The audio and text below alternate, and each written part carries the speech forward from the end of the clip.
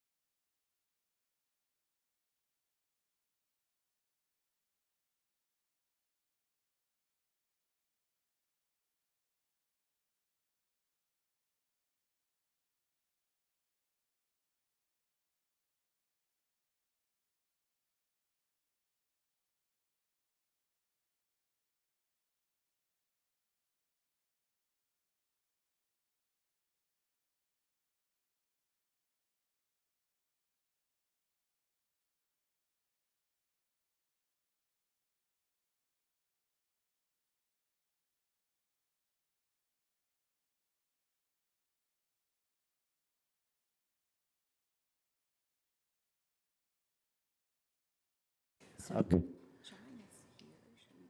Where is he? Yeah. Not now. Later. Okay. Yeah, well, we want to do that with the. Normally we would do it later.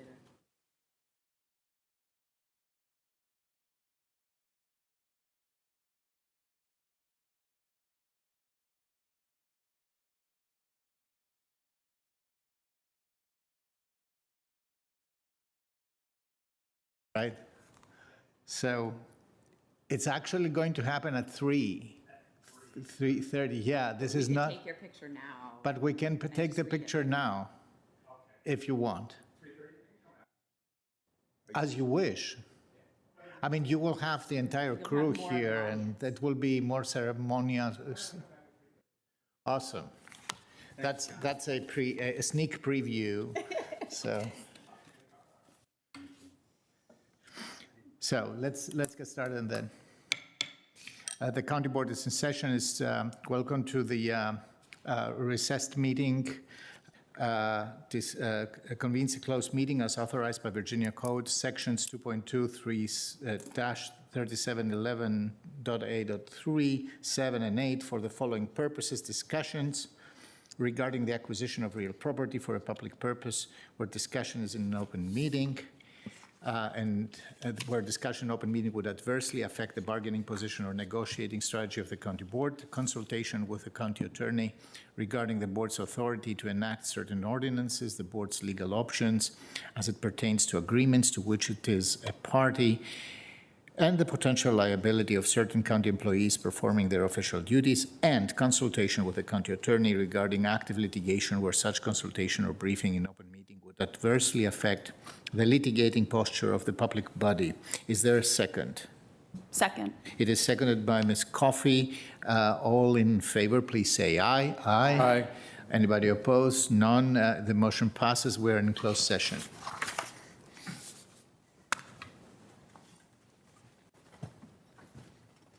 Always correct the date.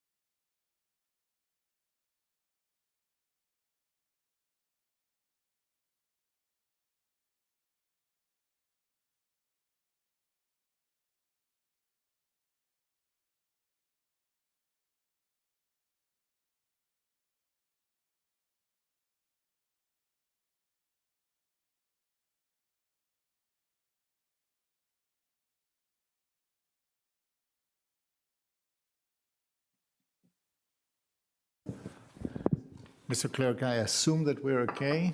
We are good to go. The board is back in open session, public session. I move, we just came out of closed Chapter 37, Title 2.2 of the Code of Virginia. And secondly, only such public business matters as were identified. Mr. Clerk, please call the roll. Of course, Mr. Karantonis, Yes, DeFranti, Yes. Ms. Coffey, Yes. Ms. Cunningham. in open session.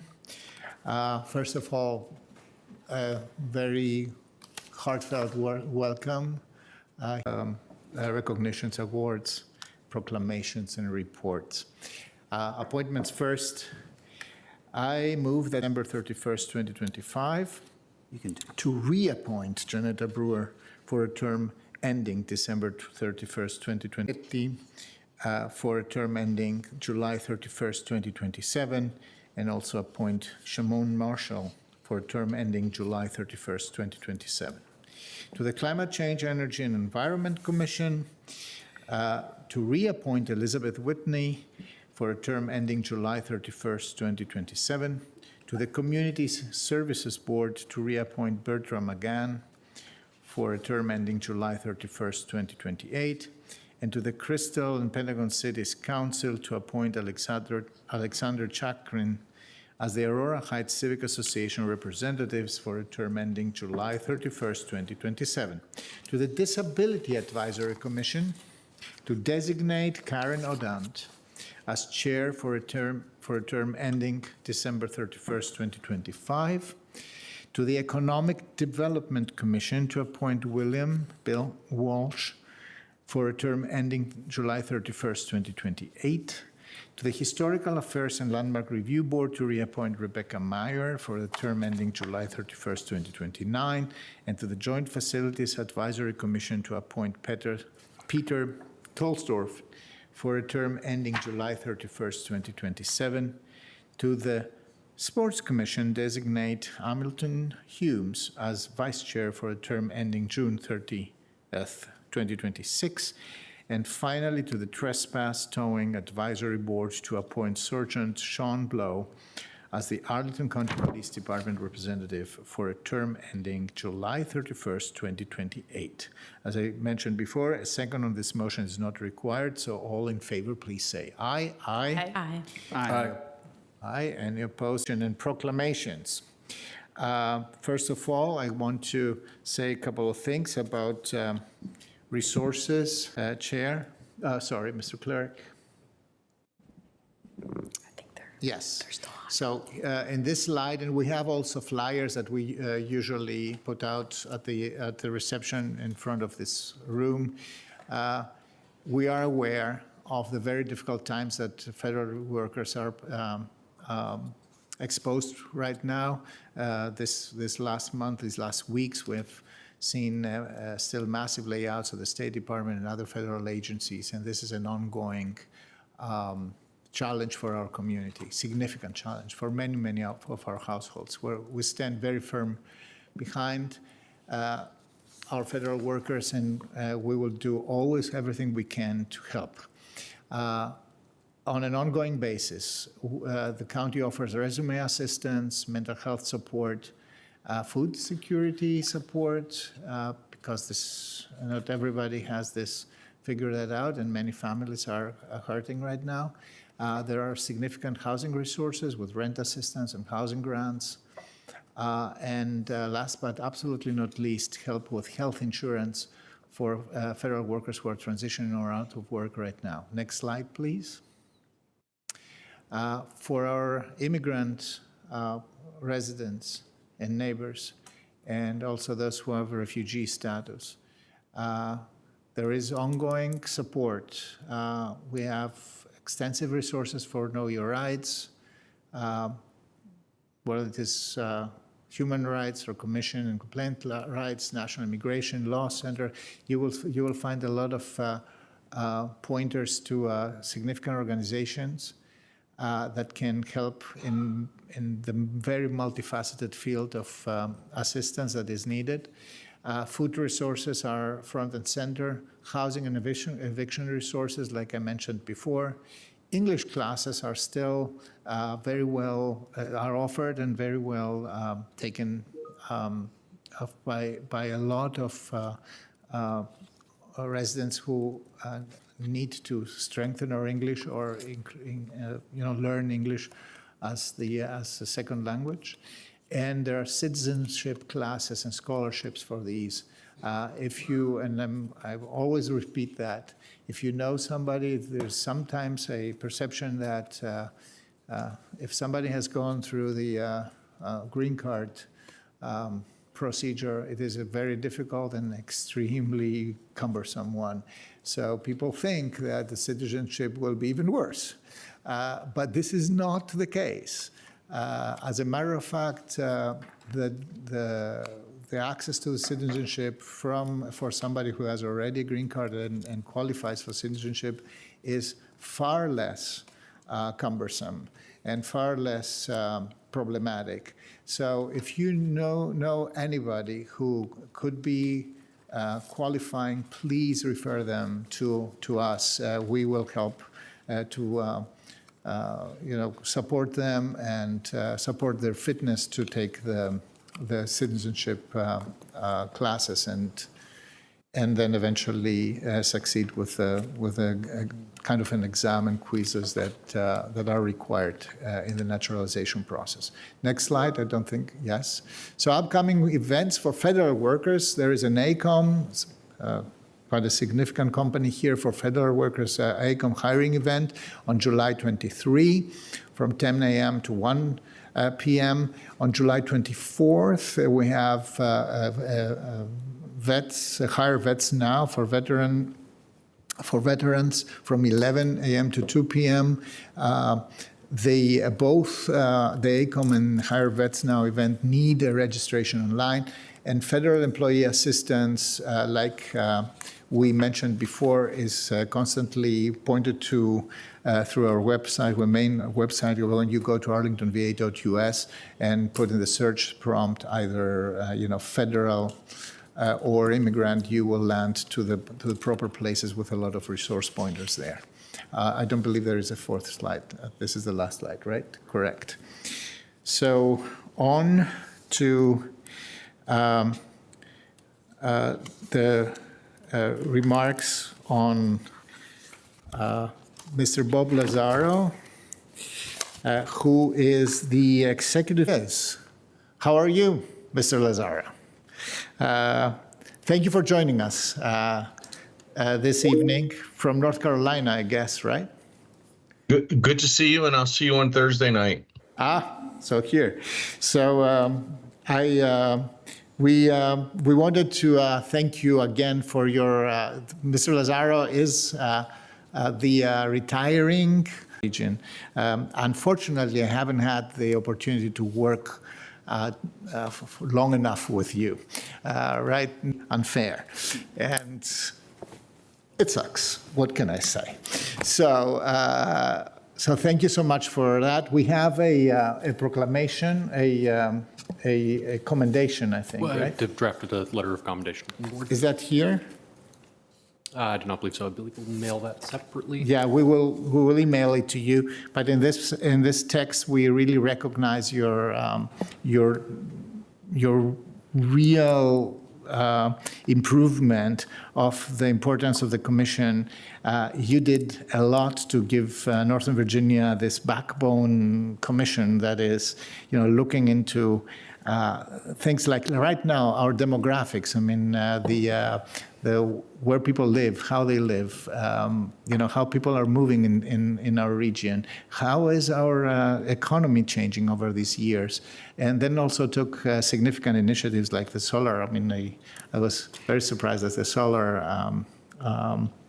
installations initiative, Solarize Virginia, right? Correct, I believe, and then also you brought all the local government together to work also on common solutions like on affordable housing. We were one of the beneficiaries as of recently. So if you want to say a few words, and colleagues, feel free. Also, those of you who have been on the commission for a longer term, please feel free to chime in. Vice Chair DeFranti. Thank you. I want to be sure to give Mr. Lazaro a brief opportunity to share thoughts. This year, I'm chair of the commission as of July 1st. I'm very grateful. Colleagues, when Mr. Lazaro took over, the Northern Virginia Regional Commission was in a very different place than it is right now. And fiscal strength is what he helped return to the commission, and extraordinary leader. I'm sure Mr. Schwartz would agree. I think in the interest of brevity, I don't know, Mr. Chair, if Mr. Schwartz will want to mention anything, but also really grateful for your being here. And Mr. Lazaro is true public servant. He's staying through to help with finding his successor, which is a process that is ongoing this month and next month through the commission. So big thank you to an extraordinary person and an extraordinary leader in Bob Lazaro. Thanks, Bob.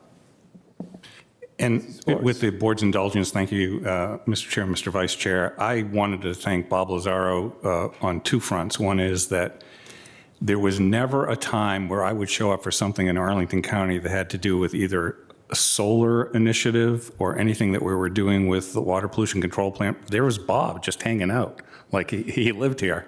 And the other thing is he's been able to overcome what many would consider an impossible barrier. He's a former elected official that has succeeded in an executive position. So congratulations, Bob, on your retirement. Thank you, Mr. Mayor. I have the distinct suspicion that he succeeded so well exactly because he has been in an elected position. So, any other comments? Mr. Lazaro, the floor is yours if you want to say. Thank you, Mr. Chair, and I agree with your sentiment. Having served in elected office was a great training ground for what I've been able to do working at the commission. And I just want to say thank you. It's been a pleasure to work with the board, the staff, past and present, including some former classmates of mine at St. John's, Barbara Donnellan, who served in distinguished roles at the county. I'm deeply honored by the recognition. I stand here as a recipient, but I must emphasize that none of it is possible without the exceptional team at NVRC and the collaborative partnerships we've built with your staff, the board, and those of our member local governments. I think it's really important to point out that, your collective leadership has achieved something extraordinary. And together, you all have built one of the most economically vibrant counties and regions in the country. And it didn't happen by chance, and it's the direct result of intentional collaboration and shared commitment. I also, at the same time, we have to recognize we face significant challenges in an era where partnership with higher levels of government has become increasingly elusive. We find ourselves more reliant than ever on our own resources and ingenuity. And hats off to the Arlington board for your actions on Saturday with the big office to residential conversion. That's the type of ingenuity and hard work that's necessary to move our region forward as we have challenges with the federal and at this time the state government. I'm really optimistic. I will miss the work, but I will be monitoring it from afar.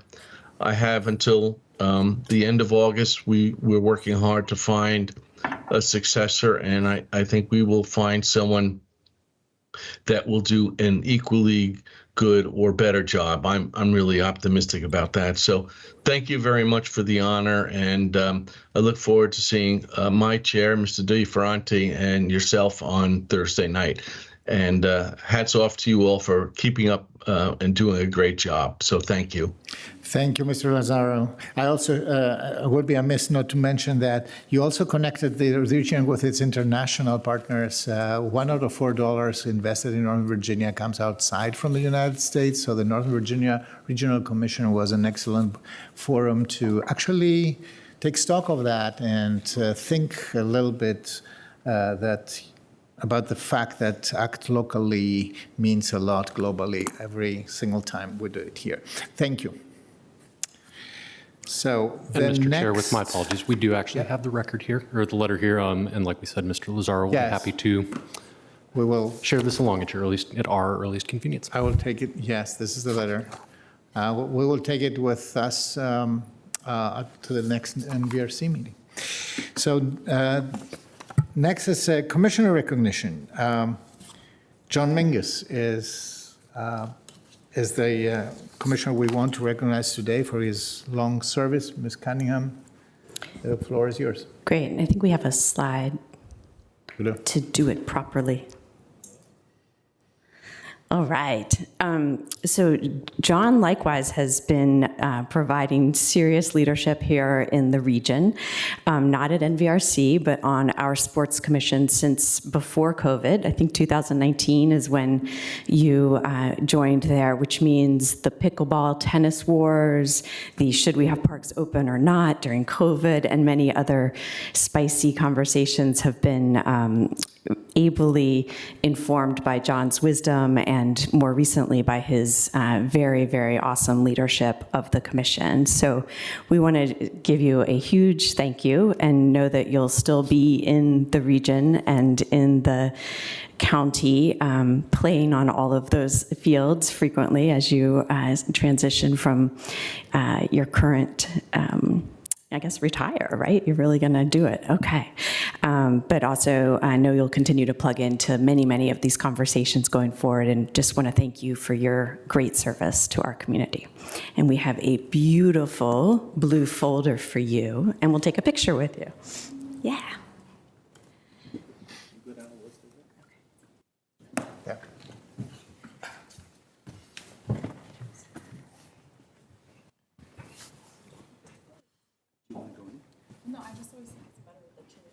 Yeah. You're right.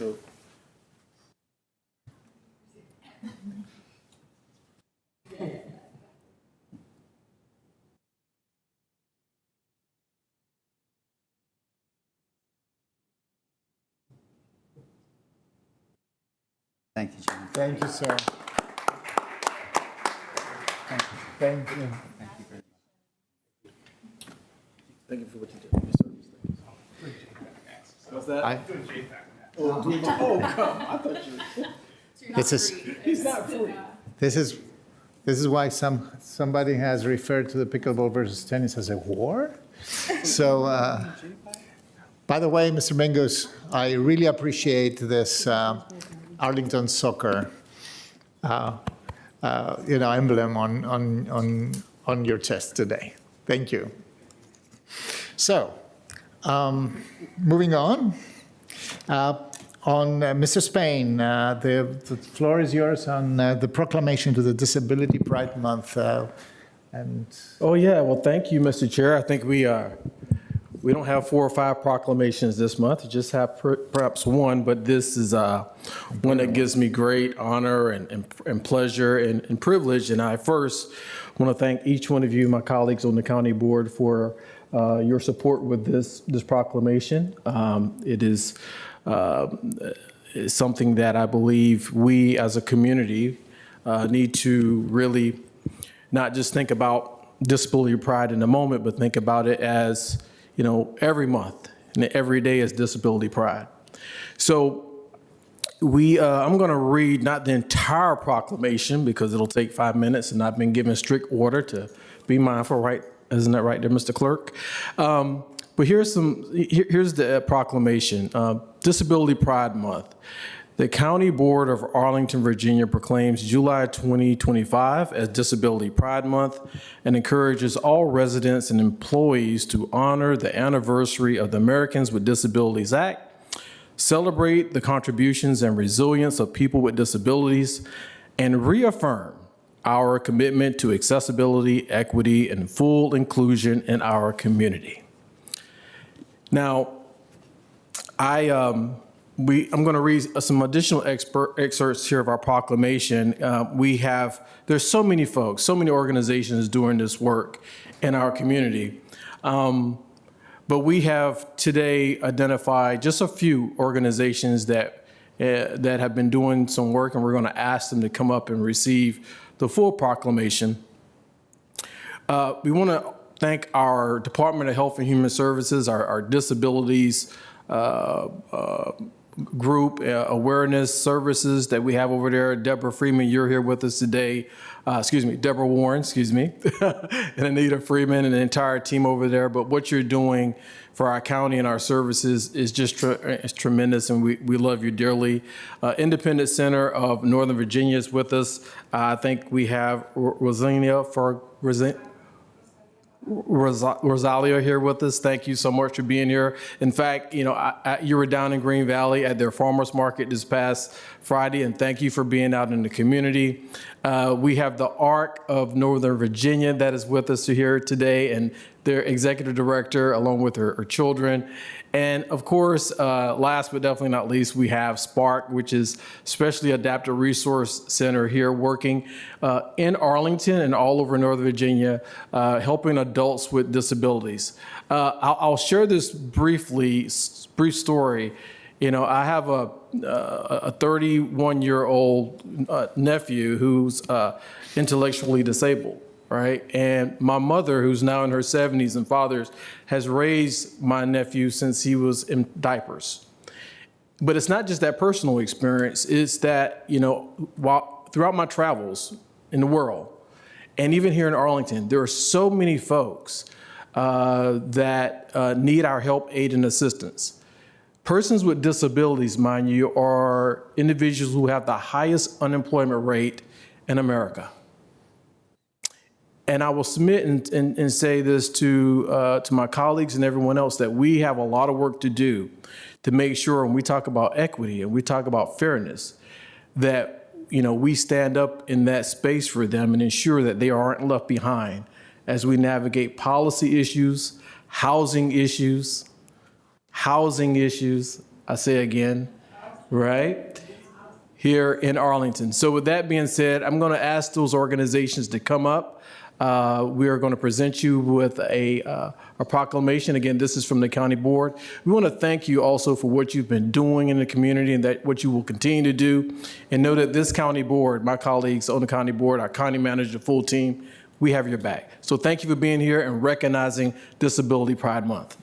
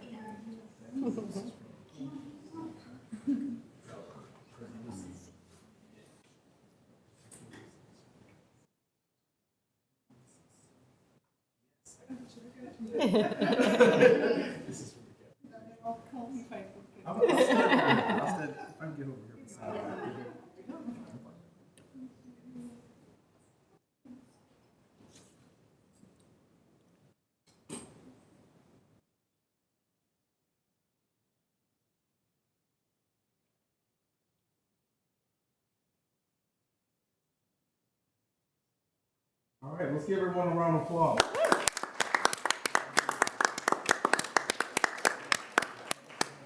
It's good to see you.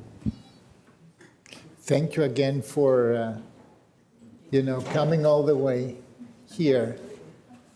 It's really an honor for us to have you.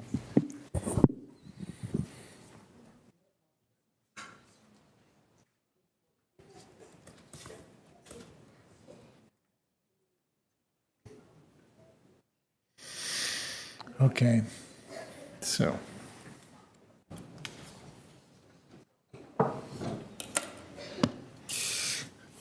The next one is a significant one, but it's about a location here in Arlington, a place. It's the Lion Park Community Center. For people who know that, is an amazing community asset, is an actual community center, and it celebrates a centennial this month. So it was established in 1925. So we have a lengthy proclamation, which I'm not going to read in their entirety. We're going to give that to the Lion Park community, the Civic Association, and everybody who's in charge to maintain and care about this community center. This is a proclamation of recognition of a centennial of an asset like that. There are not so many in Arlington like this. And most of us, even in this room, I think we know how important this kind of legacy community gathering places have been. I also want to remind everybody that this community center was renovated, significantly renovated and expanded about 10 years ago. And one of our former colleagues, Eric Gutschall, was a significant part of this project. So it is still a place where everybody here who has been running for office has been visiting for community meetings, meet and greets. This is a place where a lot of people got married. A lot of baptisms have been celebrated, and bar mitzvahs and bat mitzvahs and everything you can imagine. This is a true treasure of our community, and we recognize it with a proclamation, which we will give to the community to keep. On to our chair, board member, and regional reports. I will start with something that is an ongoing process right now, and I will ask Ms. Coffey to tell us a little bit more about that. The comprehensive plan update. Comprehensive plan is a long-range plan for livability and what the community wants to look like in the future.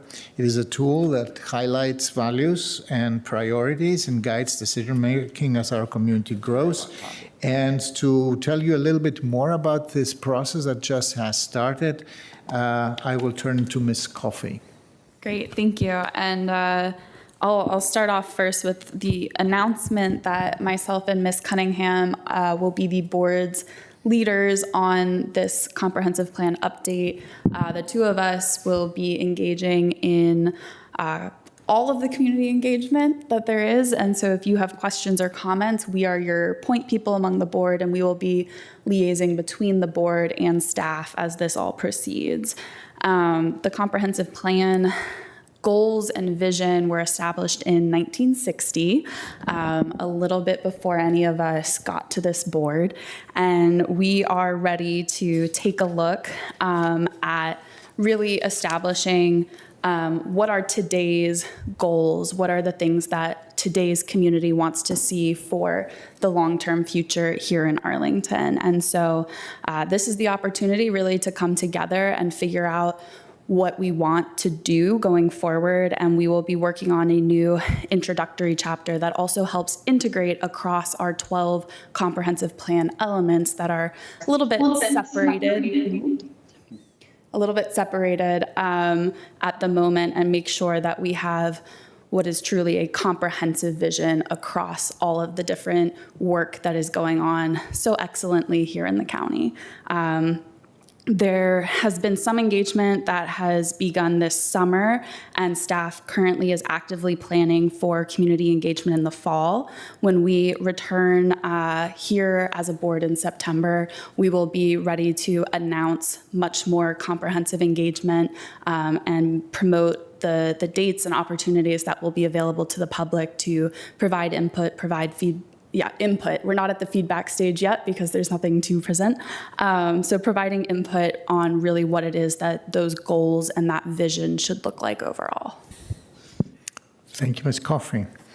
Not extremely unrelated to that, we have a board report from my colleague Susan Cunningham on zoning determination searches, so the technology that allows you to figure out what your zoning of your property is over any place in Arlington. So we even have a demonstration of this. I think we do, yeah. We get it teed up. Having a moment of technical difficulties. Right, well, that's okay. I've caused several of them recently. So while we do that, just a little bit of background. I think one of the one of the many questions we get frequently from community members is, how the heck do I know what's going on with my property, with my neighbor's property, and how do I follow the ball through the zoning process?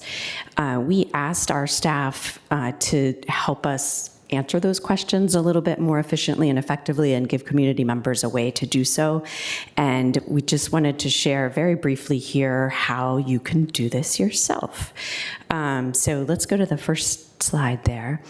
So essentially what our staff have done is take the databases that we do have available from a variety of sources, whether it's board minutes, the county code, zoning determinations, plats, et cetera, and put them where you can search them through a keyword search. And so you can just go on our county website and then type in document search. You'll get to this page. And then you can type in your address. You could type in, a particular other address that you're interested in if you wanted to know about this building, and it shall pop up for all the records that we have digitized, which is quite a lot, any activity that has happened here. So I don't know that we really need to go through it. The slides will be posted, and you can click that yourself and go zooming into all of your exciting things. The only pro tip from staff is that if you're looking for detailed kind of address level information, you may want to sign in to the Permit Arlington portal, because you'll have a faster access to things there. And then let's do the second page. Part of what started us down this journey was when you go to the zoning determinations page, it tells you how to ask for a zoning determination, how to ask for an exception. You only see things from 2017 popping up in the summary. And that is still the case, because those summaries are really the things that affect everyone, that are kind of broad determinations and advice. So those are still there. But if you want to look at a specific property or look for a specific topic, you can use the search instead. So that is really all I had to share. Just wanted people to know that's out there. It's more exciting for some than others, but it is actually pretty exciting and was a lot of staff work. Thank you, Ms. Cunningham. I had a professor who used to say, oh yeah, of course, automation will make bureaucracy more accessible, but not less bureaucratic. So the next one is a laboratory one, actually. Mr. Wayne Scott, our auditor, the auditor that is directly reports to the Arlington County Board, is celebrating this month his first year in our employment and in the service of Arlington County's residents. So thank you for your service, sir. And he will be presenting together with our two co-chairs of our audit committee, Ms. Coffey and Ms. Cunningham, the fiscal year 26 audit work plan. The floor is yours. Thank you, Mr. Chairman, and thank you to all of the county board members. So we'd like to do a review of the fiscal year 2025-2026 audit work plan. And if we could proceed directly on to slide 3, which is the Mr. work. Scott, if you can come a little bit closer, bring a little bit closer to the microphone. Oh, sure. I felt like I was yelling, but Yeah, you don't need and to. I don't do that very often. We haven't been audited yet, but we bought new microphones for Awesome. this money, convenience. Money well spent. Okay. So we're going to go into just a little bit about just the background of the audit plan. So not much to really talk about on that slide, but here on slide 3, the work plan was developed in consultation with a number of county staff members, county board members, as well as the Commissioner of Revenue and Treasury. We did share the plan with the audit committee at the June 26 meeting to review the plan, the audits that were included on the plan, to solicit their input and feedback on the plan. And so this plan does reflect that feedback. The plan as presented, just keep in mind, while it does say draft, and I am seeking your approval today, it does allow for flexibility, and to the extent that we need to make revisions or changes as we move through, we will bring the Office of County Auditor will bring forward a revised plan for approval before any action is taken on audits that are not included within the plan. So would like to say, don't look at this as just one bite at the apple, as we can make adjustments to the plan. As noted on this document here, that the plan is presented in basically 3 work streams. One being the performance audits themselves, that represents the larger portion of the work plan. Also follow-up audits. This is very critical to ensure actions, management agreed actions and recommendations are timely are acted upon. And then lastly, with the Office of County Auditor infrastructure, we want to make sure that we're building our policies, procedures, and job aids that will keep for a sustainable work function. Once we get to the end of the plan, there will be a roadmap showing how all of the audits that are included within the plan are scheduled throughout the fiscal year. If we could proceed to the next slide. This begins to list the audits, the performance audits that are included on this plan. There are a total of 5 audits.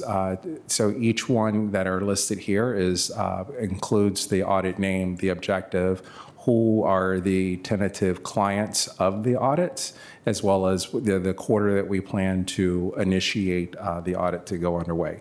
The first audit here is with the procurement process, which is really focused on looking at the Arlington County's departments, their procurement and management practices, and looking for compliance with purchasing guidelines and the Virginia Public Procurement Act.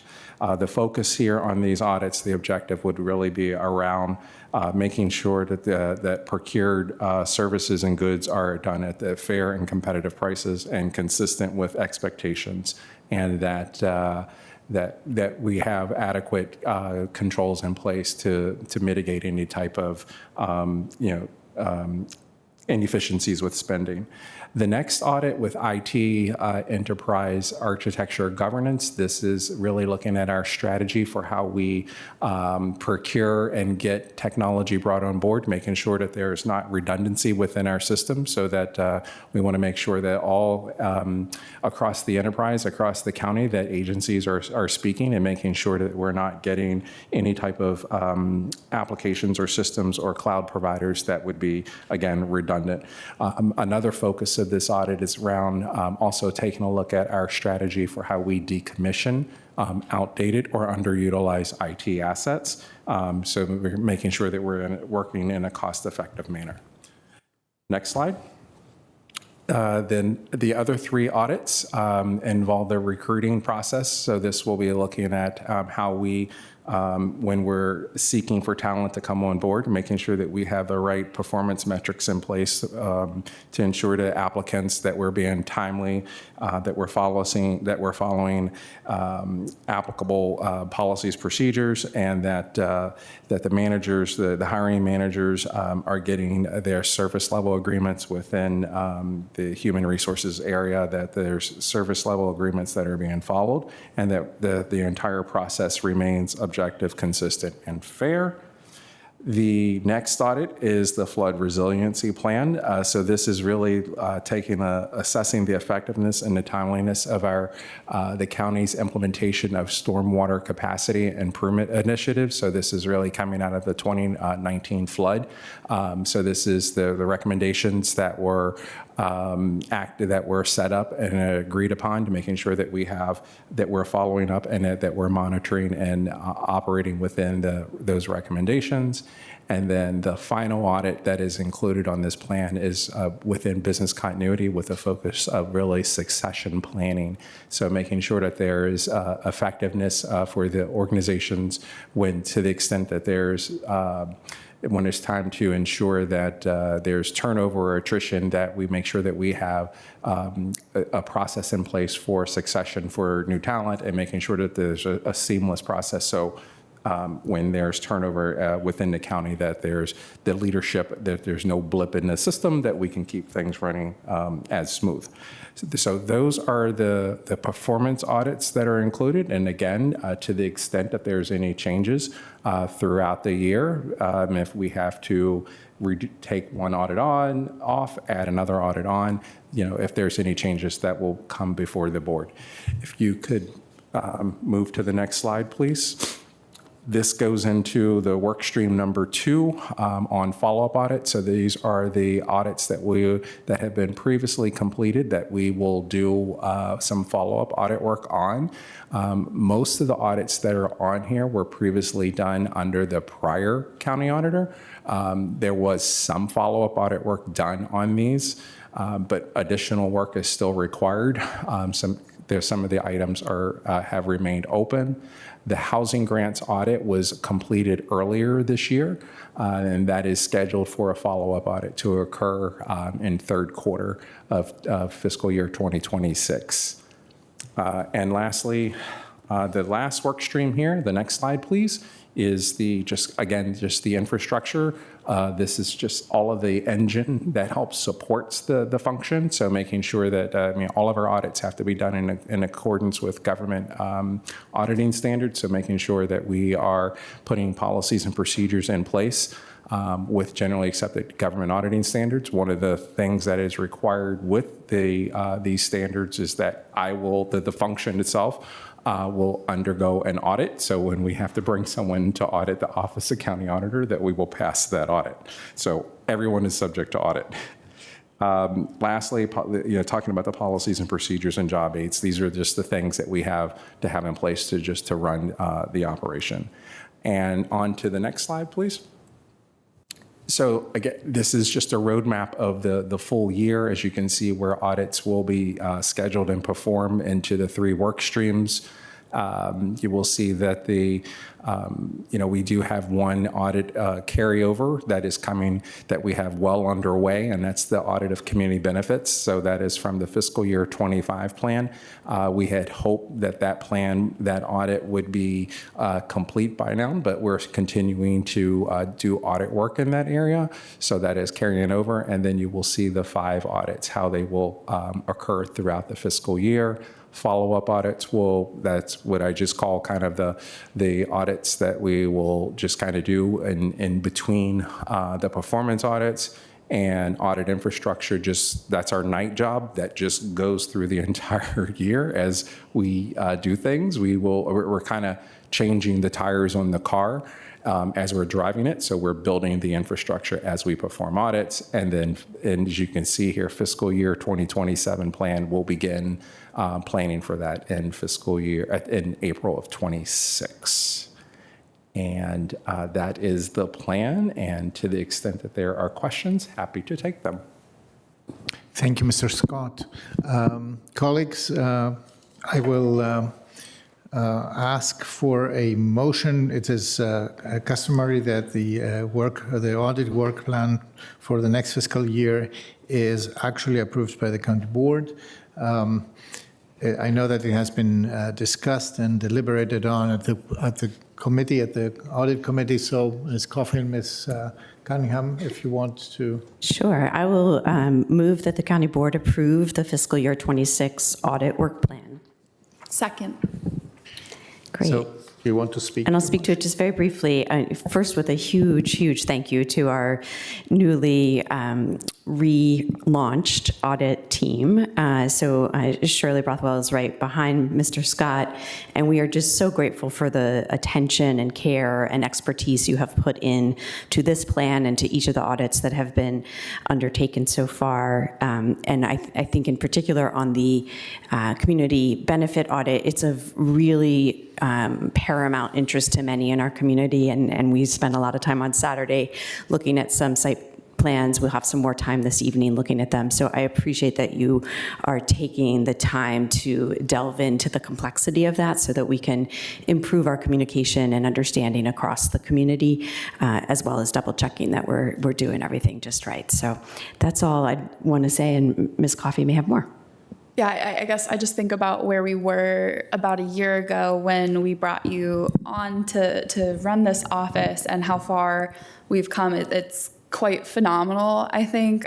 We had very high hopes for you, and you have smashed through everything thus far this year. And I think the feelings of staff who have worked with you, we understand that being audited is no one's favorite thing to do, but the rave reviews that have come from the folks who have worked with Mr. Scott just really go to show that auditing can be a symbiotic relationship where everyone benefits at the end of the day. And I think the audits proposed for this year are 5 areas that are of great value to this organization as a county, but also to our residents, of great interest to our residents as well. And so I really appreciate the pre-engagement you did with all of us to get to this point.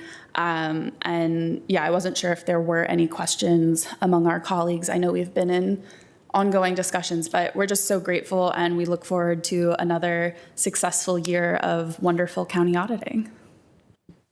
Thank you, Ms. Coffey. Ms. Cunningham. Colleagues, any questions or remarks?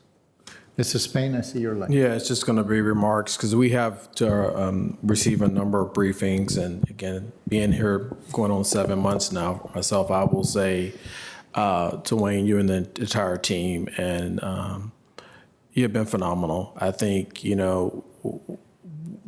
was that missing link in a lot of things as far as local government when it comes to, we say a lot about transparency, right, and accountability, but to what Ms. Cunningham talked about with the community benefits package, and to, kind of personally what I'm actually interested in seeing is the recruiting process as we dive into, the HR aspects, and then of course overtime, right? And then there's a lot of money going in overtime here. So really appreciate your professionalism and what you brought to the table, and thanks to my colleagues, Susan Cunningham and Marvin Coffey, for leading this effort. Thank you very much.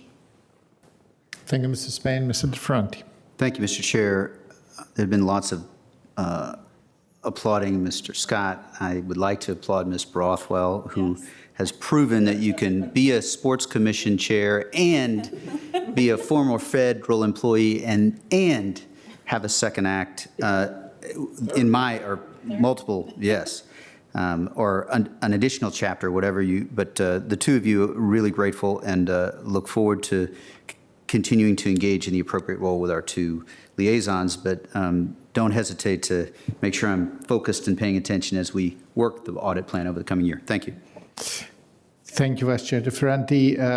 I have to say, first of all, a PSA for everybody. When people log in on arlingtonva.us, which is our website, our official website, they have 2 options. One is to type in the search prompt auditor, then they will land in the auditor, kind of an inspector general function that Mr. Scott and Ms. Rothwell are, right now representing here. These are the assistants and the employees of the Arlington County Board. Our direct reports. And one can see from your plan here that, one can read the immediate interests of the county board in seeing how things are working, how they're performing, how programs are could be structured better, how they, how they actually, correspond to the or respond and correspond to the desire of the county board to deliver services to county residents. There is also a second opportunity to put internal audit, which is the more accounting audit, let's put it this way, that also exists in Arlington County. The nice thing for those who are interested in this is that all your materials are posted. For both functions. There are a trove of interesting information for those who have, an interest to read through these. In the website of the county auditor, there is also a link to the audit committee, to which that has been deliberating on this plan, and I understand that this is a team effort and a team product here, for which we are very, very grateful. I have nothing to add. I'm very happy to see this plan coming forward. I very much hope that the one audit that is now marked with delayed can, be completed. Thank you for being open and upfront about this. Noted. So we hope that we can put all the resources that are needed there to get this done. And I have nothing else to add other than to ask for a vote on approval on the motion of Ms. Cunningham, seconded by Ms. Coffey, to approve the fiscal year 2026 audit work plan as presented. Is all in favor, please say aye. Aye. Noes or abstentions, there are none. So the fiscal year 26 audit work plan is herewith approved. Congratulations. Thank you very, very much. Thank you. The next one, now we get to real denser, more complex business. Vice Chair Ferranti, regional report about WMATA and DMV moves. Thank you, Mr. Chair. On July 10th, I was named an alternate to Metro, which means under the Metro's board structure for the last 3 or 4 years, thank goodness, there's a little tighter board, which I think is more efficient and effective. And so there's work to be done there. The next slide talks about another committee that I am grateful for multiple board members putting in a word and vouching for me over a year ago to get to serve on DMV moves. Several of you know who you are, and I am mindful every time I go that I wouldn't be sitting there without your advocacy, and I'm grateful. And I'm also trying to be pretty tight. This is DMV Move's vision. It strikes me from conversations with each of you that the transit system that each of you have shared with me is what is part of DMV Move's effort. And so we have seen progress in Metro. We got to see progress in building a world-class system, although Metro, frankly, was recognized nationally and is being recognized nationally this month as the safest system above 50 million trips. But this is just a little bit of a sense of DMV moves. Next slide. On the next slide, we start to talk about it talks a little bit about the funding pieces, and I would call your attention to the two purple or blue-ish boxes at the bottom.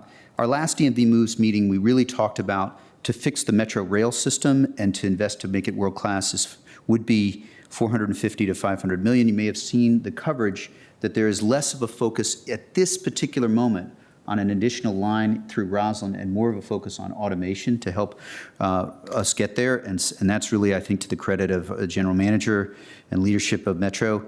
There is significant discussion about regional bus, both at NVTC and all the various, and NVTA, the various regional transportation groups, and we want to see that happen. We are working about how that can best happen, and that will be a partnership between our system and Metro, and that 50 to 100 million is sort of more something that we're hoping we can reach. I'll just mention that financing is historically has been, there are 3 parts. There's DC, Maryland, Virginia, and Virginia has really worked to make sure we hold up our part.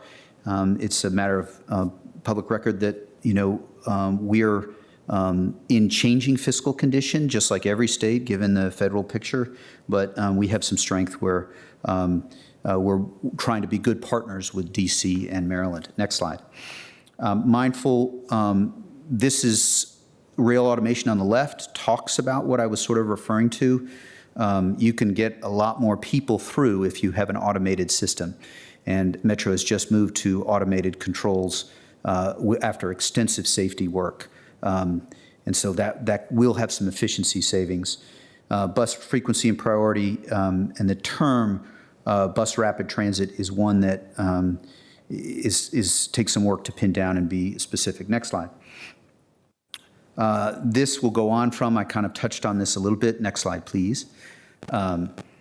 We had a vote, and social media, I got the glory of some critiques. The vote was on these 2 options at the last DMV Moves meeting, and the reality that many of us supported is that Virginia, DC, and Maryland are each going to have to come up with a piece of the funding, but we are going to best be served if each jurisdiction figures that out. You can imagine that telling Virginia or telling DC or telling Maryland how they must raise revenue presents some challenges. So option A is the one that was approved last time, and it was by a pretty significant margin.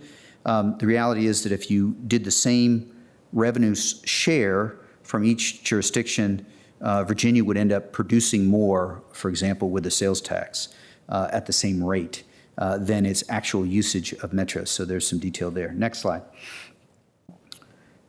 This is SJ 28, which Senator Eben, who represents, of course, a significant part of Arlington, he is leading that group. And these are the different revenue sources. We face some tension nationally. There's some of these sources are used much more nationally. The sales tax, frankly, is used much more nationally. There are questions left to be figured out. I think it will eventually be a mix that we propose to the Virginia legislature in early 2026. But that is important work. That's the next slide, and I think there's just one more with the dates. Oh, no, this describes, we've done some pretty good pencil sharpening, I think, of some of the note cards that I saw Ms. Cunningham using in the budget process. And we have really drilled down on how much we actually need for each of the pieces. And we had some success in the legislative session this past year in Virginia, but we have more work to do. And so we do have a funding gap. The next slide, I think, is the dates. Mr. Karantonis, as Mr. Chair, you have been saying, look, we gotta be on this. And we want to get the timing right in the sense that the new governor is going to have a significant impact on this discussion. And for the summer, DMV Moves has been taking a little bit of a break, at least at the elected level, while working at the staff level. So this is the date for SJ 28. I think DMV Moves will be sometime in the latter half of September or early October. Mr. Mercer may be able to help us with that date. And that's my slides. I'm happy to answer any questions if there are some. I went over my time that I'd hoped to be, but I hope that's actually helpful so that you guys feel a little bit aware that there's a lot of work. I'm not always telling you about all pieces of it, thank goodness. So thanks. Thank you, Mr. DeFerranti. I see the light of Ms. Coffey. Yeah, I'm very, very Get out of glad. here. Enjoy your evening. We'll see you tomorrow. One moment. Sure. All right, I think we're good. So I'm very glad that we got you onto DMV Moves. Metro is a hugely critically important issue for our community to continue investing and having. And all of these conversations that are happening at so many different levels. I guess one of my questions is kind of, as conversations become more concrete, at what point, do we have agency in terms of the bill that we get handed and how we pay it at the end of the day? It's a great question. If I were a little more purely diplomatic, I actually was asking that question of a fellow colleague on who's on SJ 28. We, of course, have our own jurisdictional. We won't pay anything unless we approve. There's a 50% state. The general thinking has been 50% state, 50% jurisdictions.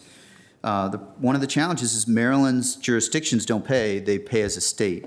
I guess, at least for my part, I think it's going to be, it's going to happen in the legislative session, and but even the proposals, I don't feel will start to get warmer and clearer, at least until after Labor Day. The discussions would start. I guess what I would say with respect to that is, anytime I hear a rumor that I think is relevant for you guys, I'm going to share it, and that would be with the community, because there's some tectonics here of what the revenue sources, the manager has said. So I will be proactive in sharing those. There is that danger, and that, frankly, is why it's important that Alexandria, Arlington, and Falls Church had somebody on it because it impacts us differently than the exterior jurisdictions. But I will keep you posted as quickly as I can. I don't know all the answers on it, though. No, absolutely, and I appreciate that kind of fall time frame going into the January General Assembly session being when we really lock in. So thank you. Ms. Cunningham, I recognize you. Thank you. I appreciate you bringing all of that back. There's a lot of tectonics, large and small, embedded in there. I think not for long discussion now, but just to tag for something that I am interested in, and I think you referenced the budget cycle. We talked a lot about it during the budget cycle, but given that all of us in the region are experiencing fairly substantial impacts of the federal actions, and each of the jurisdictions quite differently in terms of Maryland's state budget, DC's budget and home rule, and then our own unemployment rate and revenue. I'm interested in what some of the rainy day options are, kind of worst case and least worst case, because I think we're going to be continuing to work in those spaces for the next couple of years. So I don't know if you want to say anything about it now, but or maybe just in the next report share a little bit. I will follow up. Metro does not currently have a rainy day fund because each of the jurisdictions was worried about too much money being in the system. So that's a slightly different question than the one that I think you're really focusing on. I will say that I'm happy to follow up on that. I do think, it's not a secret. It's been publicly shared, at least from some Fairfax County leaders. This is sort of touching a little bit that, property tax burden in Fairfax is a big concern. And that's relevant to Ms. Coffey's question, but it is a little bit relevant to the rainy day and the flexibility we have. Thanks. Great. And then the other item I just wanted to tag that I hear from the community a lot is I appreciate that the safety metrics are improving and that we are one of the safer systems of our size. And yet it is still of paramount importance to all of our users and to our public safety and emergency personnel here. It may be a question for the manager or perhaps for you, Mr. DeFerrante. How are the conversations about safety and particularly around coordination across different public safety entities working? I think we're still hearing some delays at times of getting a call about smoke or that sort of thing. What are we doing? What more can we be doing? I was so pleased with the 10 to 15% increase in the survey results as to safety that I do think that issue still exists, and there's been a lot of efforts to help make the system safer from on a lot of different levels, but and also way down is fare evasion, which, while not directly relevant, the investments are there, but I think the manager probably knows better. All of those communications, I think it's going to take some time lag for people to feel safe even after there's better coordination. Yep, thanks for that question. I'm going to get into something that's probably a little bit in the weeds, but incredibly important, which is that, most, with the exception of one station in Arlington, they're all underground. Mm-hmm. And so the challenge for many years had been the infrastructure that Metro had that would allow our first responders, for example, at Pentagon City, this had happened with smoke there, being able to key their walkie-talkies or, their remote communication devices and being able to communicate effectively in the tunnels. So that immediately, and, also going to thank Clark Mercer, who's in the audience, because his staff worked really hard with Chief Pavlitz and the Metro safety coordinators and committees. That is being remediated as we speak, and that is going to show some incredible improvements. Some of the infrastructure that Metro had dated back to its inception. So replacing that with fiber optics has really been a big leap ahead, and I'm especially pleased because it's something for a long time we weren't quite getting the attention we needed. So I'm actually very, very excited about the prospects of being able to do that coordination. And if you know me, I get really frustrated with those things. We're showing a lot of progress, and so thank you for bringing that up. And things, I think even by the end of this year, we should have that fully remediated, at least in the Arlington stations. Great, thank you very much. Mr. Spain. Yeah, I'll keep it real brief. Thank you. I wasn't here to put you on there, Vice Chair, but like you're doing a great job and everyone loves you.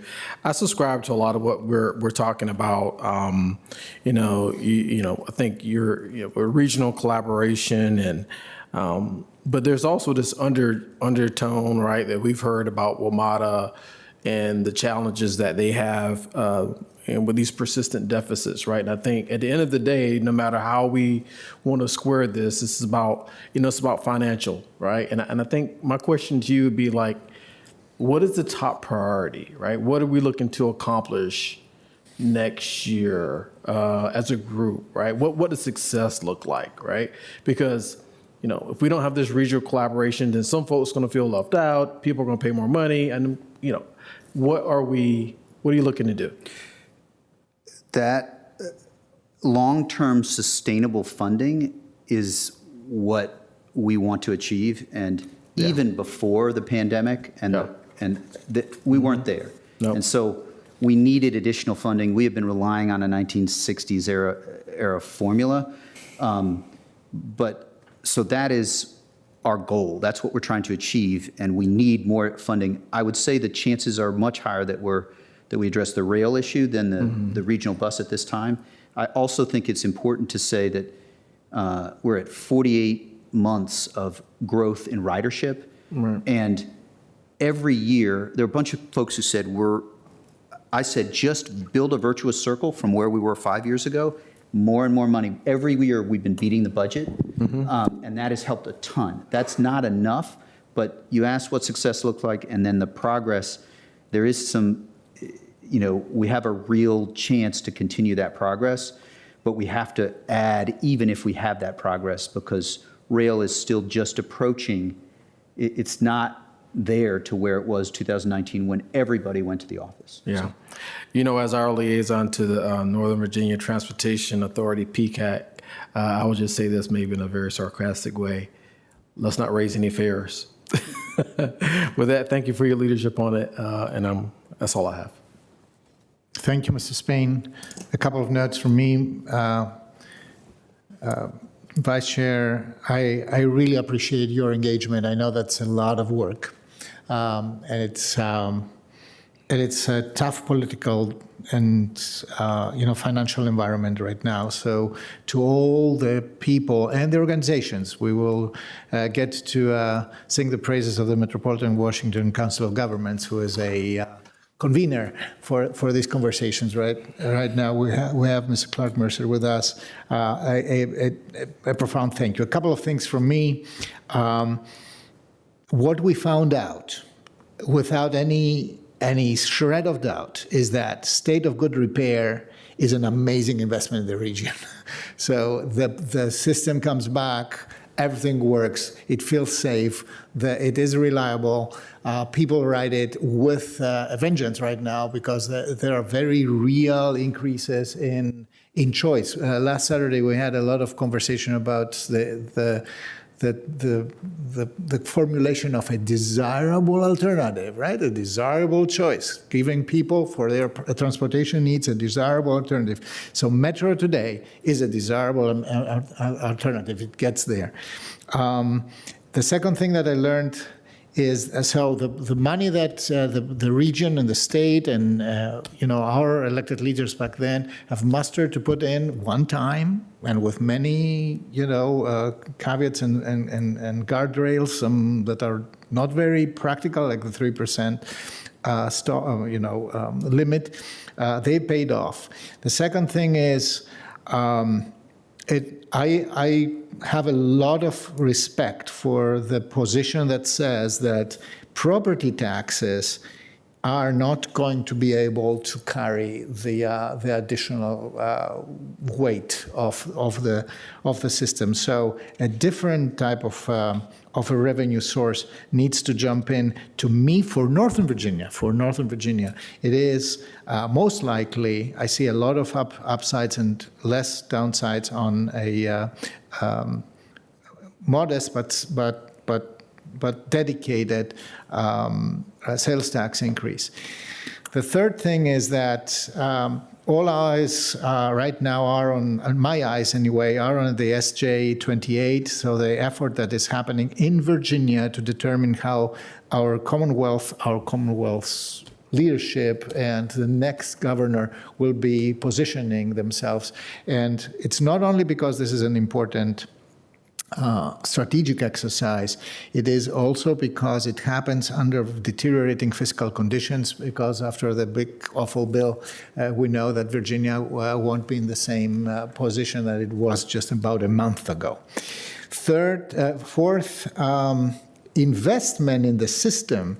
You talked about automation. You showed, for example, that where we had to calculate for billions of dollars of investment in a new Rosslyn tunnel. Now, we don't have to do that immediately. We can accommodate a lot more capacity by just automating the system. But that means we have to be upfront about the value of investment in tech and technology improvements. And last but not least, I have to say, as a user of the system, the Better Bus network, the way that this was rolled out, et cetera, just shows that when the region works together, it gets a lot done, and this to the satisfaction of the majority of the people. So thank you for your persistence in that and your continuous focus. We will have to continue to work with everybody to make sure that Arlington is very well situated. We're in an amazing place in this. We're in the center of that. There is no other way to put it. So we are the biggest beneficiaries of a sturdy and continuous investment in the metropolitan transportation system. So thank you for that. Now, next, very close to that, a regional report by our colleague, Ms. Susan Cunningham from the Transportation Planning Board of the Metropolitan Washington Council of Governments. Great. I think we've got some slides for this, and it will be even shorter. But just as we love to keep improving our transportation by transit, there are other things and other forces afoot about vehicle transportation as well. So just wanted to share a little bit of update from the July meeting to keep everyone informed. So let's do the first page. So the main focus of our July meeting was the proposed 495 South Side Express Lanes project. This has been kicking around for a while. There's been a lot of environmental analysis underway, and this October is when there will be a vote at the Transportation Planning Board. This would essentially extend the high occupancy toll or hot lanes across the Wilson Bridge. And there's some contention in particular because the space that is on the bridge was originally envisioned and still envisioned by many as a rapid transit, likely metro connection. So next slide. So this is the VDOT overview of the project. And so you see it's really extending from where the hot lanes finished today near Springfield all the way across the Potomac and then ending there at Maryland 210. Next slide, please. And so just summarizing at the very highest level, the folks who are beginning to be concerned or continuing to be concerned about the project are especially concerned about traffic overspill on local streets and other state routes in Prince George's and Alexandria in particular, so that the trade-off of making the Beltway moves more smoothly would be borne potentially by local jurisdictions. And then, as I mentioned, the desire to reserve more space on the bridge for Metro eventually, even though it's not yet planned or funded. On the other side, the supporters are highlighting that this is a way to allow Beltway traffic congestion to be bypassed, including by buses, and which is its own rapid transit in a sense, and that there isn't currently a plan for Metro to build. So far we've received a ton of public comments. VDOT has led a bunch of in-person meetings, and in October this entity will be voting on whether to include it in the Visualized 2050 plan. If it's not included, then it would not be able to move forward under the federal rules. I think that is there one more slide there? To me, but this is real briefly. In addition, just sharing that there's been some work under the Commuter Connections program to add another app and another opportunity for folks to explore and experience more efficient carpooling, transit, biking, and multimodal travel options, and to get rewarded for it. So you can earn up to $600 a year if you want to play in the app and optimize your commute. So just wanted to share that as well. And that's it. Any questions? Thank you, Ms. Cunningham. Any questions? Hearing none. Thank you Thank you. Yeah. Thank you indeed for the update. On to regional report, Metropolitan Washington Council of Government, Mr. Clark Mercer, indefatigable Executive Director of MWCOG. We invited you here to report. Thank you so much for taking the time. Colleagues, thank you so much on my behalf for allowing me to serve on the COG board.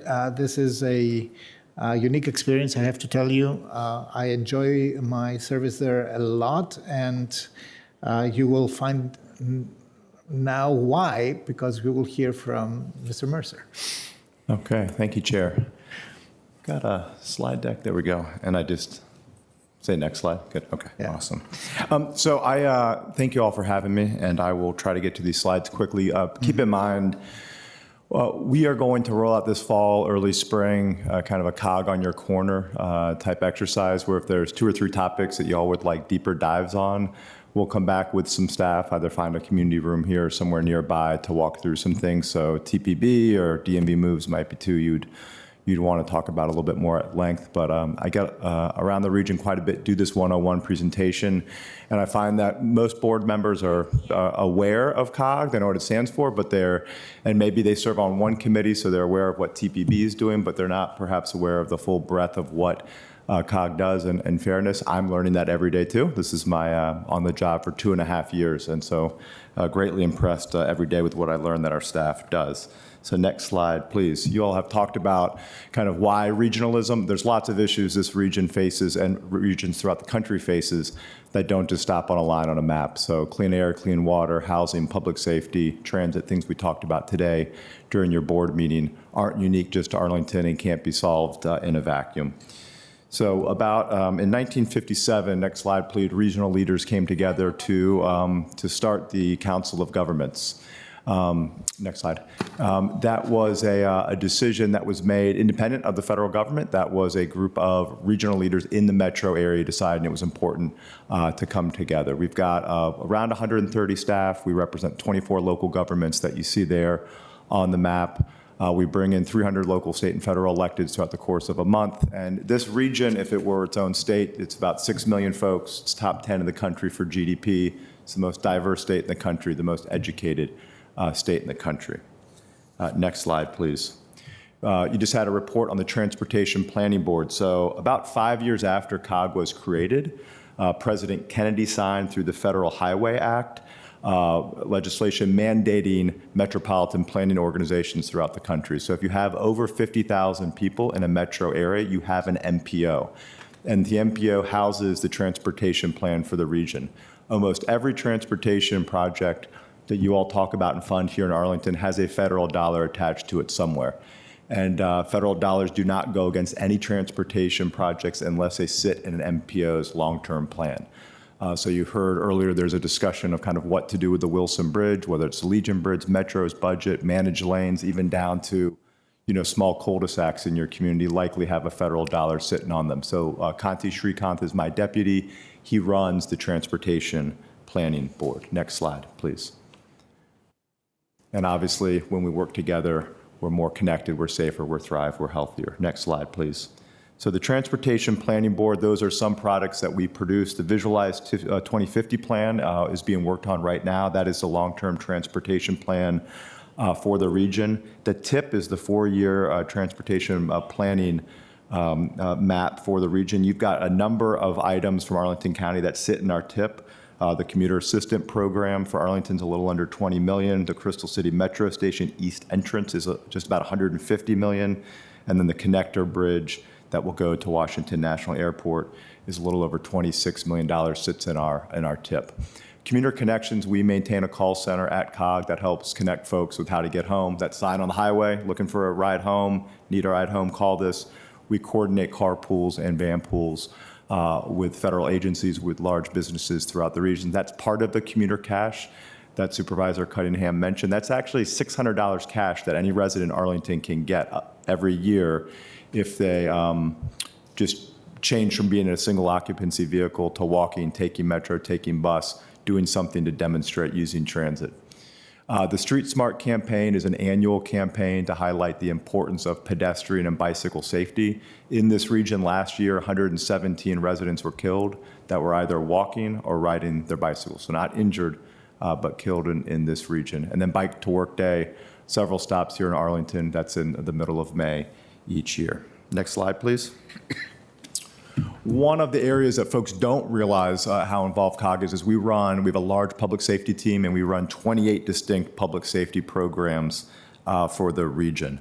It includes the mutual aid agreement, so that is the governing document that would allow Arlington Fire and Rescue, EMS, sheriffs to respond across jurisdictional boundaries. It's kind of the rules of engagement, who has the lead, what's the liability if something were to happen. There's almost very often the mutual aid agreement is in effect in this region, whether it's for 4th of July, swearing in of the president, electoral votes. Obviously, most famous a couple years ago when you saw Virginia State Troopers crossing the bridge to report to the Capitol. I was actually in Richmond at the time, governor's chief of staff, and received a call from my counterpart in the mayor's office asking that the mutual aid agreement be put into effect to allow Virginia State Troopers to respond to the Capitol. A couple months ago, we released a near real-time crime dashboard, first of its kind in the country. One of the big complaints about crime data is that once elected officials or the public receives it, it's normally quite dated, up to a year, because it takes the different levels of government, it takes the FBI about a year to confirm that a murder was in fact a murder. That's not really helpful for elected officials or the public to identify trends and just a general awareness of the public. So this, working with with Mr. Schwartz, working with your public safety team, we now have access to 24 of our local governments. The same reports that they issue to their CAO or mayors, they give to COG, and we put up on a real-time crime dashboard. Like I said, first of its kind in the country. Of the 28 programs we run, if you go to a pawn shop today and pawn something that goes into a database, it pops up in Virginia, Maryland, and DC, we run that. The license plate reader program, the automated fingerprint ID system, a lot of the interoperability, that's a word you heard a lot after 9/11, and we talked a little bit about Metro's ability to communicate. You know, there's multiple public safety personnel that sit in their operations center on Eisenhower Avenue that we help run. So it's a big piece of kind of what we do. That top picture there was a recognition ceremony after the midair collision in January on the Potomac with the American Airlines flight. There were 90 different agencies from the local, regional, federal levels that responded, and we had over 300 of those first responders at our meeting. Next slide, please. Also we have a group of planners working with your planning staff to maintain the growth forecast for the region. That forecast is used by a number of your agencies and schools for a number of different reasons. It looks by 2050 that Arlington, working with your planning staff, is forecasted to grow by more than 65,000 people. The region by more than 1.5 million people and 1 million jobs. I'll note, we'll talk a little bit about what's happened at the federal level. These trends are kind of generational and tend to hold, although it's certainly noted that it may not be as robust depending on the cuts at the federal level, if those things hold and for how long. Economic development, we're doing a fair amount of work trying to work with our partners in different chambers and boards of trade and Greater Washington Partnership and Consortium of Colleges and Universities. The Department of Commerce at the federal level, their Economic Development Administration, one of their biggest programs is maintaining economic development districts across the country. 85% of our country sits in an economic development district. Most notably, this region does not.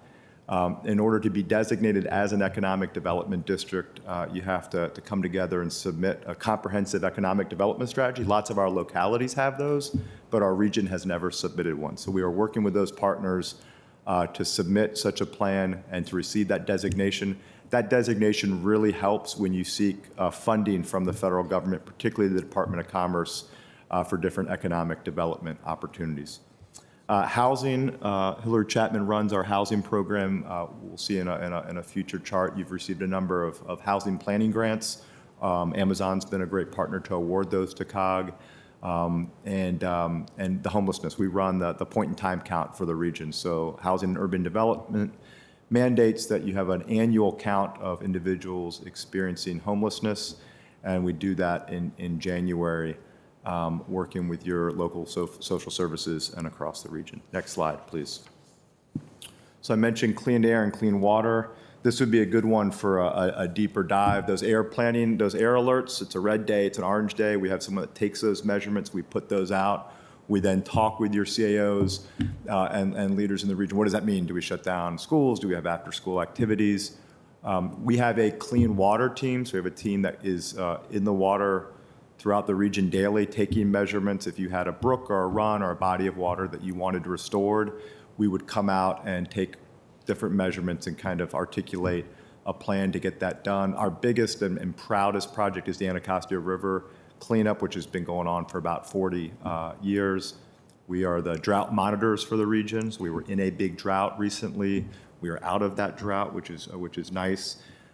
Recently, we received a grant, our new start from the Army Corps of Engineers. That's a big deal, an Army Corps of Engineer talk. They don't like to authorize new starts, and it's to look at a secondary source of water for this region. So Arlington County and the District of Columbia receive 100% of your drinking water from the Potomac River, and there is no secondary source of water. So if something were to happen to the Potomac River, that would be a problem for Arlington County residents. This new start from the Army Corps is to draft up plans and engineering as to what a secondary source or sources would look like and how that might be funded. Not something that might grab all the headlines, but I can tell you pretty important. Every DoD installation, for example, should have 14 days of backup water supply. There's some pretty big DoD installations in Arlington in the district. An open question as to whether or not they have them. Next slide. That's a number of different planning grants for housing that you all have received in planning grants in the transportation realm. I went over I skipped over this in the last slide because I'm flying through this, but our energy team, we worked with your county on electric vehicle charging grant application. We won that. Arlington got $400,000. The match was $100,000, so it's $500,000 for charging stations at installations, Arlington government installations. Next slide. You all talked about DMV moves. I'm happy to come back and talk a little bit more about DMV moves. There's two big buckets, though, and just to kind of add to what Mr. DeFranti said, one is kind of cost. What does it cost to have a safe and reliable system moving forward? And the emphasis is on making sure that Metro can pay for those things that will keep it safe and reliable. So their state of good repair. And in 2018, new money was put in the system that legislatively that was a compromise in Richmond. That money was not indexed to anything, so it hasn't grown. There is not an agency within Arlington County or within Virginia that has not grown from one year to the next. So the buying power for Metro to invest in safety and reliability, in a couple years, they're just going to be paying debt service on that. They're not going to be able to invest in anything new to keep the system safe and reliable. So that number that you saw, that $500 million, is almost all on state of good repair. The discussion is what should it be indexed at moving forward? What is a reasonable amount that Metro could grow from one year to the next, and reasonable, i.e. that you could afford to pay it? That's one piece of that discussion. The other is we need kind of real agreement and transparency between Virginia, Maryland, and DC about what Metro's growth year over year is going to be and what it can be limited to. What are those guardrails? And I will tell you, after the 2018 funding agreement, if you had asked Maryland and DC and Virginia, what is the cap year over year on Metro's growth, you have gotten three very different answers. And so one of the priorities coming out of DMV's moves, whatever the recommendations are and whatever is implemented, is that we memorialize that in a way where we all agree on what the expectations are from Metro. What are we putting in, and what is Metro expected to do with that new funding? And I probably am trespassing here on your time, but we have a couple more slides and then I'll wrap up. Next slide, please. We have a lot of work that we've done on what is happening at the federal level, a breakdown on our site of the number of federal workers by jurisdiction, by census tract, by county, by congressional district. There are 330,000 federal workers that live in the Commonwealth of Virginia. That's 10% of the Virginia's workforce. It's about 25% of the district's workforce. It's 302,000 federal workers in Maryland. We have that broken down by income level. So in Arlington County, the median federal income for a worker who lives here, works for the federal government, is $140,000. That's higher than your average worker. It's a little over 21% of the workforce in Arlington County is a federal worker. And we've put a lot of work in with the Weldon Cooper Center and the Schar School to simply present these facts and then model out, cuts of 5%, 10%, 15%. And we're waiting, I would say, on a few things. One, probationary workers have been let go. They've been rehired. They've been let go. This is what's going to happen with this group of probationary workers. Then there's two other categories which we are concerned about and have our eye on: RIFs, reduction in force. That is a more lengthy and bureaucratic way to eliminate a function within government. Once you can eliminate a function, you can eliminate anyone that performs that function. So the White House is sitting on RIF plans now for each agency that were due in mid-April. They're also sitting on plans where they ask agencies to say what agencies can up and be moved out of this region in its entirety. So the Post had an article the other weekend on Florida, Ohio, and Texas competing for NASA. And a lot of the economic development work, particularly in Northern Virginia, relies on a big federal presence. So if you ask some folks in the economic developments, they still say aerospace is a growth area for us in Northern Virginia. Well, that's obviously going to be impacted if NASA were to move. So movement of agencies wholesale out of this region are a big concern. Next slide. We produce a lot of reports and data, and that's some of them there. I will say our economic dashboard, our regional economic monitoring system, we update monthly. It provides unemployment rates by locality. It provides inflation rate by locality and the MSA. It looks at housing new starts monthly, and it looks at office occupancy, among other data points. Next slide. COG has a joint procurement system, a program which Arlington has done a really good job of making use of. Some of the things we purchase are really technical, where you might not have the technical staff here in Arlington, and so there's some breathing apparatus, for example, that our firefighters use. Arlington used our joint procurement to save $500,000. Doing that, you also buy about 9,000 tons of road salt annually, and you save about $33,000 doing that. You buy the same road salt as Fairfax and DC and Montgomery County. We procure that together and can save some money. Next slide, please. That's our revenue by source. It's majority federal and state dollars, a little bit under 10% are member dues. Next slide. And you are a member. Those are your member dues. And we've gone through a whole lot of different grants and awards that Arlington has received. And you save more through our joint procurement annually than you pay in dues. So I think it's a good return on investment. We can always do a better job, but wanted to provide that as my last slide and take any questions you might have. Thank you. Thank you, Mr. Mercer. And thank you again for coming here and providing us this panorama of what COG does. Not exhaustive panorama, of course, because there's a lot of cascading areas. Colleagues, any questions or remarks? Just a big thank you, and I was sort of reflecting to Ms. Coffey that the COG retreat, I think Mr. Carantonis will be going. I can't go. Family is, I just can't go. And so I was mentioning Ms. Coffey, and I also just want to flag that if you guys connect afterwards. But a big thank you, and I'm mindful we have other things coming, but huge thank you for being here and the great presentation. Thank you. Yes, that's a good one, especially the transportation part, which is on Saturday. With the amazing Jared Walker, by the way. I mean, congratulations for this for this presenter. I have only one question for you. The discussion about moving federal agencies, et cetera.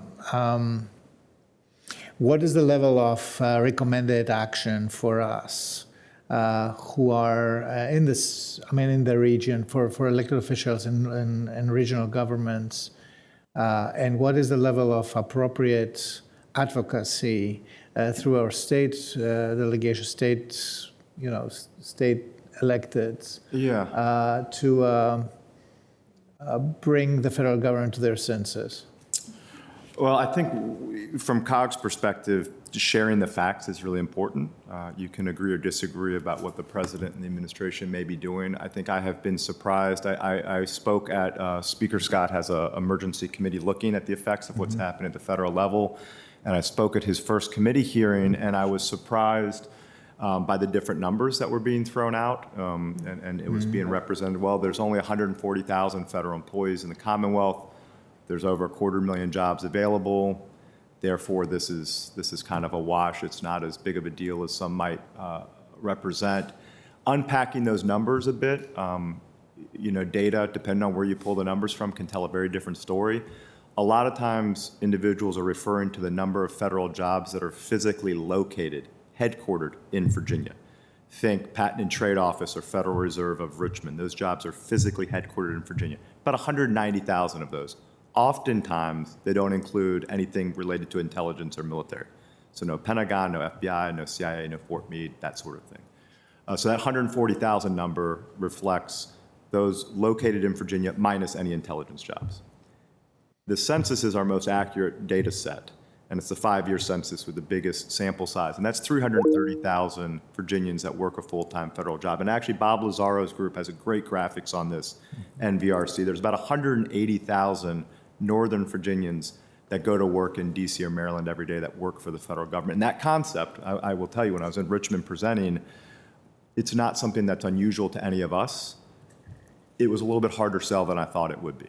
So one, just articulating how many people work for the federal government. And those charts that you see on our website that look at the amount of money that folks make. Charles County, for example, the delta between their average resident working for the federal government and what the average resident's making, it is a stunning delta. So that's number one, just sharing the facts. And then number two, unpacking a little bit more about what jobs are available. Schar School has done a study, and they have said kind of at best, when you look at the skills of who's leaving the federal government and what jobs are open, at best there's a 30% match between those looking and what's available. So the number one job available in Virginia right now, according to the state's website, is a registered nurse. The second and fourth most available job is entry-level retail store clerk or fast food worker. So when you hear that it's not to say there aren't a lot of jobs available. Victor Hoskins runs a job board for the Economic Development Authority, and at the start of the administration, that job board had 92,000 openings. It now has about 40,000 openings.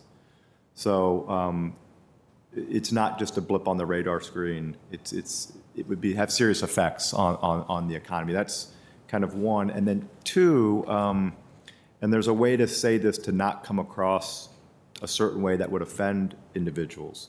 But our footprint in the COG region for Virginia is about 5% of the land mass. It's about 45% of the GDP for the state. So, for example, school systems in Southwest Virginia, about 60 to 70% of the school systems are funded with state tax dollars. So there was a good article that Dwayne Yancey had the other day in the Cardinal, that if Northern Virginia suffers, the rest of the state will also suffer as well. And we're all kind of in this together. And there's a way to talk about that and not be offensive, just be factual. But we are a donor tax base in Northern Virginia. We don't get $1 back for every dollar we send down. And making sure that folks realize that is important. Thank you. I really appreciate your your appetite and focus on economic development. This is a to-be-developed area of activity for COG. I think a lot has to happen. We had the Region Forward Coalition at some point, et cetera. And I think it's about time to graduate into a way more robust place of collaboration there. Colleagues, I see Mr. Spain and then Ms. Cunningham. Yeah, I'll be mindful of the hour because it's going to be a long day. But one, thank you for your presentation. And I happen to be one of those new members of elected office who is not so much new to the COG, but serves on the Human Services Committee. I think you made some really poignant, you dived into some areas I think people don't really realize. I mean, I used to work in the federal government. So I understand the dynamics of the rifts and what happens when agencies decide to leave and the second and third order effects behind that. I think it is quite serious. So, I guess my question to you and all the things that the COG is doing and monitoring, working with George Mason and the SCAR School, what keeps you up at night? I think the topic just on the federal government. I mean, we are always going to be reliant on the federal government and defense spending. You hear a lot, especially from statewide electeds in the Commonwealth, about diversifying the economy. That's important. My family came here because of the Air Force and Department of Agriculture. I think if we're going to remain the strongest country in the world, we have to have the strongest, and we do have the strongest federal workforce. And I have real concerns about how they're being treated and what that looks like for the longevity of the federal government. So that's, and we have a National Capital Planning Commission that's supposed to help plan for where the federal government moves. And, 2 weeks ago, Housing and Urban Development, it was announced that they'd be moving to Alexandria. The mayor was not informed in Alexandria. The city manager was not informed. They were sitting in the audience hearing about this move. The National Science Foundation has 2,000 employees. Where are they going to move? And it was kind of like, we don't know, we'll see. It takes a level of coordination that we haven't seen between the federal government and localities in the states to get this right. Yeah. Thank you very much. And do you think we're doing as much as we can as a region when it comes to housing and housing? Not just. Go ahead. No, I mean, I think it's been well articulated that there's simply not enough housing stock. In 2019, COG passed a strong resolution articulating what those numbers are, but we haven't figured out the secret ingredient to unlocking that. I think that's a combination of local governments, perhaps being willing to compromise a little bit with the development community, and the development community being willing to compromise a little bit with county boards. But clearly, we're not getting things approved as quickly as some folks would like, and we're not getting things built as quickly as we need to. And that's it. You all took great vote this past weekend, and have had some great highlights and projects. But it's across the region. I mean, I grew up in Alexandria and moved back from Richmond 3 years ago. Gave up that interest rate and went to what's now Alexander City High School. And not many of the folks I went to high school with can afford to live in the city that I grew up in, and the same goes for Arlington. So. Yeah, we'll love to speak with you at another time about some housing issues in government and the pitch that is being made to move some agencies out of the Beltway region. A lot of it has to do with, from what I'm hearing, is the cost of living, right, and housing opportunity. So anyway, with that, thank you for your presentation. I'll turn it back over to the chair. Great. And before we leave housing, just I know regionalism is what you guys do every day, and the growth projections and the targets for each jurisdiction. My understanding is a few of us have been achieving those targets, and Arlington is one of the stars, right? So we all have work to do, but we have been on track with your growth models. Is that right? Yeah, yes, absolutely. Okay. Give us a shout out once in a while. You all are doing great, so so much doom and gloom. Okay. I just wanted to touch briefly on other federal impacts. So I think we've all been really focused on our federal workers, understandably, the immigration actions and public safety, which we will be talking about in a minute. How is COG anticipating plugging in on things like Medicaid rollbacks and potentially housing subsidies? Have you started to pencil that out, or are there things that you wish we as regional leaders would be doing differently? Yes and no. I mean, we have penciled out, and some of these presentations that I give is just about the federal impacts, and there's kind of a laundry list of things like Medicaid or SNAP or food benefits that we talk about, and frankly, every week there's a different wrinkle that's kind of thrown at us. So for example, a few weeks ago, it was the district's reimbursement rate for Medicaid. There was a threat that it could be adjusted from 70% back down to 50% or 75 back down to 50%. And so it's like kind of all hands on deck to address that issue. Virginia is a trigger state. You know, when Medicaid expansion went into place, it was predicated on there being a 90% reimbursement, which there won't be moving forward, which the state's going to have to grapple with. So yes, I mean, we articulate the size and scope of some of these issues, but to say we have a solution for what that looks like, we don't, and I don't think a lot of states do. Understandable. I mean, the Medicaid, we could go down a lot of different rabbit holes. We had a lot robust discussions about work requirements several years ago. We were able to get Medicaid expansion passed absent work requirements. I will tell you it's very, very expensive if you implement work requirements to do it right, to actually give folks an opportunity to find employment. There's a way to do it on the cheap, which can end up with a lot of folks getting thrown off of Medicaid. And that was a bright line for us that we wouldn't, if we had to go down that road, we would only do it if it was a robust and meaningful program to get folks meaningful employment. But there's lots of different things we could talk about. SNAP and food benefits, if you haven't had the Capital Area Food Bank here, they've projected out kind of how many food insecure folks will probably be added to the rolls based on recent legislation, but that's pretty eye-opening. And anyway, so.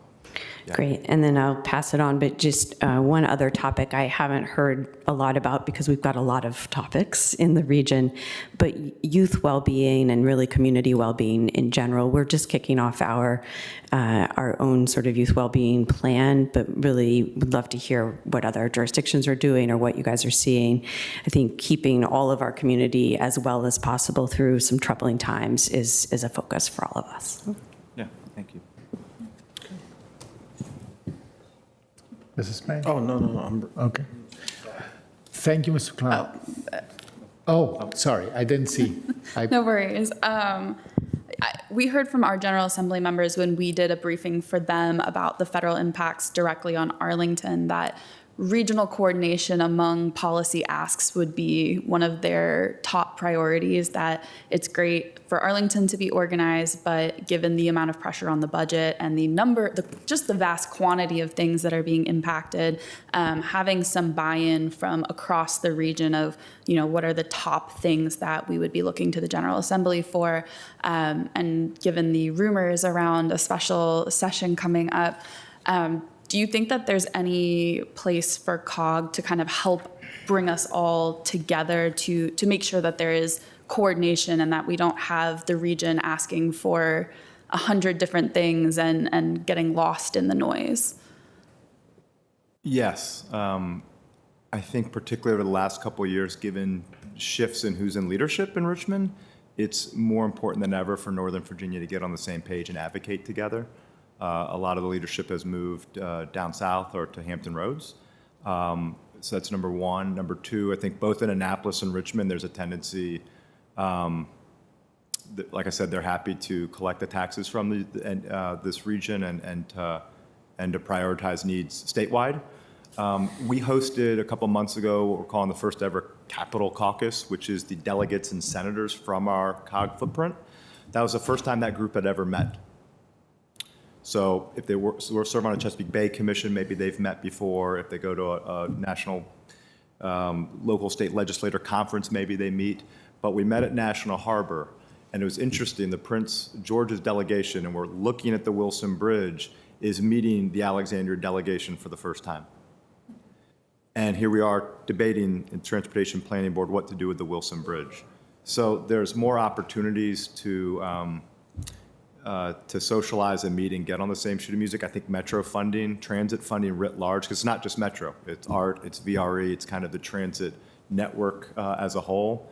We have a legislative packet that we approve as a board, and we are kind of ramping up what our legislative outreach efforts look like, but making sure that our staff is working with your legislative staff, because once you get to Richmond, everyone kind of goes in their own direction. So it'd be nice to say these are the top 3 to 5 priorities from Northern Virginia, and we can all kind of advocate for them. I agree with that strongly, yeah. Thank you. Now for good. Thank you, Mr. Mercer. So on to manager reports. Thank you, Mr. Chair, members of the board. So I'm going to ask Lisa Fikes, who's at least today with Voluntold Arlington, to come up here. She made a presentation to department directors last month. Now, Mr. Mercer was making reference to this, and all the board members have. Since January, with the uncertainty in the federal workforce, I know the vice chair and I sat on a panel for Advance Arlington a few months ago, and we were both talking a little bit about the idea of tapping into a resource which we'd rather not have, but these are former federal employees who are willing to volunteer. And I remember poignantly one woman coming up in the audience after the Advance Arlington presentation said, "Mark, I don't know you, but please, please get my husband out of the house." You need to come up with volunteer opportunities.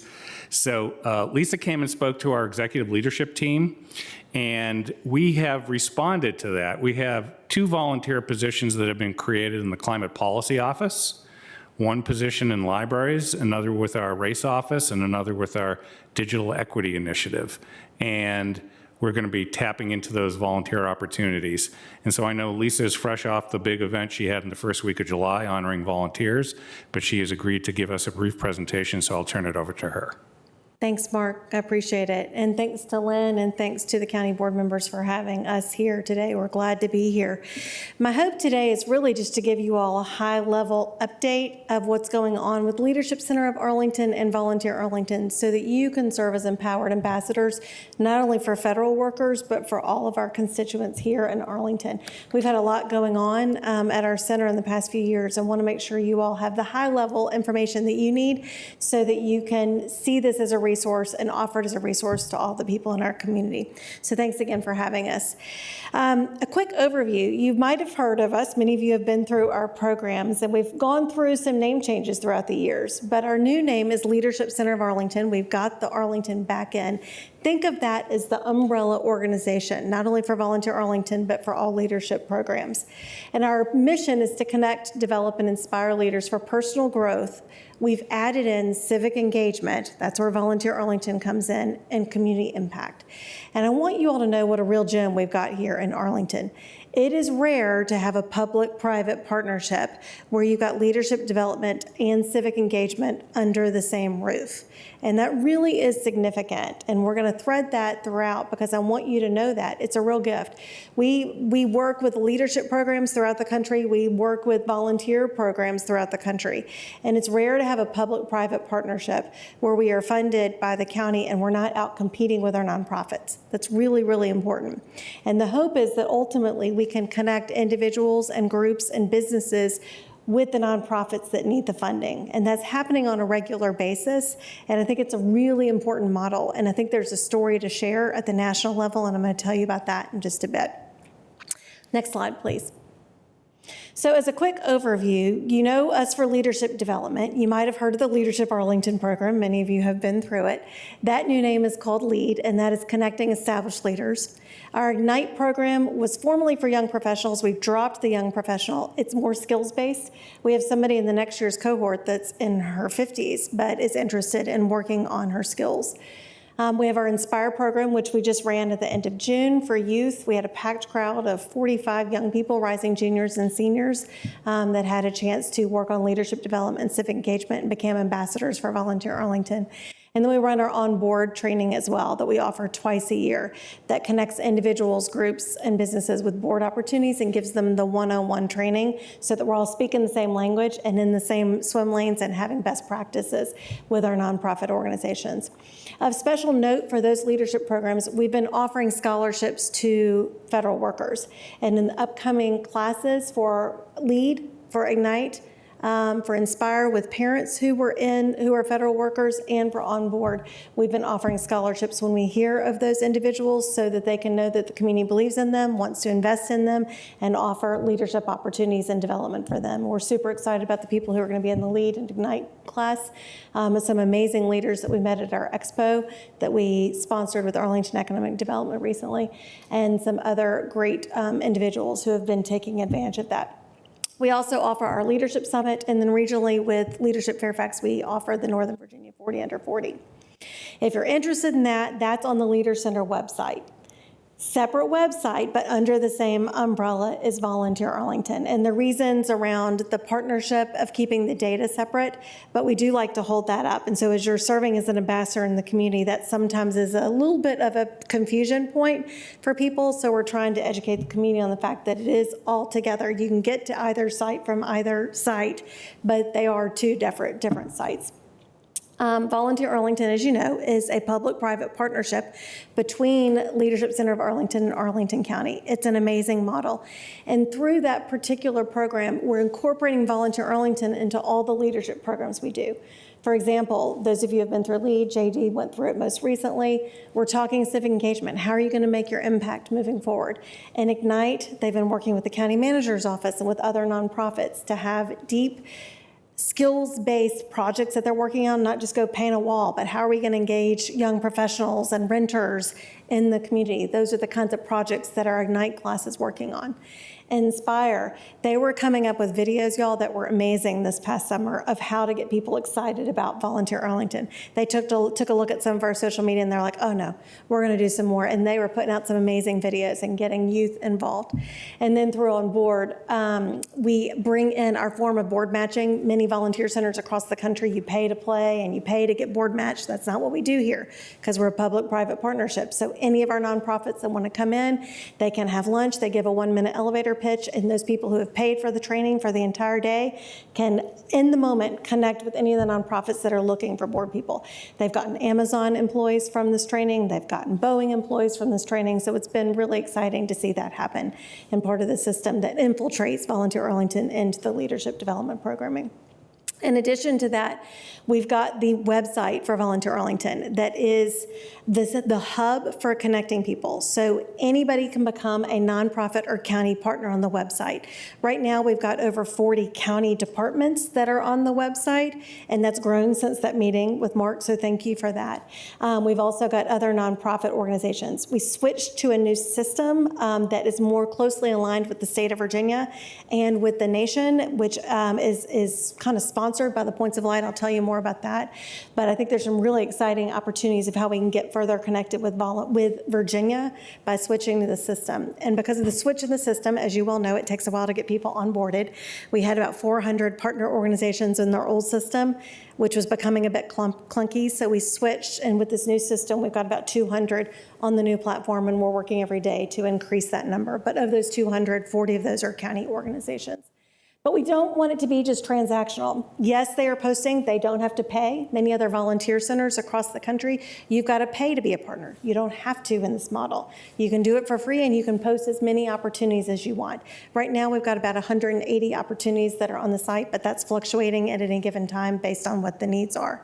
But take a look. I would encourage you to take a look at what the opportunities are. You can search with this new system based on your skills, based on your interests, based on the causes that you care about, and then the organizations pop up and you can see whatever opportunities they might be posting.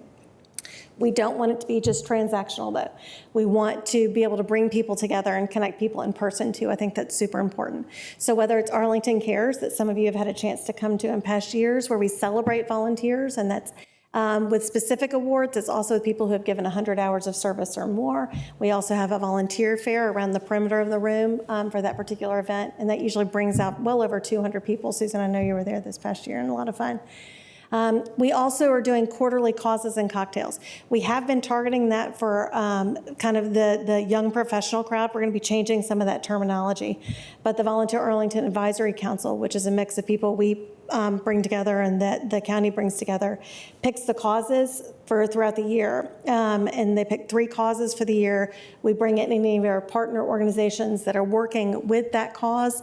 And then it's a general overview of what the cause is, and then an opportunity to hear from the nonprofits that are working with that cause and an opportunity to connect with them in person. Susan, thanks for coming and speaking about loneliness this past go around. That brought in a lot of folks, and people were interested in that. And then lastly, our MLK Day of Service has become huge, and appreciate all of y'all's support in coming out for that. We've had over 2,000 people coming out for that, over 20 nonprofits that are saying, and county organizations that want to be there. When we first started about 5 or 6 years ago, people were like, nope, it's a day off, we can't do it. And we're like, hey, this is like huge opportunity to gather volunteers and get people excited about volunteerism, and it is proven to continue to be the case. So I appreciate all of y'all coming out and supporting that, and that just continues to grow in the work that we do. The other thing that's not on the slide that I think is important in this public-private partnership is the threat of emergency management. We do work with Public Safety and Justice, with Aaron Miller, Will Flagler, and their team whenever there's a crisis or emergency. So whether that's kind of being on call July 4th if the EOC is opened up, whether that is when the crash happened in the Potomac, whether that was everything going on with COVID, we have a presence with specifically the emergency support function number 17, which has to do with spontaneous volunteers and with general donations. And so we are a part of those calls on a regular basis, and it's a presence that we offer to communicate the needs that are happening at that moment. What I've learned through emergency management is that the best thing to do for spontaneous volunteers is to stay away. Let the professionals go there and to give money. And we can do that. We can be that voice for inviting the public to give money to support whatever's needed at that point. The other thing that happened this past year that I think is interesting is we had a partnership with Ryan Toohill and his team, Arlington Economic Development. We realized that there was a need for the federal workers, and we offered an expo, and we had well over 600 people signed up for the expo. A huge crowd showed up. And what we wanted to do was make sure that we were mission aligned and not replicating efforts that were already happening in the county, but to keep mission aligned with what we offer. So we, is that still on? We're good? Okay. We brought in leadership coaches. We did professional headshots. We had a volunteer fair. We had a job fair, but really trying to be a resource for people who were looking. And that opened the door for a lot of people being engaged with what we're doing and being hopefully just knowing that their community cared for them. We wanted everybody to walk out with a job, but as we all know, that's not necessarily happening, but to at least send the message that we're here for you and we want to offer support. Next slide. We are part of a bigger network called the Points of Light. Have you all heard of the Points of Light? It's a global network that brings together the volunteer centers. There's a rich history of how it came about. But our part in this is really being connected with other volunteer centers, listening and learning from them. A lot of the framework that we've learned from them, JD, you'll remember this from the class we brought into the class of how do you think about civic engagement in a different way? And so we're really trying to serve as a hub of pulling the lens back of what volunteerism can look like moving forward and what it can be in our community and being a voice for that, not only for the community members, but for our nonprofit and county partners. I would encourage you to take a look at the website and to see their framework of how they look at volunteerism. And it's taking the time to listen and learn about what the causes are. Voting, getting involved in your community, not just through volunteerism, but through your purchasing power, through your advocacy, through your voice, and thinking about volunteerism in a different way than just going and painting a wall. And we're really trying to infiltrate the thinking. It's starting to get picked up by a lot of other organizations so that we can really move the needle on what service can look like and what it can be and how people can be engaged. And you'll see in our strategic plan as we move forward, the Points of Light has been a huge resource for us. I bring this up because they've got a recent study that I think is important for you as you're serving as an ambassador for civic engagement. So let's go to the next slide. The key findings that they found were that volunteers make up a third of the nonprofit workforce. That was stunning to me. A third of the workforce, of the nonprofit workforce. So it tells a story of how much volunteers are crucial and are needed in making sure that the needs of our community are met. We can't just depend on the staff of these nonprofits or the staff of the county. That volunteers are a huge part of the equation of making sure that the needs of our community are met. Secondly, gosh, I should have fixed the slide from when I came and presented to you. I realized we got 3 ones on there. Sorry, y'all. funders and nonprofits are not fully aligned. That's a voice that we can offer to the community that's harder for the nonprofits to say, but it's a voice that we can offer. That while 72% of nonprofits see volunteers as essential, only 25% of funders agree. And what's really needed is the investment in the infrastructure. And we see it all the time. If there's not an infrastructure for volunteer management within a nonprofit or within a county, then it's not going to happen. And people are going to get frustrated and they're going to give up and they're going to walk away. Just one volunteer manager, coordinator, whether it's in a department or in a nonprofit, can make a huge difference in supporting that workforce. So it's a message that I think is super important as we're thinking about how we move the needle on this, to invest in it. I mean, I've got the volunteer coordinators in my mind at the different nonprofits, and we could name them and you all know them, but that are making a difference in moving that needle and really engaging the volunteers in meaningful service. So what can we do from this? Recognize volunteers as essential. Investing in volunteer infrastructure is a high impact way to drive change and help shift the narrative. You all can help us shift that narrative. So as we move forward, and we can go to the next slide. Thanks. I invite you to encourage people to visit the website, to stay connected with us, to not just see it as something that's out there and you try to figure it out on a website, but that we are people behind the phone and behind the website that are there trying to connect people and support people. I will tell you our strategic plan moving forward for the next 3 years, we're super excited to continue with our contract with the county, is to elevate civic engagement and to elevate visibility for civic engagement and for where you can find the resources to get engaged and involved. And whether you're a federal worker looking for purpose and looking for meaning at this point, or a young person or a business person, we want to open the doors for people to stay connected and know that they're not alone and that there is an infrastructure here in this county that can support it. And I'd like to conclude by sharing that there is going to be a global conference that Points of Light is going to be hosting here in June in DC, and Volunteer Arlington is one of the co-hosts of that, along with Volunteer Fairfax and Volunteer Alexandria. And I think we've got a story to tell on the global stage where we can show the value of a public-private partnership and possibly even influence other communities across the country to look at the similar model. So more on that later. Mark, you're going to be getting an invitation for a host committee. But I think there's some great opportunities for us at a national level to be a real leader as it relates to civic engagement and how to do it well and how to open the doors for any and all people to get engaged that want to get engaged. I'll pause now and see what questions you've got, because I talked for a while. Thank you, Ms. Fikes. Colleagues, any comments or questions? I see Mr. Spain. You should know I was going to come out on this one here. One, thank you, President Fikes, for being with us today and providing a really broad overview of all the great work that your organization is doing. And as an alum, like many of my colleagues on the board are, really appreciate what you've stated. And this public-private partnership collaboration, I think there's unlimited potential for Arlington County government and your organization to do very, great things. The intersectionality, right, between, unique skill sets that people are bringing, whether that's from finance, education, all those things, and bringing them to like a melting pot, a hub for common causes is just, it's heartwarming. So again, I just want to commend you and thank our county manager as well for putting the president in front of us today, and the folks in the community need to know that this is an organization I think we really need to get behind because it's good for everyone. Thank you very much. Thanks, JD. Thank you, Mrs. Spain. Ms. Cunningham. I would just add my thanks as well. I think the work you guys are doing is always important, but especially important right now. I was at a meeting at a coffee shop this morning, and there was a poster with a QR code saying "Volunteer Arlington." I was so That excited. was from the kids from Inspire. Yeah, it was great. It was great. Just two quick notes.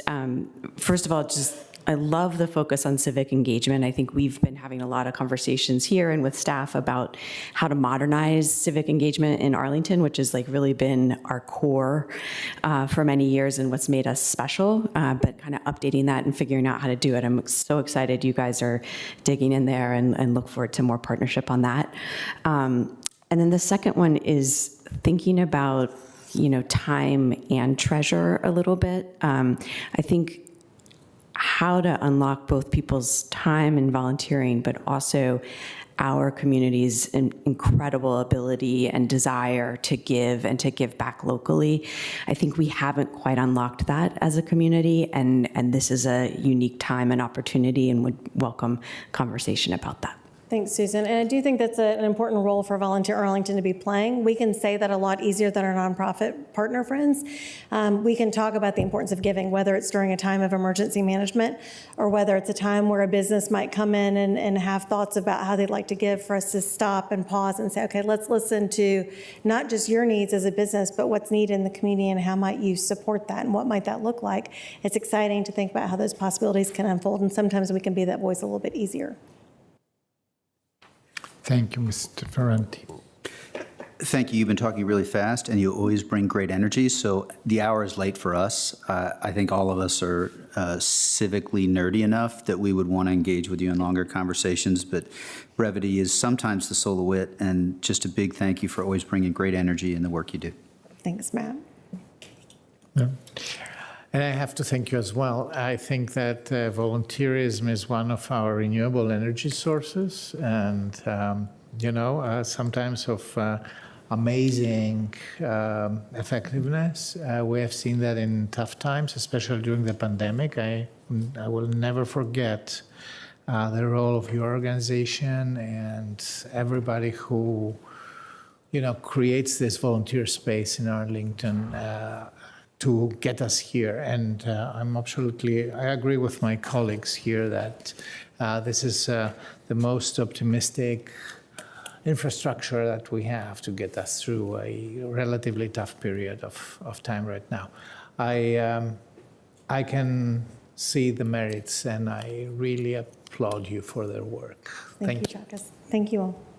Thanks, Mark. Thank you very much, Lisa. Onward, yes. Onward. So I promised a few months ago this is going to be a quick update, and I want to definitely thank Jason Papakosma and Eileen Winquist, who are here. They had the pleasure of sitting here since 3:30 today, and they got to hear a lot of other updates. But since we last updated you in May on the low residential study, we talked about coming back in the summer. We've been making some progress. We've developed a website for the study that we're going to show you today. And the team's been working with our GIS department to develop a mapping tool that's going to help display impervious areas, tree canopy, and some zoning information. So with that, I'm going to turn it over to Eileen, who's going to walk us through a short demo. Oh, great. It's already turned on. Okay, good. Thank you. All right, I'm going to just share this, the web page here, and see. Okay, is that working? Yeah. Can you all see that? Okay. Well, great. Thank you. Thanks for having us back. And as Mark mentioned, we were here in May, and since then the team has been working on the project, on a number of fronts. But initially, we wanted to start out by developing a web page and kind of just collating a lot of the information that we had, including the the charge from the board and highlighting some of the key issues. With impervious area increasing, risk of flooding and extreme heat. And, we've definitely seen a lot of challenges with that throughout the country, this summer. So, and just highlighting as well, the focus to try to mitigate these risks through, supporting our efforts to improve our stormwater system and also expand our tree canopy. So that's kind of the overview. But as you scroll down here on the website, you can see it includes a lot of the background information. So we have the work session, which obviously had the really in-depth presentations on tree canopy and impervious cover trends. And then the more recent updates that we have come back, kind of focusing a little bit more with the scope. So that all that information is there, for folks that are interested. We also have some resources down here on the bottom of the page, including we're setting up a newsletter, subscription, so people can sign up that are interested in the project. So, and then our contact information there. So, and then you can see as well, we have some other tabs for kind of objectives, summarizing objectives for the study, and just kind of going over that. And we'll continue to add to this, obviously, as the study progresses, but highlighting the timeline here that we had talked about, kind of generally 3 phases with engagement, kind of moving through the end of next year, starting off with this fall. So we are still working on the engagement plan, but we will have that more formalized fairly soon. So we're kind of, it's in progress. And then we have a tab for engagement, which we'll build out as well. And then glossary of some of our terminology there. So I will go down, and then you can see at the bottom, we have a link for the map viewer. And so folks can just click on there. And what this does really is pull together some of the mapping information that the county had kind of in various places, but it wasn't really in one kind of combined map. So you can either use the little buttons here to kind of scroll in and just sort of zoom around, but you can see up here at the top, you can search if you want to look up your house or something in your neighborhood, that kind of thing. So you can kind of navigate either of those ways, and you can see here on the top here, the different colors kind of represented in the legend there. So then if you choose, a parcel here, you can look and see if I don't know if I can move this, but okay, yeah, so you guys can see it. Okay, so you can see that pops up and it gives the square feet of the parcel, impervious area, tree canopy area, but then also the percentages. So you can get an idea with the different parcels, and then also it includes the zoning information there as well if you just kind of use those tabs. So really this just is, an effort to kind of pull together some of that existing information. I think we had talked about, trying to get started on that this summer. We are talking to GIS about expanding this and potentially adding some filters and, possibly creating kind of more of a dashboard where you can look at, for example, all of the R5 parcels, can you look at, ones with a tree canopy at 30% or 40% and kind of sort of sort and slice and dice it a little bit that way. So that'll be kind of our next step with this, but this was just something to get us started. So, and I'll pause there, Jason, I don't know if you wanted to add anything? No, nothing really to add, just that it's been a good 3-department effort so far with CPHD and DES and Parks, and we're pleased to be able to give you the update today. Yep, we're happy to take any questions or. Thank you. That's super cool. Okay. Yeah. Just play around. I'm sure you can check it out. So, and I think we'll be back probably in September as well with more updates. I already see that as a fantastic toy for summer, entertainment, because That was our purpose. Yes, it could be a home game for people to play if they're bored. like guess the coverage or something, right? And then yes. So, colleagues. Ms. Coffey. Thank you. I just, for my own knowledge, the yellow color and the green color here come from 2 separate data sets, right? Such that if impervious area were to be covered by a tree, we've still measured those 2 things separately, so that like if your driveway has a 50% tree overhang, we're not deducting the tree from the impervious area. Is that right? Yes, that makes sense. I believe that's correct. Yeah, Jason, I know he's a little bit with the impervious area. Typically, that's measured when the canopy is off, so with the flyovers. But yep, no, that's exactly it. Yep, they're independent. Perfect. Great. Thank you. Yeah, actually, they even got the transparency of green to be exactly like, and if you zoom in, I see that now you can see actually the percentage right there. You don't even need to pop up the window. So, Mr. Spain. One, just thank you for the update, and I know you have not laid out your timeline yet for engagement, but I think what folks are finding out about me is that I use this line of effective communication is the key to success. So I'll be watching closely as we engage right across all of Arlington through our engagement plans to see the receptiveness and the input that is going to be brought into this. Quite honestly, I would hope perhaps you can take this low resolution study map viewer, and if you can kind of move it to the front page, the landing page. I know we can get, it's amazing. I love it. You can play around. Sure. Is there any way we can put it like on the front page? So, because Of the webpage? Yeah, Kinda- the- yeah, we could definitely make a button there. Yeah, yeah. Sure, I think that to highlight it. It's neat. I'm looking at my house right now, so it's all Yep. good. Thank you Yeah, very much. Yes, we're open to all kinds of feedback. But yeah, this again, we're kind of just starting out with this. So Thank you, Mrs. Spain. Vice Chair at the front. I too think this is cool, and I'm really grateful for your patience this afternoon as we were working through everything and the work. And other than that, just I'll have more to engage. I don't know if it's summer fun to me, but I will still have more to engage over the coming time, and I'm just grateful for both your work. Thank you. sure, thank you. And last but not least, Ms. Cunningham. I think Mr. DeFranti said it best earlier, that we're civically minded nerdiness or something to that effect. So everyone's like really into the game already. So we'll do that over dinner. And thank you guys for pushing this forward. I know it's not an easy lift, but this kind of interdisciplinary work is really, really important. And I think we've had too many headlines about flooding and the challenges of our climate right now. So really, really appreciate you taking it seriously and getting us moving forward. Yep. And I will not add anything more. I really enjoy the work and thank you very, very much for doing it. Yeah, no problem. Right. So my last item, Mr. Chair, we talked about this on Saturday, but we said we were going to follow up, and I'm going to let Deputy Chief, acting Chief Chamberlain and Deputy County Manager Miller are here to follow up on some of the questions that were raised at Saturday morning's public comments. So I'm going to turn it over to all of you to the extent that you have questions, and we'll do our best to provide you some answers. So, colleagues, I think we have questions from several members here. I would go first to Ms. Cunningham for the first set of questions.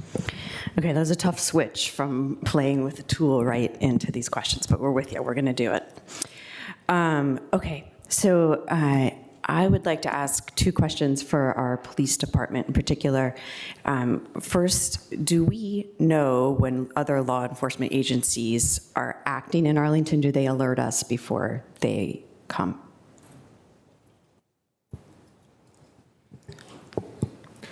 You got it. It's on. It's hot. I usually do here.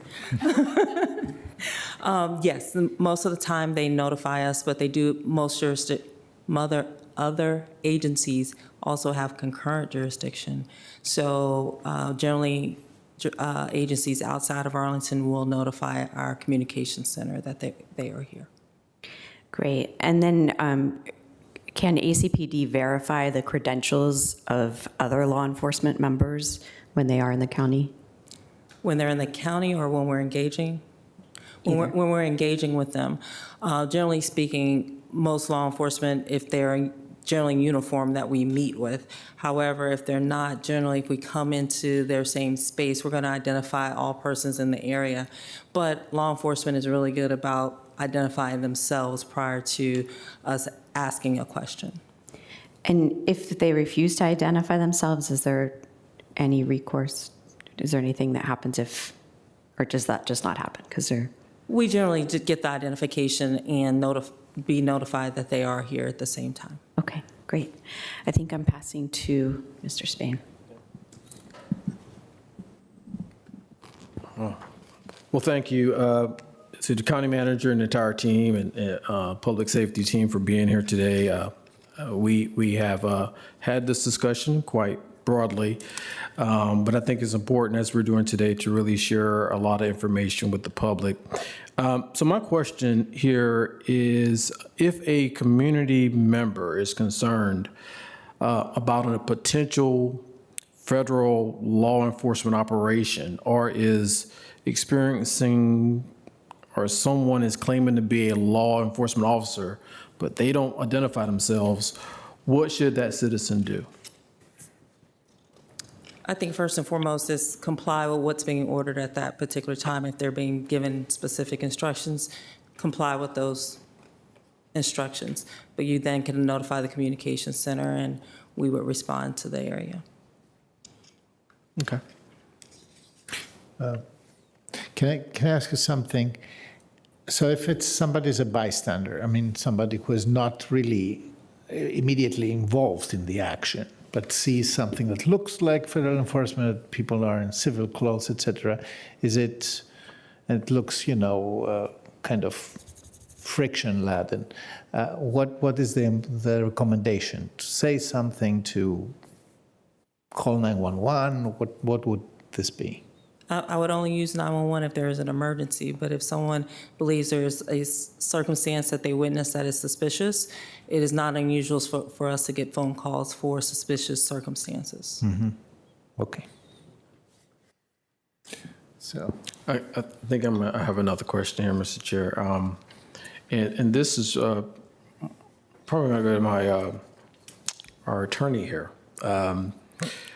So could you talk a little bit about the legal standards and the limitations around identification and masks for law enforcement? And can the county require anything different?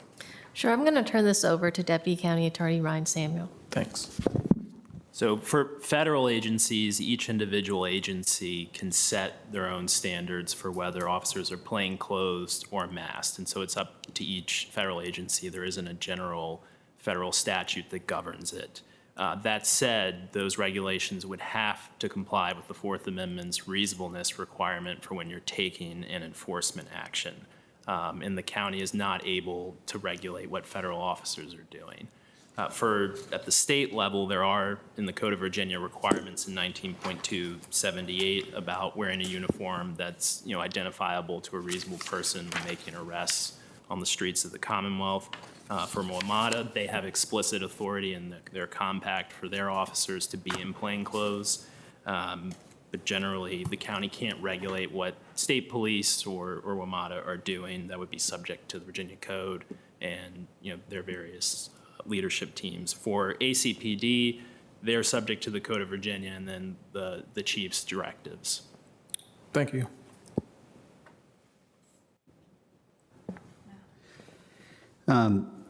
Thank you for that context. In recent weeks, it's been covered in the media, and a Virginia bail bondsman entered an Arlington home. This is public testimony on Saturday as well, and removed a community member. So that's a bail bondsman. And so this is also for our attorneys. What do we know about the laws and requirements about bail bondsmen in general, and with respect to immigration enforcement in particular? So bail bondsmen are exclusively regulated by DCJS, and they have various requirements in the Virginia Code and in the Virginia Administrative Code. And there is authority for a bail bondsman if they have a relevant recognizance and have provided notice either to ACPD 24 hours in advance or up to an hour afterwards that they are going to take somebody into custody. They are permitted to enter a residence if they alert the resident before they enter that they're coming. They're not permitted to break any laws of the Commonwealth. The regulations around from DCJS are just completely silent as to immigration enforcement. So there's no express authority for a bail bondsman in the immigration enforcement arena.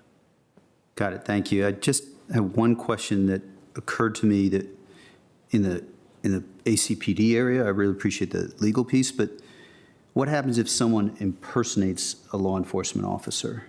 Is that a criminal piece, or, can you speak to that at all? Someone impersonating a law enforcement officer obviously would need to be investigated at the same time, but it is a Class 6 misdemeanor, or I'm sorry, Class 1 misdemeanor, and then subsequent offenses are as Class 6 felony. Great, thank you. Appreciate both. Thank you. Just for clarity, because we use sometimes acronyms, DCJS is the Virginia Department of Criminal Justice Services. Yeah, that's correct. And what does it do? It's a department that certifies and oversees bond agents, for example. It does, yes. Okay. It licenses them. So we heard on Saturday testimony also concern about flock technology. Flock is a commercial name for a company that provides services of, cameras, outside posted cameras that look on traffic and they collect footage from, from the public space. So we use Flock technology here in Arlington. What do we use it for? Sure. As you mentioned, Flock is a software services company, provides software and hardware, and in Arlington, we use that for our license plate reader system. License plate reader system that Flock offers is used in over 5,000 different communities in 49 states across the country. Arlington County and our police department recently chose to use Flock as our license plate reader technology because of the enhanced privacy protections and data security measures that it offers. LPR is not new technology. It's been used by law enforcement across the country for decades. And here in Arlington, we have used license plate readers since 2012. As you mentioned, the license plate reader cameras, they're designed to capture data on license plates and limited physical characteristics of vehicles, such as the color and type of vehicle, i.e. sedan, i.e. pickup truck, that sort of thing. And the system is designed to provide real-time alerts to our public safety personnel on things like stolen vehicles, stolen license plates, or other characteristics that are directly linked to the license plate. Our system only holds data for 21 days. It's Commonwealth statute. At the beginning of this month, the Commonwealth enacted some legislation to provide enhanced safeguards against the misuse of license plate reader systems and associated data within the Commonwealth. And the county already did a number of those things, but this codification makes it so that other agencies within the Commonwealth are operating within what we see as common sense responsible standards as well. Thank you, Mr. Miller. Ms. Coffey? Thank you. Relatedly, can federal agencies access or subpoena Arlington's Flock data? So two separate questions there. The Commonwealth laws that I mentioned that were passed at the beginning of this, or enacted, at the beginning of this month, prohibit the sharing or access of any license plate reader system or data with agencies outside the Commonwealth. So only law enforcement agencies within the Commonwealth are allowed to share the information with other law enforcement agencies in the Commonwealth, i.e. we are statutorily prohibited from sharing our data openly with the federal government. There also have to be 5 certain criteria for the use of these license plate reader systems, and restricts the data and usage of the systems to those certain criteria. And they include, and it specifies in there, that it must be to investigate violations of laws of the Commonwealth. So it does have to be things that are codified in our state code, or in some cases, the violations of local ordinance. Now, that being said, we are subject, as any other locality is, to what could be considered court-mandated requirements. So in the event of a subpoena or in a legal court order of a court or competent jurisdiction, we would have to produce data or documents or records, as we do in any instance that there may be a criminal case proceeding or something like that. Thank you. And are there any other data or security protections in place, either from the Arlington and Virginia requirement side or from Flock's own side of the technology? Sure. And kind of relatedly, how do we know whether anyone has accessed our data either with our permission or, worst case scenario, without our permission? Great question. So in general, all of the images and metadata associated with the license plate reader system are stored in a cloud server. That cloud server is segmented only for Arlington data. So our data doesn't touch other data. It's not commingled. It is separate and marked as Arlington's data. It is legally not allowed to be sold, monetized, or otherwise accessed by any other party. We own that data, we control that data, we set the parameters around what other agencies are able to access that data. We conduct regular security audits on the access to our data, and every query that is run on that data requires a reason be associated with it. And again, those reasons are limited to those outlined in state code, so you have to provide one of those reasons, including in instances where there's an active criminal investigation or an open case, the case number associated ID with it, so that we can then tag it back and say, no, this is why we were doing this.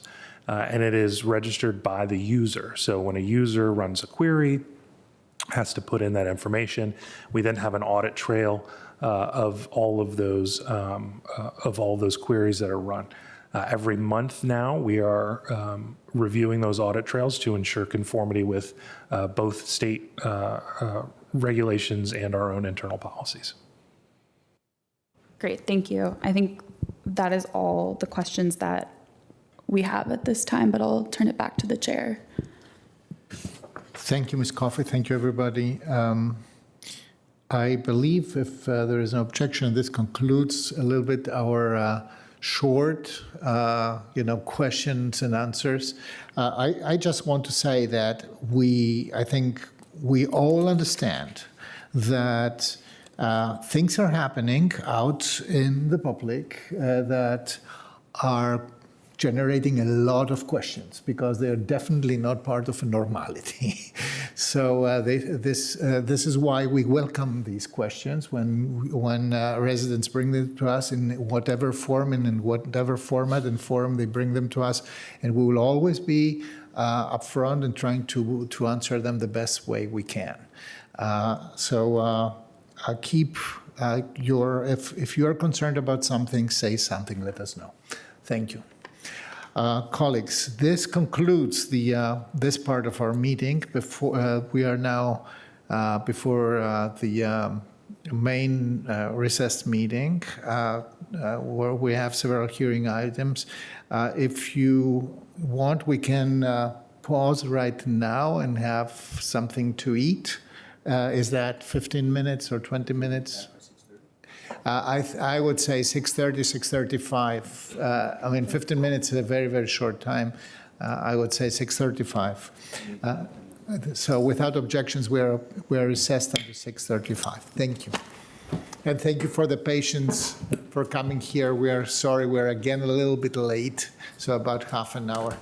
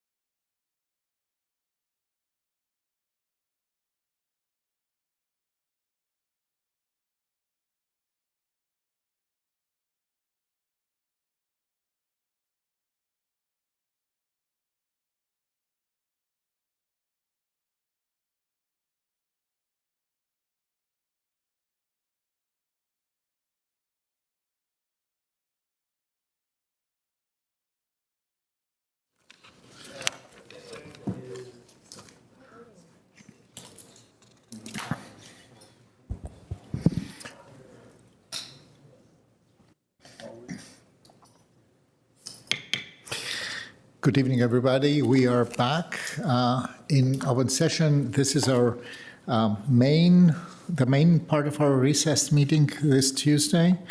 Mr. Cleric, I think. Two-part item. Part A is the site plan number 480 to construct up to 73 new dwelling units at Shirlington House with modifications for additional density, parking ratio, parking space size, drive aisle width, required loading spaces, compact parking, and other modifications necessary to achieve the proposed development located at 4201 31st Street South. Part B of the item is ordinance to vacate two 10-foot storm sewer easements and a 5-foot sidewalk easement, all on property owned by Shirlington House and located at 4201 31st Street South with conditions. Thank you. Mr. Manager, over to you. Yes, I'm going to turn it over to Peter Schultz, who will have a presentation, ably assisted by Sergio Veracruzia. And Do you want to? oh, Mike Haluski is also here to talk about the related easements and vacations. So over to you, Mr. Schultz.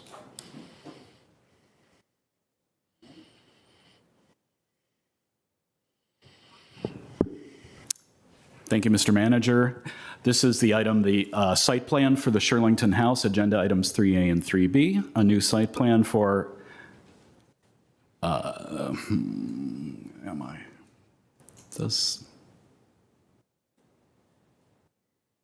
Sorry.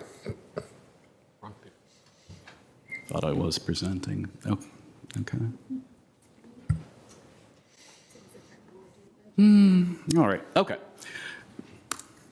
The site location is 4201 31st Street South. Existing conditions include it's an existing 10-story apartment building, which I emphasize will remain, with a 436 units, 52 units per acre, 567 current parking spaces on surface and in an above-grade structure constructed by right. It is split by two zoning districts. And the general land use plan shows it as low, medium residential, and most importantly, for the purposes of this site plan, a housing conservation district. Again, showing there's actually two parcels associated with this site plan, the main one of which is zoned RA 615, and a smaller one zoned RA 1426, and showing you the housing conservation district, which the county board adopted in 2017, excuse me, also uses the adjacent property, the Park Shirlington, which actually had a site plan about a year ago to add and renovate units there.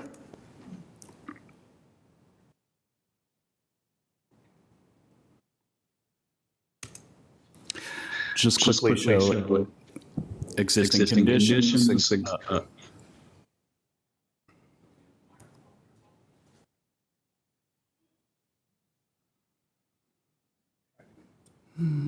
see down here. Should be. Yeah,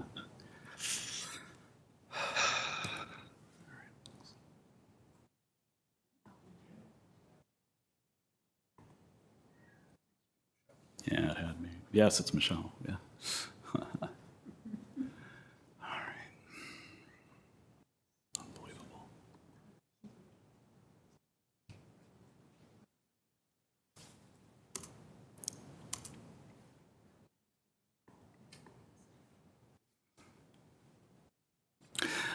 Just very quickly, it's an above-grade parking structure presenting itself to the 31st Street streetscape. There are no current street trees. Those are purely decorative trees and not shade trees. There's also no planting strip between the parking and the existing sidewalk. Also, the existing sidewalk is not ADA compliant across the building entrances, including the parking garage entrances. The proposed development consists of two buildings, actually one multifamily building of 7 stories with 59 units, and a series of liner structures that could, consist of 2 units, all of which actually have 3 bedrooms. The existing parking is going to be retained. There will be, due to some internal circulation improvements, 564 spaces, so they will lose 3 spaces. The applicant is asking for a modification for that, but I should point out the 1.1 spaces per unit is beyond what is required even for by right development. Most relevant to us, the policy guidance is the Housing Conservation Policy Framework that the County Board adopted in 2017. I will not read all of these, but the most important factors that are in this site plan are that the existing, what has been identified as market rate affordable units will remain. The 1963 building will come under a site plan, meaning any major changes to that building will need either, at the very least, administrative change or county board approval. It provides committed affordable rental housing of up to 60% AMI. It also will encourage renovation and infill development while accommodating redevelopment. However, there's no redevelopment on this site. It is purely infill. Projects that are compatible to their surroundings and creation of underrepresented housing forms. Just to show very quickly how the site is being designed, it's basically being designed to front on a street, as is good urban design practice, taking advantage of the topography at the lowest point of the site. Those of you who have seen the site and in the previous slides, the apartment building is actually the 1963 10-story building at the highest point of the site. Just to show you the proposed density in 1981, not to get too far into the weeds, the existing density was approved under the section 1237 of the zoning ordinance.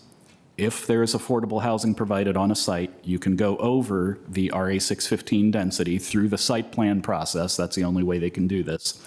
And with those at 51 units being added, there's 12 units being provided through provision of on-site affordable housing. 6 units are 2 bedrooms, 6 units are 1 bedroom, and 10 units are earned through the provision of green building techniques on all of the new construction for a total of 509 units. So 73 new units. The requested modifications, there are several, but they are based on keeping the existing non-conforming parking for the most part. As you know, parking regulations have changed over the decades. The site still provides far more parking than we typically are requested in site plans. As I said, more than even the by right development. And is also requesting existing additional density through that zoning ordinance provisions, section 1237. That permits the board to do this. Showing the process, we had one site plan meeting, which was able to air all of the issues with attendance by all, of course, the site plan review committee by representatives of nearby civic associations, including the host Fairlington Civic Association, which sent you a letter recommending approval. The commission hearings have all been unanimously in favor of approval. The Transportation Commission had a motion suggesting that the 31st Street travel lanes are still wider than our current standard and could be narrowed further to provide a buffered bike lane, as this site is providing a separated bike lane with paint. The Planning Commission recommended unanimously, no public speakers. Housing Commission recommended unanimously. Therefore, the county manager recommends that we adopt the ordinance approving the new site plan for 73 dwelling units. And I should mention it does incorporate the existing building and all of the site into the site plan. And subsection B is approve the 2 vacations that are recommended by the DES Real Estate. So I have Sergio Virukea with me for DES Transportation. Michael Haluski could ask questions about the vacations. Thank you very much. This ends my presentation. Thank you, Mr. Schultz. I believe we can go over to the applicant. I'm not going to tell you that we haven't heard about this. We have had very extensive conversation about that. So if it's a short presentation, it would be very highly appreciated. Absolutely. Thank you, Mr. Chair, and good evening, board members. My name is Matt Allman. I'm a land use attorney with Venable. Can you turn on your microphone? I think it's... Yeah. Is that any better? No. Now it's... Sorry, I was just a little too far away. Yes, we will keep our presentation as brief as we can. And thank you to Mr. Schultz, both for his introduction to the project and his hard work in getting us here this evening. We're very excited about this project, and we're very proud to be before you this evening with unanimous recommendations of approval from the Transportation Commission, Housing Commission, and the Planning Commission, as well as a letter of support from the Civic Association. So the excitement is shared. So let's flip through our slides.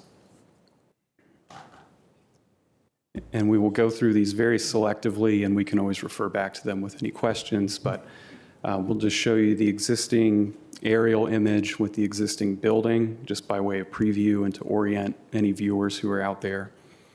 It seems like there may be some lag.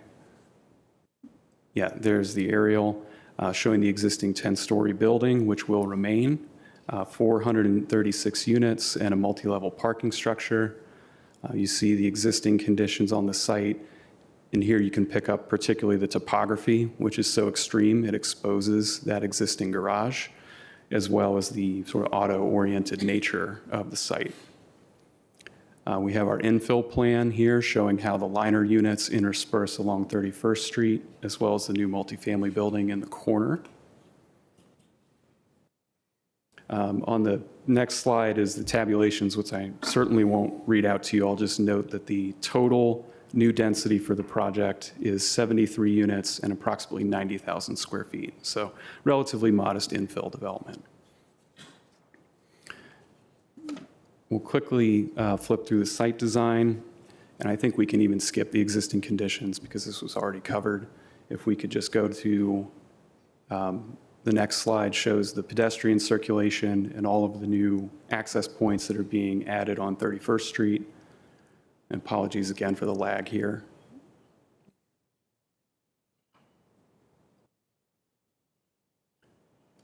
Mike, if we could just keep flipping through these three. We don't need to pause here. We'll just spend a second or two on each showing the new pedestrian points of access, vehicular and bike as well.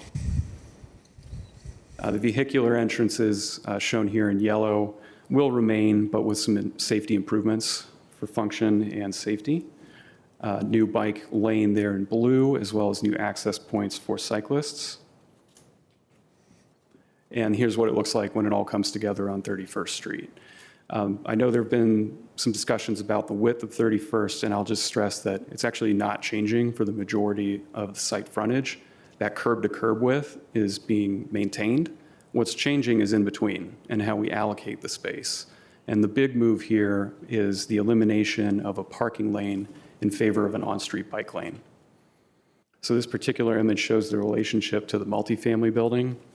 And then the next slide shows what it looks like in relation to one of the liner units, which in turn screens the garage behind. The architectural design, and I think we can skip the comparative massing, Mike, and we can just flip,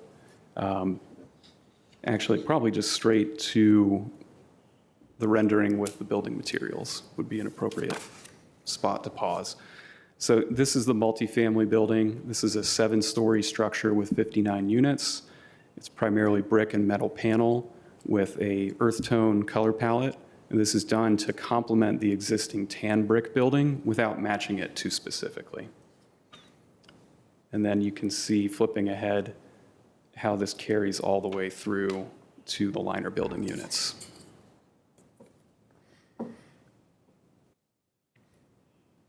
Apologies, it looks like we're having a little more lag. Yeah, those are the liner building units, and these are 4 stories apiece, 2 units in each building. So, and on this slide, you can see in the areas between the buildings where we have existing utilities, we've got additional planting and a metal panel screen wall to better shield that garage. The parking has already been discussed in Mr. Schultz's presentation, so I won't dwell on the tabulations, other than just to note that the existing parking garage, like many of its age, is extremely overbuilt and underutilized. And our consultants with Wells and Associates have been to the garage multiple times to study the utilization rates and have found that there's excess capacity virtually any which way you analyze it. So we're not anticipating any issues with integrating the new users into the garage, nor are we anticipating issues with the elimination of that street parking lane. So that's actually shown on the next slide, deals with the the on-street parking. And this has gone through some evolution based on comments from the community and staff as well.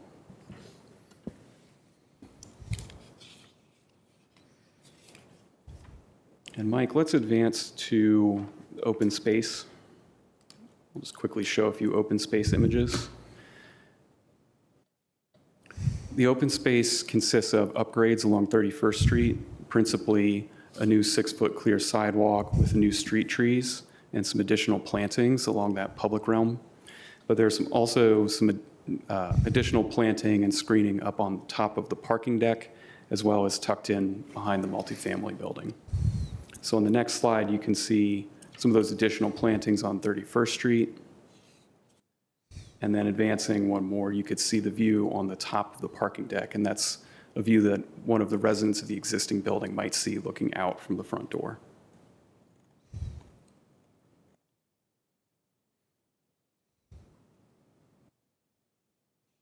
Right. We seem to have lost that image, but we can always refer back to it if necessary. So on the community benefits, there's 2 layers of benefit with the project. There is the standard list of community benefits that you get with any site plan. That's things like the sidewalk upgrades, the upgrades to the existing bus stops, utility undergrounding contribution, the TDM program, things like that. Then there's the additional layer of benefits that's proffered in exchange for the bonus density, and that's the green building certification at the LEED Gold level and the on-site ADUs. And on the next slide, we take a little bit deeper dive on that affordable housing program, but as staff mentioned, it's 12 units in total, 6 one-bedroom, 6 two-bedroom. Those are all located in the new multifamily building, which is in the foreground of this photo here. And I think it's appropriate taking a step back to end our presentation on the topic of housing, because we definitely see this as a housing success story. Without having to displace any residents and without having to build expensive new parking garages, we're able to increase housing supply. We're able to increase diversity of typologies with those liner building units and the bigger unit counts and bedroom sizes in there. Also introducing a range of affordability to the site with the protected ADUs, as well as some market rate affordable in the existing building that will be preserved. So we see it as a good example of infill development, something that satisfies a lot of the county's housing goals, and certainly a project that we're very excited about. So looking forward to the discussion and happy to take your questions. Thank you, Mr. Parola.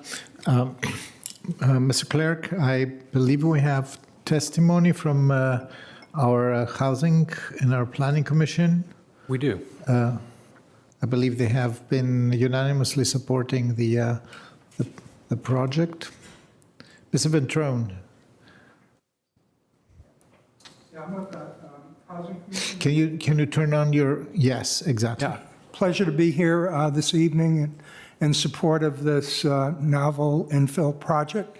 On July 10th, the public meeting, the commission reviewed and discussed Shirlington House site plan proposal, and we unanimously approved it 7-0. This proposal has strong support from the commission because it improves the site and the surrounding community while adding 12 new committed affordable units to the county's housing supply. We see the inclusion of 12 on-site affordable units representing 16% of the new units as a significant contribution. We're particularly encouraged that 6 of the 12 will be 2-bedroom units, which were critically needed for families and multi-person households. The commission also appreciated the current residents of Shirlington House will not be displaced and that the proposal reflects smart, efficient infill development, making good use of available land while respecting the existing community.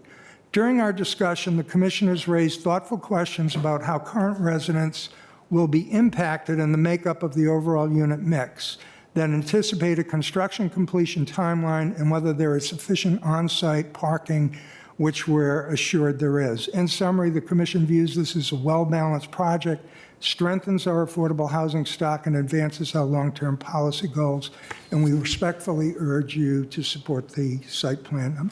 Thank you. Thank you, Mr. Ventrone. Is Mr. Berkey from the Plan Commission? Yes, we have Mr. Berkey joining us virtually. Good evening, Mr. Berkey. Yes. Yes, good evening, Mr. Chair. I will make this brief. We did not take a motion on Mr. Ventrone's comments, but I think if he had testified as such to the Planning Commission, fair to say, that would have found unanimous support. So we heard this item at our July 10th, 2025 public hearing. I'll just summarize. We had a very solid SPRC process led by our Vice Chair, Nia Bagley, regarding this project. We would concur with the comments about housing affordability. This is an excellent project for infill development that will allow for more housing. It will avoid displacement and really allow more neighbors to join the Shirlington community. Folks were also interested in the enhancements along 31st Street, also for supplemental shade, additional trees, clearing out of invasives, also thinking about plantings in that area across the street that's not being developed. But none of those were joined by amending motion. The Planning Commission recommended, I think it was 7-0, that the county board adopt the site plan as recommended by county staff. Thank you very much. Thank you for the thorough work that got us to a consent agenda item. Do we have any speakers, Mr. Clerk? We do, if you give me just a moment. We have just one speaker on this item this evening for 3 minutes, Mr. Bernard Byrne. Dr. Byrne, good evening. Good evening. Can you hear me? We do. Thank you. Thank you. Like many projects that you routinely approve, this one lacks significant amounts of viability and sustainability. There are no green roofs, no green walls, no side solar panels on any of the project's buildings. The tree trenches will be only 5 feet wide, rather than the record suspended 6 feet wide. Further, the tree trench will be filled with grass rather than plants that support pollinators. Look at the pictures, you'll see that. You should support the County Board's 2016 Monarch Pledge and the 2023 Forestry and Natural Resources Plan. All plants should be native to Arlington's vicinity. This is not going to happen here unless you change something. Native flowering vines should hang down from the roof, balconies, and ledges and climb from the ground on trellises. This won't happen. Protect all plantings from trampling and dogs with low fencing or elevation. This won't happen. Install native pollinator plants rather than plant grass in the tree trenches. As I have informed the applicant without receiving a response, the applicant will install 6 plants that are not native to Arlington and vicinity. These are, I'll just go through them fast, blue zinga blue sedge, featherweed grass, St. John's wort. I'm just not going to mention the others, but there's 6 of them, including southern magnolia, which is not native. 3 of these are not native to North America. Non-native plants may not feed native pollinators and may become invasive. Replace all 6 with plants that are native to Arlington and its vicinity, but they won't do this unless you make a motion. Include common milkweed, Asclepias syriaca, to support monarch butterfly reproduction. Again, this won't happen unless you make a motion. The applicant will install 10 cultivars. Many cultivars have altered flowers or foliage that do not feed pollinators or are toxic. Replace all 10 with their parents if native, or with natives with similar characteristics such as shape, size, foliage, and flower colors. The applicant would install 8 species of wind-pollinated plants, rushes, and sedges. Flowering plants feed many more pollinators than do wind-pollinated plants. Fewer than 25% of herbaceous plants should be wind-pollinated. The number looks like it exceeds that, but I can't be sure. A wide lawn appears to cover the parking garage. Lawns usually contain wind-pollinated grasses that are not native to North America and are highly invasive. Either ensure that the lawns contain only such wind-pollinated lawn grasses as wood sedge or larley sedge, or replace the lawn with a grove of native flowering plants that support pollinators. I've informed the applicant about much of this. No response. Maybe you will make some comment this time and put in a motion, which you generally don't. And by the way, I'm not speaking on your next item because I know that you won't do anything. Thank you. Thank you, Dr. Byrne. Colleagues, I don't believe there are other speakers, right? No more speakers on this item. Correct. So the discussions with the board, I would like to invite a motion by Vice Chair DeFerranti. Thank you, Mr. Chair. I move the county manager's recommendation specifically on A, that we adopt the attached ordinance for SPLN 24-00001, approving a new site plan for up to 73 new dwelling units incorporating the existing building and site, and B, in 2 parts. First, approve the attached ordinance to vacate 2 10-foot storm sewer easements and a 5 foot sidewalk easement, and 2, authorize the Real Estate Bureau Chief, Department of Environmental Services, to execute on behalf of the county board the deed of vacation and any other documents necessary to effectuate the ordinance of vacation set forth in attachment 1, attached hereto, subject to approval of all documents as to form by the county attorney. Thank you, Vice Chair Ferranti. It's seconded by Mr. Spain. Just a quick check-in with our attorney. The motion was correct, right? This is a different motion than the abbreviated one that was requested. Okay, but it's the full motion. I don't think that the first part was the full motion for the Shirlington House site. I would say, is it fair to ask the mover to repeat the motion to? Sure, yeah. Okay, to substitute the motion with the motion that we have. Okay, sure. Sorry about that. I move that the county board adopt the county manager's recommendation as stated in the board report dated July 11, 2025, namely to adopt the ordinances attached to the board report to allow for construction. Yeah. Board report dated July 11. Yeah, I got that.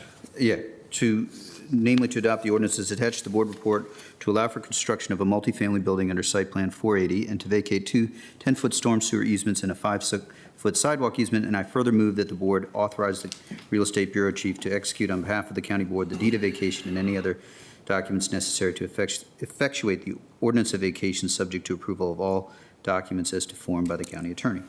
Right. Now it's correct. Is there a second? A second. It's seconded by Mr. Spain. Mr. DeFerranti, do you want to speak to your motion briefly? Yes, my apologies, Madam Attorney and colleagues, for not using the abbreviated and focused motion. I'll just speak to it briefly. We have on-site units, which is very important to us, and we often don't get on-site units. We have LEED Gold, and we have 24% above ASHRAE, which I have been on a learning curve for a couple of years as to benefits of that. It's above a prior energy efficiency standard, as I understand it. And then transportation, it's also, LEED Gold is important to us. The transportation, we have the sidewalk and we have the bike piece. We have 11-0, 7-0, and 7-0 votes from our commissions. I think that this is an infill project that will benefit us. It is additional housing, and that's why I support it and made the motion. Thank you, Vice Chair DeFerranti. Any other comments from colleagues? I see Ms. Coffey. Yes, thank you. The resident who asked to remove this from the consent agenda attended my Open Door Monday last night. He was not able to attend tonight, but to summarize for you all what his concerns were.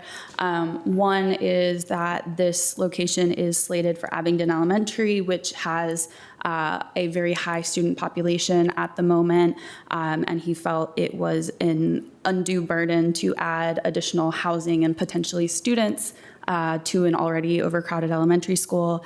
And then an additional concern on the street width of 31st Road Street, that particularly with the bus routes that use that road, that the new street width would not be wide enough, essentially. I would note that our Transportation Commission made a motion to want to narrow it further, and so I just would like to give our transportation staff to address how you came to the conclusion that the width of the street is okay, and is there anything that we need to be concerned about, particularly with the streetscape? Thank you for that question. Let me just bring up the presentation real quick. Not the presentation.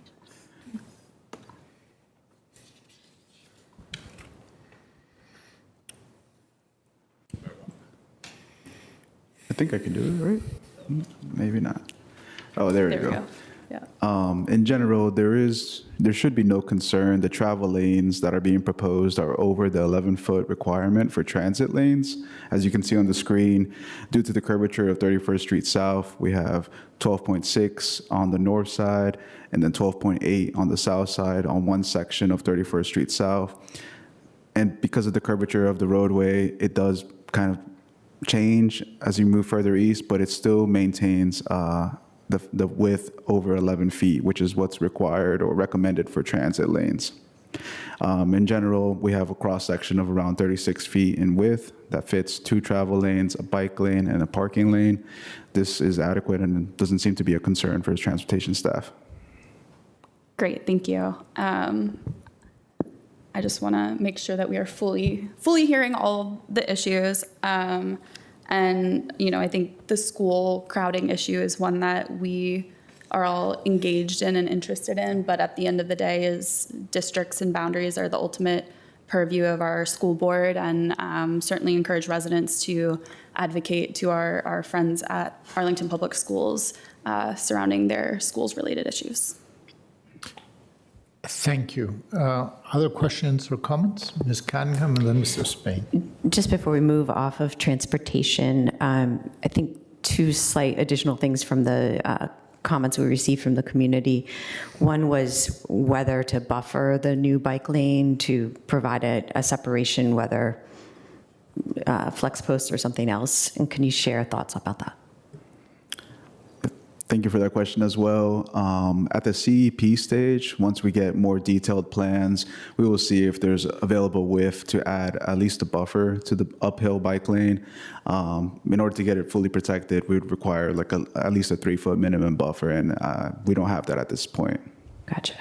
And then similarly, in some of the questions about the width, I think it was Arlington Civic Association mentioned that their experience is that WMATA buses, I think was their comment, are often crossing the yellow line there. Have we looked at the operations of buses there, and is that a road design issue, or is it more of a driver training issue for the buses? Yep, thank you again for that question. There is a transit hub further east of this development. There's plenty of traffic, or at least transit buses that use 31st Street South. There's also a bus stop right in front of this development. We don't believe it's a roadway issue. It's probably an operational issue with the buses. That's all I can say at the moment. Okay, great. Thank you. I have other topics, but let colleagues go. For this particular. Mrs. Payne. Yeah, no pointed questions. I would just say, you know, for folks who may be watching, right, I would just say these decisions aren't made in a vacuum. I haven't been here 7 months. This was on the consent agenda initially because it wasn't deemed too controversial, but I'm glad we were able to really address the issue as it came to transportation. At the end of the day, you know, when I looked at this project and having walked it and been down there, you know, to yield 509 units, and we've done this in about 6 months, basically. They started in December. I mean, the efficiency, the timing, it was very expeditious, and you had community buy-in, and we heard from our civic association, and we're going to get more units at the end of the day. So with that being said, this is an infill project. They have more than enough parking left over, even with all the units, and I think it's a good start heading in the right direction. So I'm going to fully support it as I did on my second. Thank you. Thank you, Mr. Spain. For my part, we had thorough conversations about that. I'm happy about this is a good project. I really appreciate also the kind of for Arlington innovative spirit to build around build a liner on a old-fashioned parking garage. I do think that's a challenging location. It is next to 395. That's not a small issue. The protective walls are not complete. They stop at some point. So I believe that there will be an additional need for soundproofing of the building, so that the interior piece of these units is guaranteed. I also think that in terms of the bus lanes, they are very wide, 12 point, an average of 12. I understand this is standard. This is also an ascending there, so they are ascending a little bit, so that may be a little bit louder, and it's in between a wall and a building. So there are certain challenges, but I think that for now you have mastered these challenges very well. I still believe that the bike lane deserves some protection, like flex posts. I think this is more than appropriate, especially because it's a bus route. So thank you. I support the motion, and I have nothing to add. Thank you. Ms. Cunningham.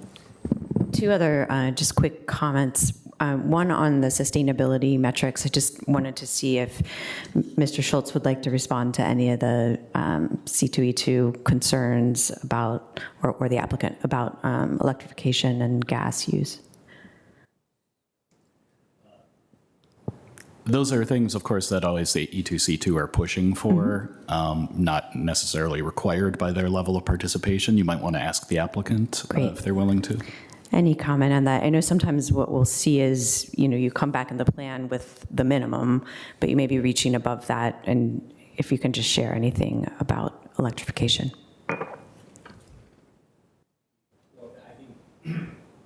Sorry, the only thing I would say is I think in terms of electrification, I think the outdoor air unit is probably the only thing that's proposed possibly to be gas-fired and that we would study in the future. I think all appliances would be electric.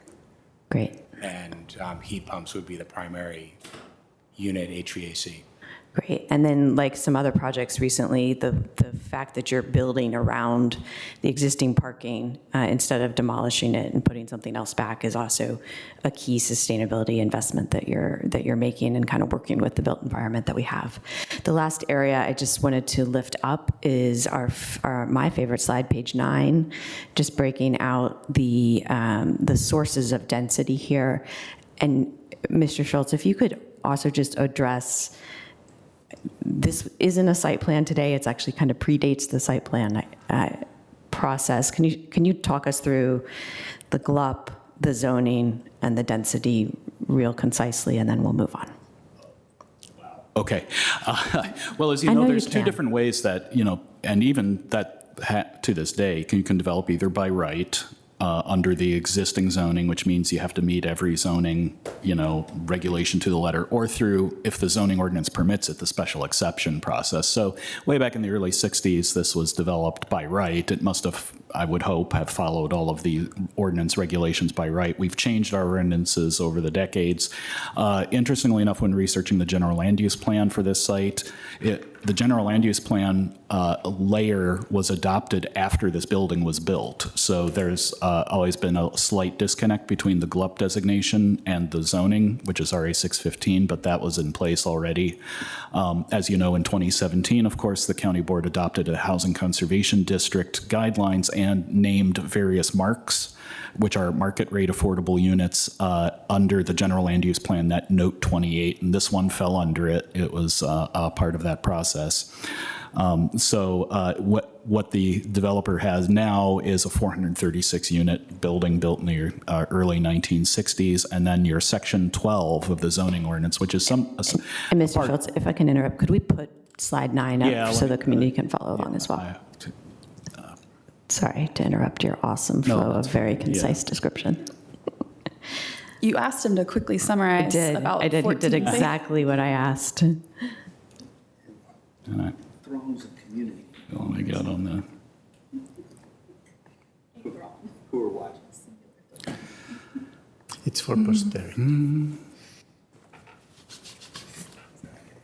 There we go. It's a good backdrop to your description. Yes. Thank you. So this section 1237 is used in these RA districts. Not the mixed use districts generally use section 15.5 of the zoning ordinance. This one uses both 15.5 and this 1237, which allows them to go over the existing maximum density in these RA 615 districts, as long as they provide some amount of affordable housing. And as you know, there's 16% of the new units are on-site affordable housing. And then with their participation in the Green Building Incentive Program at the 0.25 level, they gained 10 units. And we have those 12 committed affordable units.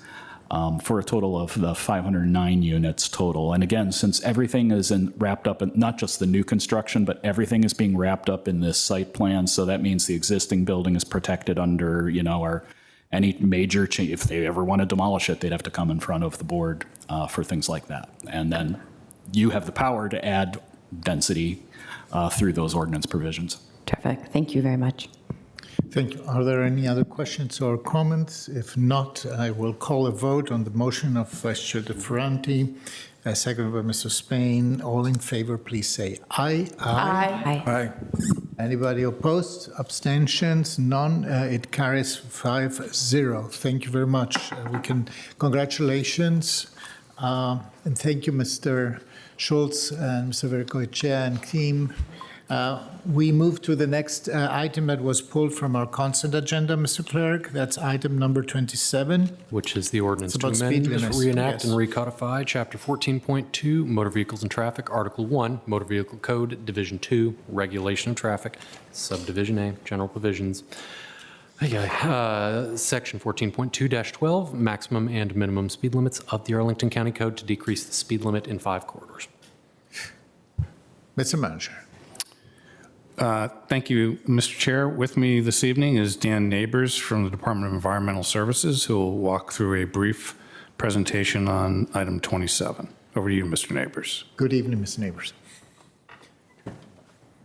There we go. Good evening, everybody. County Board, County Manager. I'm about to share my screen here. Let's see. Oops. Almost there.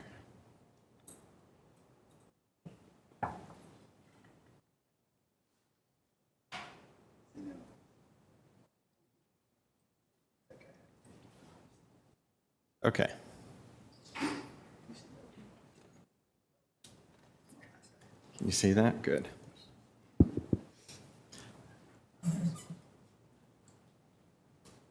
All right, as noted, I'm going to do a brief presentation on speed limit studies that we've conducted over the past few months. Quick overview of the program is the reason that we're looking at speed limits on our roadways is this is something that we identified in our Vision Zero action plan that we would do to see what the appropriate speeds are on our roadways. So this is some of the last roadways that we are looking at. I will say, too, that our policy is informed through doing before and after studies. So we don't just, do a before study and determine whether the speed limit needs to change. We'll do an after study, too, to see if the effects, if it's effective, if it's increasing crashes, if speeds have changed. And in fact, through our slow school zone program, that's why we've put up those tactical speed humps, because we did the speed limit reductions in these slow school zones where they went from 25 to 20. And we saw in some of the areas that there was really no effect on speed. And so we put in these tactical speed humps. And pretty much every weekend this summer, we've been installing those tactical speed humps as part of the last few quarters that we're trying to implement. So again, as with a lot of the stuff that we're looking at with Vision Zero, we're not just doing something and leaving it alone, but making sure it's doing what we want. So the current proposal that I'm going to talk about today is to reduce speed on some additional roadways, and I'll go over what those roadways are in a few minutes. Beyond our discussion tonight, the program is also going to be working with VDOT to talk to them about lowering speed limits on VDOT roadways. And there are other efforts that we have underway that are looking at addressing speed. I did mention speed humps already. Some of the other things that we've been doing over the years is we're doing roadway reconfigurations, where when we do repaving, we'll see what is the appropriate context. Can we add bicycle lanes, reduce lane widths, things of that nature. We've also installed centerline hardening, which are objects we'll put in those flex posts. We'll put in some of these kind of smaller speed humps in the middle of intersections to get people to slow down as they're turning through intersections. And then finally, which we're starting very, very soon this year, is we're doing some pilots to look at additional measures which we can deploy in the field that can help control speed. So as I mentioned, some of the roadways that we're talking about in this proposal are shown on this map. The roadways under consideration are in kind of yellowish color, and they're numbered as well. The other blue lines on the map are showing roadways where we've already reduced speed through previous studies. And it's important to note, and you can see this written on the right side of the screen, that right now Arlington has no roadways with a posted speed of over 30 miles an hour. So through this process, we've eliminated roadways that are 35 or above. Of course, VDOT roadways still have some speeds like that, and that's why I mentioned that is kind of the next step of that effort, is to work with VDOT on some of their roads. So the 5 roadways under consideration are Fairfax Drive, a short segment between Little Falls and Langston Boulevard. You can see it on the left side of the map. Washington Boulevard between Kirkwood and Glebe. The reason we just looked at that extent because to the east is 25 miles an hour and to the west is a VDOT roadway.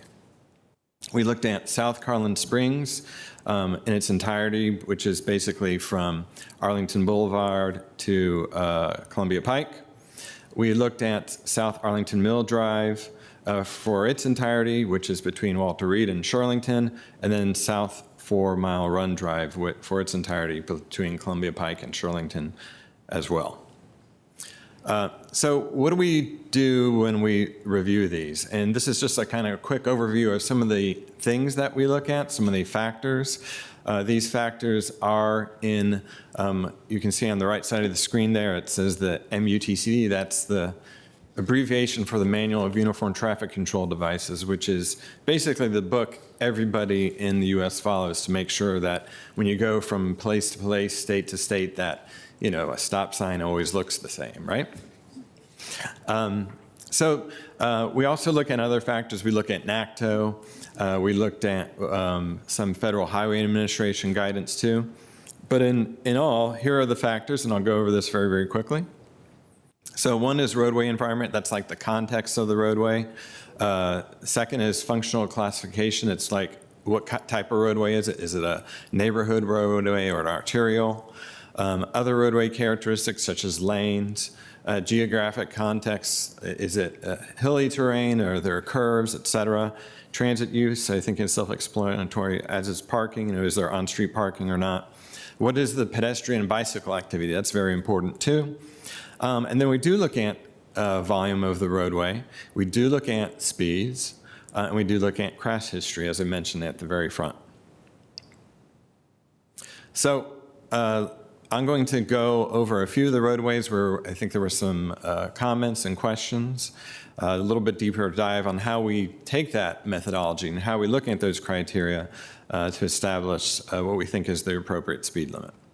So on South Carlin Springs, some of the supporting information why we think a 25 mile an hour posted speed is appropriate is the presence of multiple schools. In the north, you have Kenmore Middle School, you have Carlin Springs Elementary, and then in the south, Campbell Elementary School. And it's also, that corresponds to the area where we have this extended slow zone that's continuous between those schools. It's extended in terms of geography, but it's also extended in terms of the period because of the stagger nature of the different bell times. So we have an hour in the AM and an hour in the PM for that extended slow school zone. There's also an uncontrolled crossing in the south of Campbell near 8th Road. That's what actually has an RFB that we constructed about 5 years or so ago. And when I say uncontrolled, I just mean it's not signal controlled. So we are very careful in how we apply different controls when there's not a signal that provides clear indication when vehicles stop to allow pedestrians to cross. The good thing is, since we've done, this is something we've studied before, so this is the second iteration, and as I had noted, is we're looking at these, these roadways and looking at the data before and after. The after data shows through our photo speed program, which has 2 photo speed cameras in the southbound direction, and we will be working with ACPD in the fall to establish another photo speed location on this roadway in the northbound direction. speeds have dropped because we think presumably because of, the photo speed enforcement. So now the average speed is less than 30 miles an hour, which makes us think that it's appropriate to reduce the speed limit to 25 on this roadway. And on the next slide, you can just see this is basically the context. It's a 4-lane roadway with sidewalks on both sides, which serve kids that are walking to the 3 schools along the corridor. So the next roadway that I'm going to go over is Washington Boulevard. And again, the reason we're looking at this section of Washington Boulevard is because to the left, that's to the west, it's a VDOT roadway, which we'll discuss with VDOT. And then to the right, it is 25 miles an hour. So some of the supporting reasons for lowering the speed limit to 25 is there's a lot of pedestrian bicycle activity. There's multiple uncontrolled crossings on this roadway. There's a high school, W&L High School is along the corridor, as is Quincy Park and the Central Library, and lots of fields where kids are crossing the street. There's also a lot of hub bus stops, too, along the park. This roadway is also on our high injury network, so it's something that we want to apply special measures to help address some of the safety issues. It did have a above average crash rate, as kind of very similar to the high injury network statement. And the current average speed is below 30. It's also, again, a continuation of the 25-mile-an-hour speed limit on the roadway to the east. So we feel that these merited a reduction of speed to 25 miles an hour. And here again, you can see the context, 4 lanes, and sidewalks on both sides with a lot of uncontrolled crossings along the roadway. This just happens to be right next to W&L High School. So the last roadway that I'm going to go over in detail is Fairfax Drive. Some of the reasons that a speed reduction is supported here is there's the uncontrolled marked crossing at the very northern end of the roadway. There's, in addition to the pedestrian usage, there's bicyclist usage at that crossing as well. It is above average crash rate in this segment as well. However, the average speed is about 28, so it's reasonable to think that if you lower the speed limit, people will adhere. One of the things that we heard is that there was some concern over the merging activity. It is true that it is 2 lanes at the northern section. It is a one-way roadway, and as you go south, there is a merging activity where it goes down to 1 lane. Again, we don't see that as an issue. In general, any maneuvers that occur at a slower speed have lower risk, so we don't see that that would be an issue. And then it is a continuation of the existing 20-mile-an-hour speed limit that's to the west of this section. And here's a illustration of this roadway and the kind of merge condition that I described. So the picture to the left shows the 1 lane where it's currently 25, and then the picture to the right is basically the same spot but flipped around 180, where you see 2 lanes coming together. And then if you go down the roadway, you see there's still the 2 lanes, and on the very right side of the screen, you see that there's a merge in that. So again, merging is, and we think that lower speeds will help facilitate easier merging, and we don't really see any issues with merging activity that's been out there already. So those are the 3 corridors that we had questions about. So now I'm hopefully open to answer any questions that you may have regarding the speed limit studies.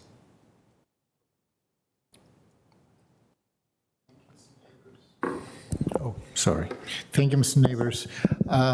Do we have testimony on these? We don't have applicants, I guess, so no applicants, no commission, so I believe we proceed to our public speakers. So we don't. We do have public speakers. We do have public speakers. Yes. We have two public speakers on this item, each speaking for 3 minutes. Our first speaker is John Lau, followed by David D. Okay. Mr. Lau. Good evening. Hi, so I thought I had 5 minutes. I don't know. This is something that the clerk. Yeah, are you speaking on behalf of a civic organization or are you speaking on your own personal capacity? Gotcha, then it's 3 minutes.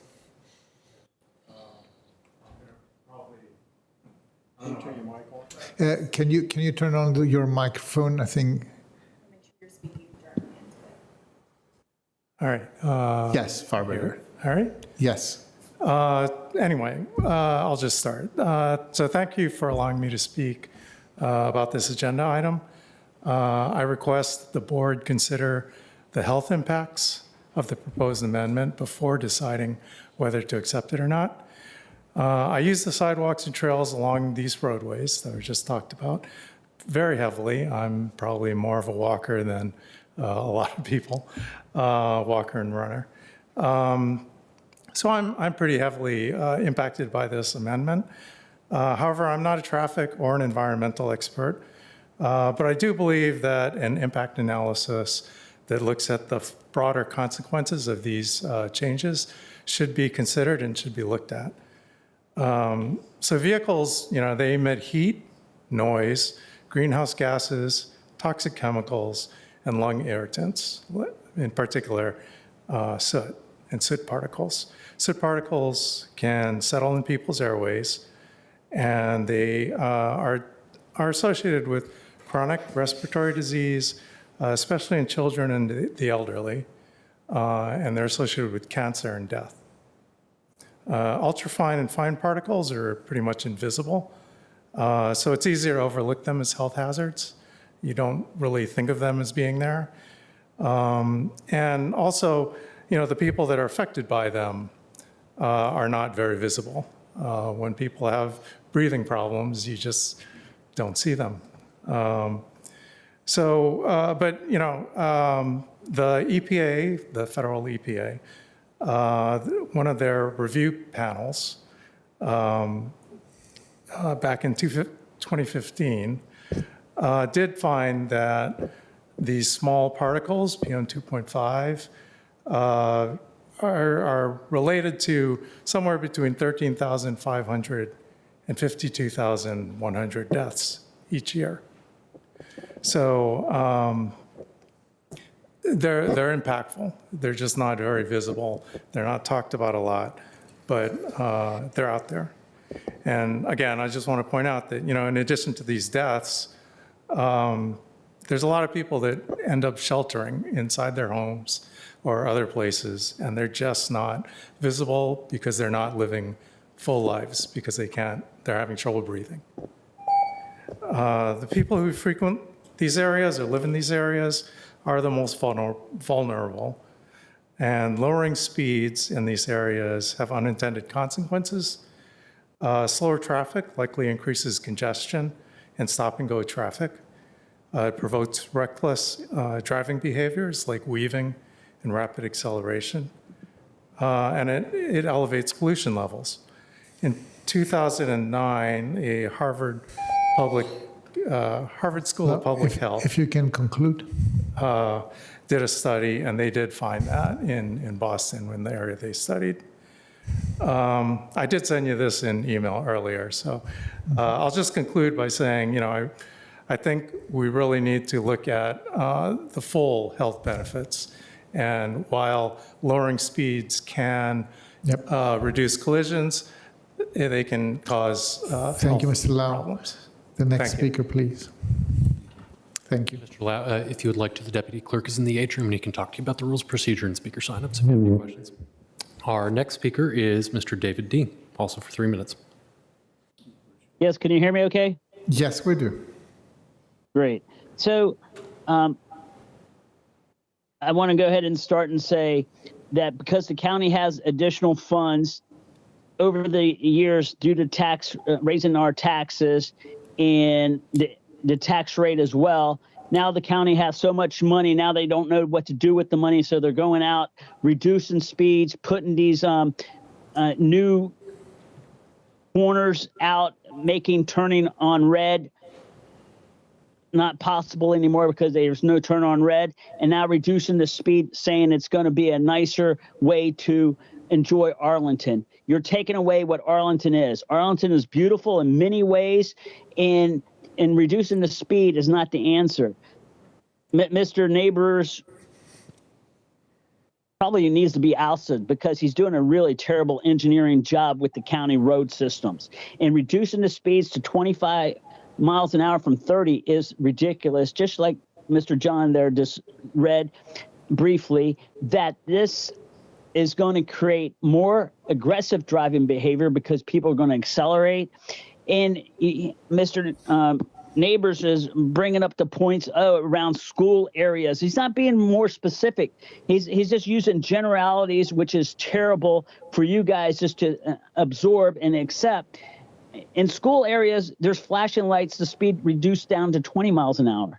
And so you're going to make it 25 miles an hour and more congestion and all these speed humps here and there. These studies are flawed.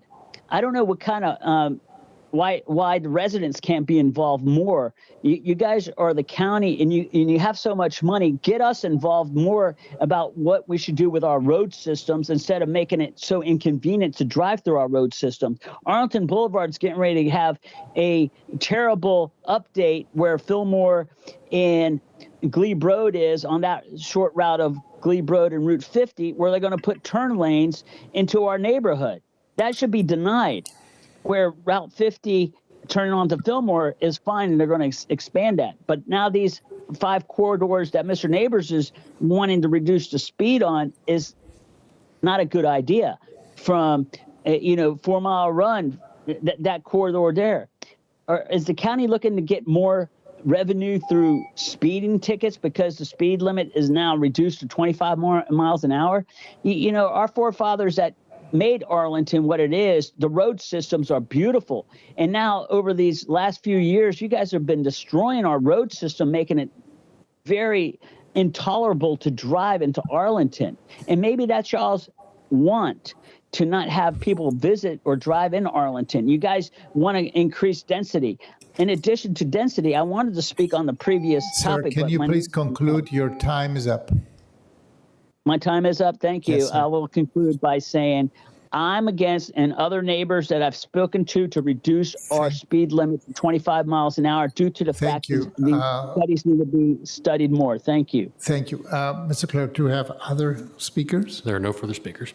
No, we don't. So I would invite a motion, I think, by Ms. Coffey. Yes, one moment. Let me make sure I have the correct motion up. Okay. I move that the county board adopt an ordinance, attachment A of the staff report, to amend, reenact, and recodify Chapter 14.2, Motor Vehicles and Traffic, Article 1, Motor Vehicle Code, Division 2, Regulation of Traffic, Subdivision A, General Provisions, Section 14.2-12, maximum and minimum speed limits of the Arlington County Code to decrease the speed limit on 5 corridors. Is there a second? Second. It's seconded by... You guys already have your answer to go ahead and go forward on this. Can we please silence this? Thank you. So it's moved by Ms. Coffey and seconded by Vice Chair DeFranti. Ms. Coffey, do you want to speak to your motion? I can start off particularly highlighting Carlin Springs, which I think is, has been such a pain point for our community.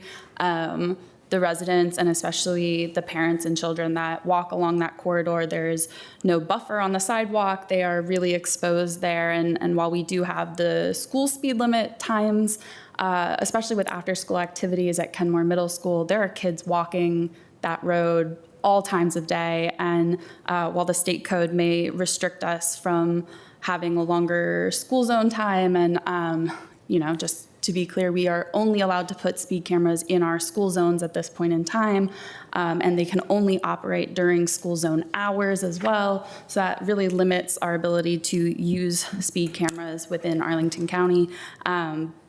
But this is one way that we can make sure that, children walking to school have a safe environment where, even if it is just 5 miles per hour, I think it's hard to quantify the risk differential that happens in those 5 miles per hour, particularly just your field of visibility and the difference between 30 miles per hour and 25 miles per hour is significantly different.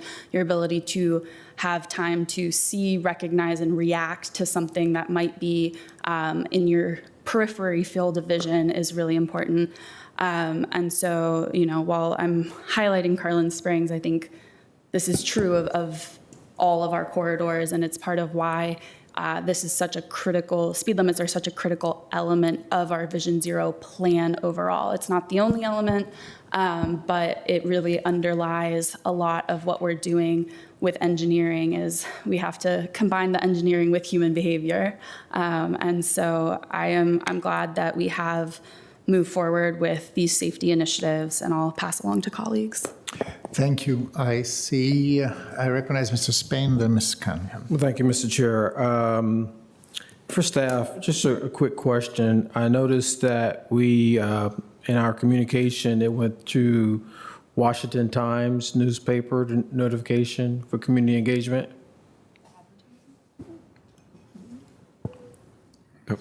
Yes. Yeah.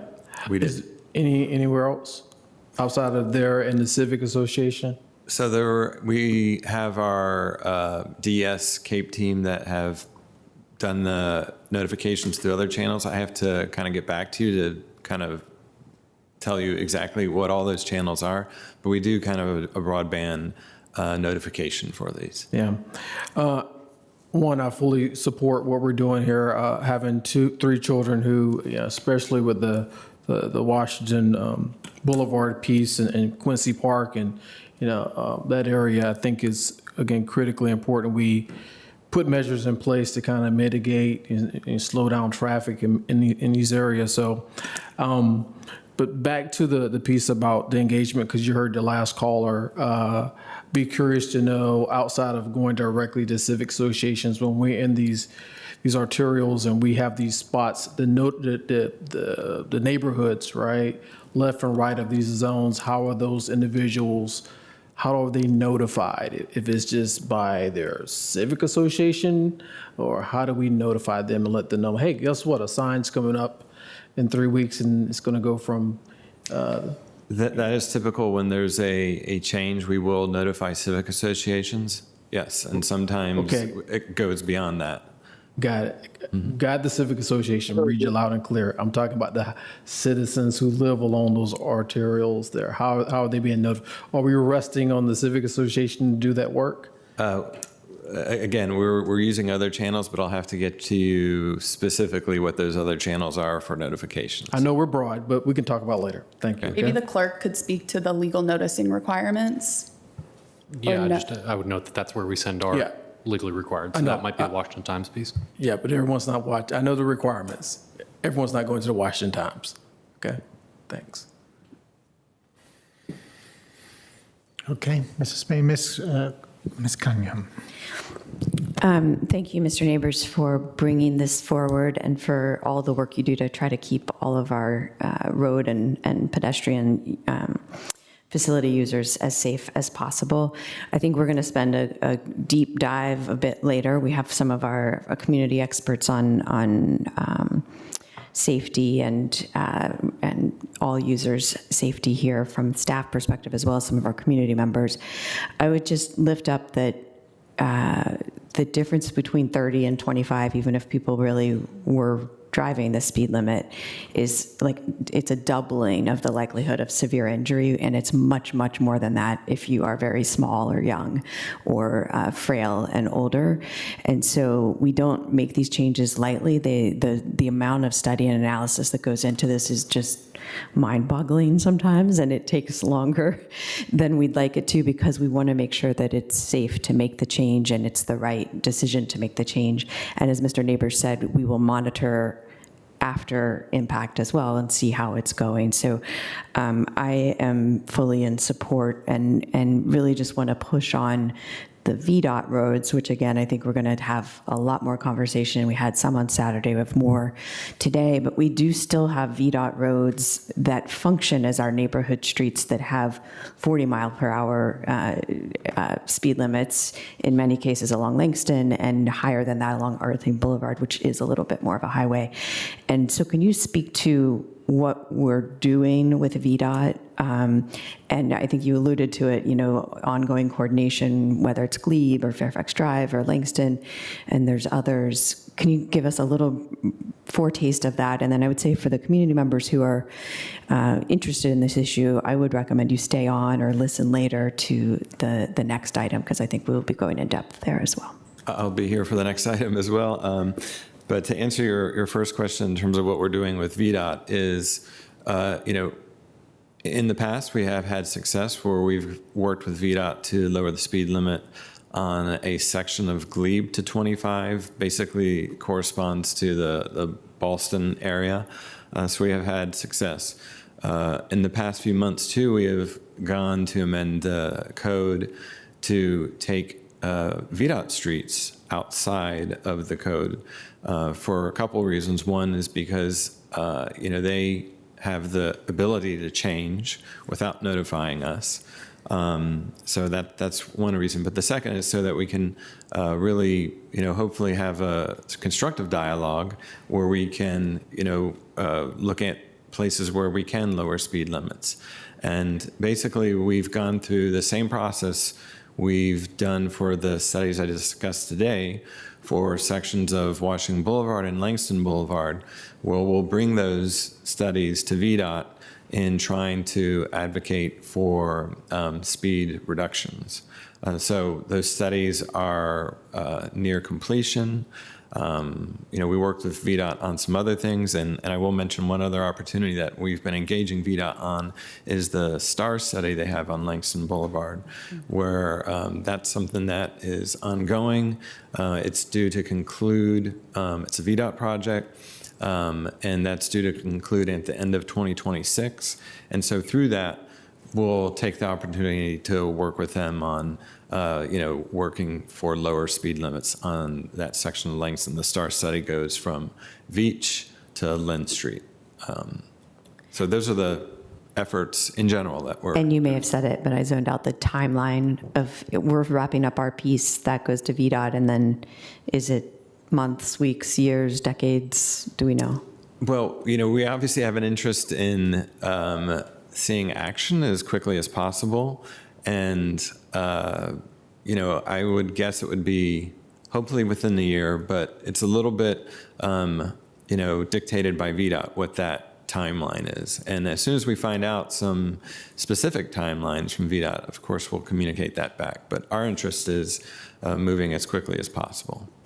Great, and I'll pass it on, but I just add the board has a lot of interest in this and also has had positive interactions with VDOT, and we have a chance to do that once in a while, so please don't hesitate to have us reinforce and amplify. I think they and we and our community all want to use our roads and our sidewalks as safely as possible. Great, thank you. Thank you, Ms. Cunningham. Vice Chair Ferranti. Thank you, Mr. Chair. I think others have covered the general piece, and Mr. Neighbors, thank you for your dedication and your thorough presentation. I guess I'll just say a couple of thoughts. First, there is a study, it's 90 pages, and just for your reference, it's in both, and that was mentioned by both speakers. Mr. Lau, very interesting. I'm thrilled that you are walking so often. I wish I followed your lead, but I do think that the studies, in addition to the presentation, I felt the staff's presentation sort of showed a balance with respect to, knowing how fast people were going and therefore whether it was going to be effective. And so the combination of that presentation and this study further sort of persuades me. I think it's David D., our other speaker, you also really focused the bulk of your concerns regarding the study and analysis. You also mentioned community engagement, and I guess I'm persuaded by the study with full respect to your disagreement. I would note that we're proud of both our founding fathers and our founding mothers in this community. Thank you. Thank you, Vice Chair Ferranti. On my side, Mr. Neighbors, finally we see the light on South Garland Springs, right? So it took a while to align the speed limits, and now I think the MUTCD that was approved in December 23, that was the biggest Christmas present of the Biden administration, to me anyway, that changed the rules that we could allow to avoid such blatant and absolutely incredible inconsistencies that we had between North and South Garland Springs, in my very personal and not, expert opinion. But nevertheless, I'm very happy to see that. To what Ms. Cunningham, as engineer, said, yes, kinetic energy really, it's mass, velocity, and torque, and we are in an environment where we are going through one of the worst, periods of crashes in the nation. The numbers are staggeringly bad, specifically not because we have always more crashes, we do, but because we have heavier vehicles and vehicles that are not designed to reduce the impact, and that's a huge problem. Mr. Lau, I was I'm very interested in what your approach. You say that the inhalable particulate matter, the 2.5 and PM 2.5 and PM 10, which are strongly regulated by what used to be the national EPA, and in which it's one of the categories in air quality that we actually are doing very well here in Arlington metropolitan region in general, that these are increasing when you reduce speed. So when that's to me novel. I would really like to go deeper into that. I've never heard this argument before. Actually, lower speeds are strongly correlating with better air quality, far better air quality. Anyway, I'm very much in favor of the motion, and I will be voting for it. Mr. Chair, may I add one more thing? I think, Mr. Lau, on the air quality and kind of general sense that cars create pollution, I think that is something that we are very interested in and focused on. Our greenhouse gas inventory very much focuses on transportation, and just on Saturday we passed our vision and goals of the Master Transportation Plan, a critical discussion of which really hinged on how do we get people to take things that are not cars, not individual cars. How do we get them to walk like you so proudly do? Like I walk to this office every single day. How do we get them on metro or bike or bus so that we don't have so many cars there? So I think the public health concern, which, environmental health is really reflected in our Destination 2027 health plan, and also reflected in how we're approaching, I think, transportation at the macro level is really how do we get as many of those car trips off the street? Because it is a real issue in terms of air quality and health. I take that seriously, but I think we're just addressing it in different ways while we address the street safety issues through our speed limits. Thank you, Ms. Coffey. If there are no other comments or questions, I'm going to call the vote on the motion of Ms. Coffey, seconded by Vice Chair Ferranti. All in favor, please say aye. Aye. Any opposed? None. No abstentions. The motion carries 5-0 unanimously. Thank you very much. Thank you for the thorough work. Mr. Clerk, You can stay close because we will continue to discuss. Mr. Clerk, can you please call the next item, which is a regular hearing item? Of course. Excuse me. Our first regular hearing item of the evening is number 53, related to the One Rosslyn development at 1901 and 1911 Fort Myer Drive. It's a multi-part item. The first, Part A, deals with the development itself. Part 1 is the rezoning from S3A Special District to CO Rosslyn Mixed Use Rosslyn District, located at 1901. Pardon me, 1901 and 1911 Fort Myer Drive. Part A2 is the phased development site plan amendment to discontinue the existing Rosslyn Gateway phased development site plan, which is number 419, located at 1901 and 1911 Fort Myer Drive. And A3 is the site plan amendment to expand the site area by approximately 2,058 square feet and construct a mixed-use development consisting of 3 towers with modifications to zoning ordinance requirements as necessary to achieve the proposed development plan.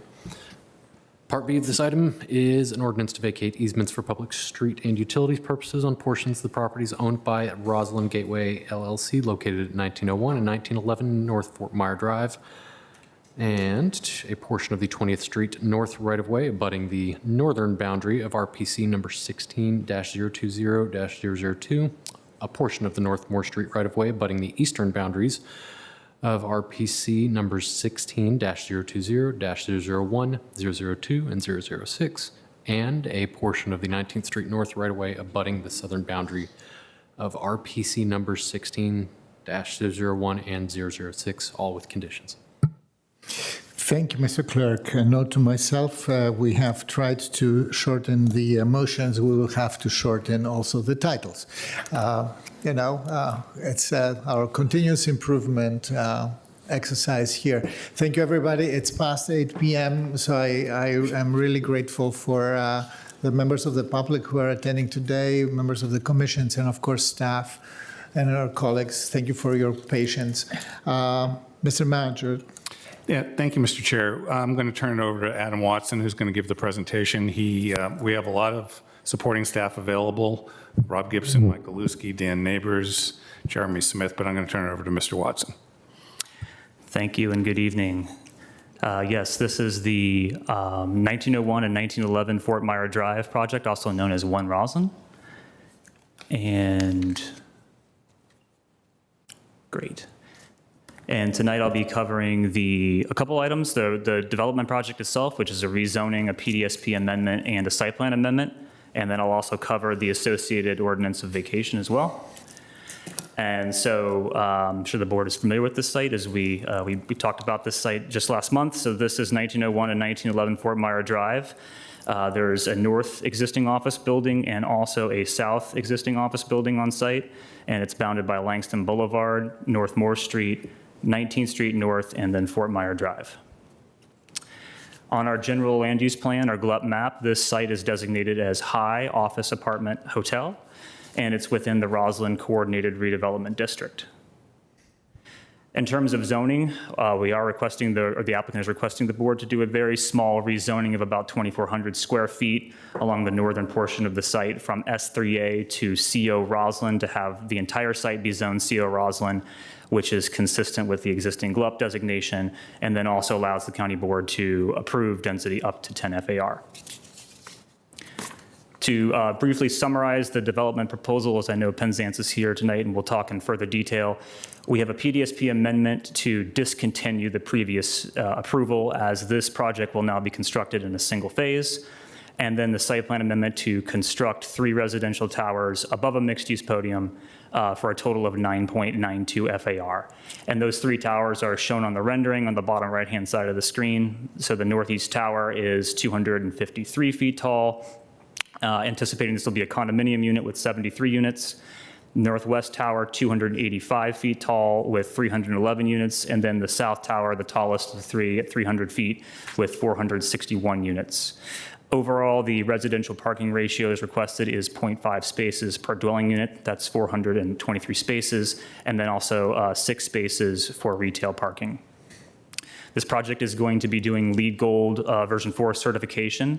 They're not participating in the green building incentive policy. However, they are still going to be doing LEED Gold certification, as well as our Energy Star appliances and fixtures, WaterSense plumbing fixtures, energy optimization of a minimum of 20%, installing EV charging stations at a minimum of 2% of required off-street parking.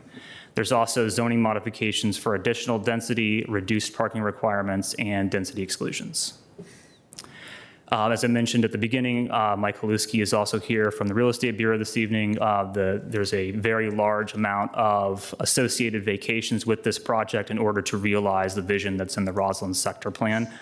And so the vacated area is, or the area to be vacated, excuse me, is shown on the image on the far right-hand side of the screen, and happy to answer questions about that later as they arise. So to jump into some analysis and discussion from staff, the primary planning document or policy document guiding this site is the Rosslyn Sector Plan, which was adopted in 2015. We also have our off-street parking guidelines from 2017, and this recommends for this particular site a residential parking ratio as low as 0.2 spaces per dwelling unit for a market rate building. Thus, staff is supportive of the request to reduce parking to 0.5 spaces per unit.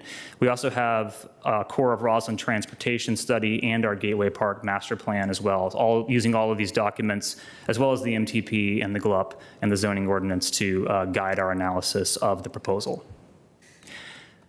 So overall, this is a really excellent site plan proposal. This slide is not comprehensive, but it hits on the major sector plan recommendations and the proposal's compliance with those recommendations. So for instance, density, the site could go up to 10 FAR. The proposal is at 9.92. In terms of land use, the sector plan really emphasizes trying to significantly increase the amount of housing in Rosslyn, which this project will certainly do with 850 new dwelling units proposed. Ground floor retail is being proposed as well along Langston Boulevard and along 19th Street. In terms of building heights, the proposed building heights are at or below the maximums that are recommended, and we're achieving that peaks and valleys recommendation of the sector plan as well.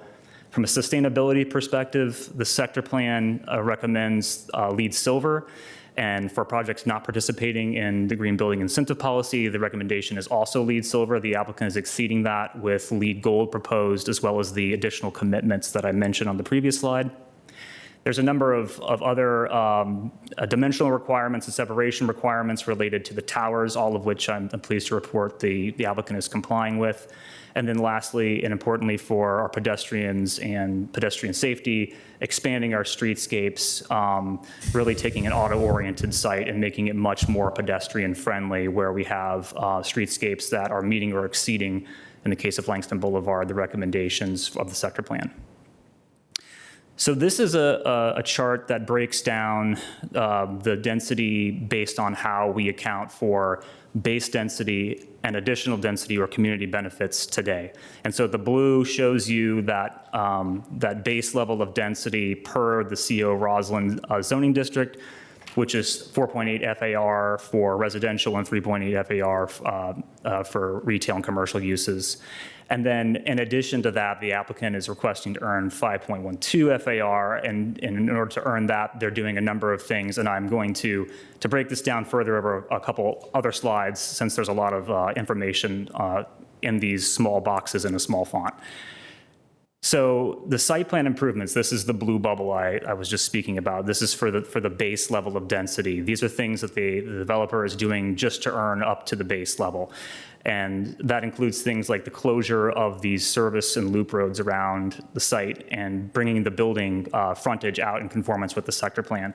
I'll note there's also a $6.7 million compensation to the county in terms of bringing forward those vacations as well. Doing the skyrock removal, which is a recommendation of the MTP and the sector plan. The streetscape improvements and the construction, as well as the buffered bike lanes.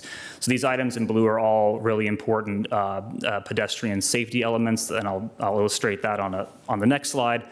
So in addition to that, there's also the LEED Gold, the 20% energy optimization, the 2% of EV spaces installed, a base affordable housing contribution of $3.7 million, public art contribution, transportation demand management measures, in-building wireless for our first responders, and utility fund contribution as well. So speaking to those blue bullets from the previous slide, this is a slide that we showed the board last month, and this is just showing you a bird's eye view of the existing versus the proposed Langston Boulevard streetscapes and the engagement that's happening. Again, just with the base level of density here. And so I think you can just tell from comparing these two images that this project is doing a number of important things, bringing those building edges out, removing all of these service drives, expanding the sidewalk, adding street trees, adding a buffered bike lane, reducing the width of the travel lanes, also tightening the corner radii around the site to make turning movements slower. So moving to the orange bubble, if you'll recall from the equation on the previous slide, this is the community benefits part of it. And the developer is proposing $7.5 million towards AHIF, or for affordable housing. And the sector plan recommends that up to 30% of the total value of the community benefits for the project be devoted towards affordable housing. And I'm happy to say that we're achieving that here. And for those wondering why a cash contribution instead of on-site units, the answer is that in this case, the sector plan specifically recommends a cash contribution be prioritized to the extent feasible. And in this case, part of the explanation for why that is a positive thing is that we anticipate being able to leverage that money to generate approximately 9 times as many CAFs as we would otherwise. It's about 65 elsewhere in Rosslyn or elsewhere in the county versus about 7 on site. In addition to that, $2 million towards off-site public space improvements and $3 million towards off-site transportation improvements. Again, all these things are recommendations that are coming directly from the sector plan. I just wanted to pivot a little bit to talk about the adoption of the Rosslyn sector plan and the approach to community benefits and in Rosslyn and how that shifted a little bit after the adoption of the sector plan. So I'm just to tee a couple things up here and read some quotes. So the sector plan notes that the next generation of redevelopment could face challenges resulting from current and future regional and local economic conditions, as well as individual site factors. And I just note that that's an important consideration that we have to take in when it comes to doing community benefits, because the square foot value of commercial land in Rosslyn has declined. The next bullet says it's critically important that the plan does not unintentionally preclude redevelopment of specific sites, as each redevelopment site plays a key role in the overall vision for the future of Rosslyn. And so again, trying to target these community benefits packages so that projects are actually implemented and go to construction, unlike, for instance, the previous version of this site plan, the Rosslyn Gateway project, which was more or less economically infeasible to move forward with. And so just to sum it up, it says, going forward, the sector plan sets forth an overall approach that focuses community benefits contributions in a way that can help complete certain planned improvements, improve projects sooner, and that the community benefits approach should be founded upon a focus on implementation of the transformative vision and recommendations of the Rosslyn sector plan. So again, focusing more on the qualitative aspects of the community benefits and also trying to mitigate side impacts. And that is just further reinforced when you turn to the corresponding zoning ordinance portion of this, which says that the county board may approve additional density where it finds that the development of the project is consistent with the Rosslyn sector plan and offers certain features, design elements, services, or amenities identified in the Rosslyn sector plan. So again, staff is really aiming to achieve those features and those design elements and those services when we do community benefits.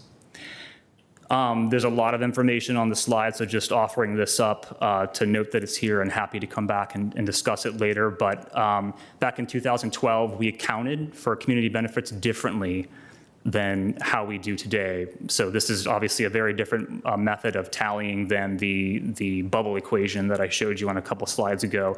And one of the key differences is that things that were credited as community benefits back in 2012, we're now considering just to be standard site plan improvements or things that they're just doing to earn base density. So this chart is comparing the numbers and the categories of the Rosslyn Gateway project, the 2012 approval for this site, versus One Rosslyn, project today. And just as an example of that, take, for instance, in the middle of the chart, the Transportation Demand Management Program. So this is now just a standard requirement for all site plans. It has an approximate value of $1.5 million, but back in 2012, that was not the case. And so they were being given a value or a credit in the community benefits package worth about $1.3 million. To move on to community engagement, this project had a robust community engagement process. We started back in February with an online engagement that covered all of the topics that we typically cover at SPRC. We then had 2 hybrid meetings, one in March and one in May, and then took this item to a number of commissions in June and July. The commissions listed here were those that were voting on this, and those included the Transportation Commission, Planning Commission, and the Housing Commission, all of which recommended unanimous approval per the county manager's recommendation. I just also wanted to note that throughout this engagement process, we heard a lot about pedestrian safety and wanting to make this site and this intersection as absolutely as safe as possible for everyone.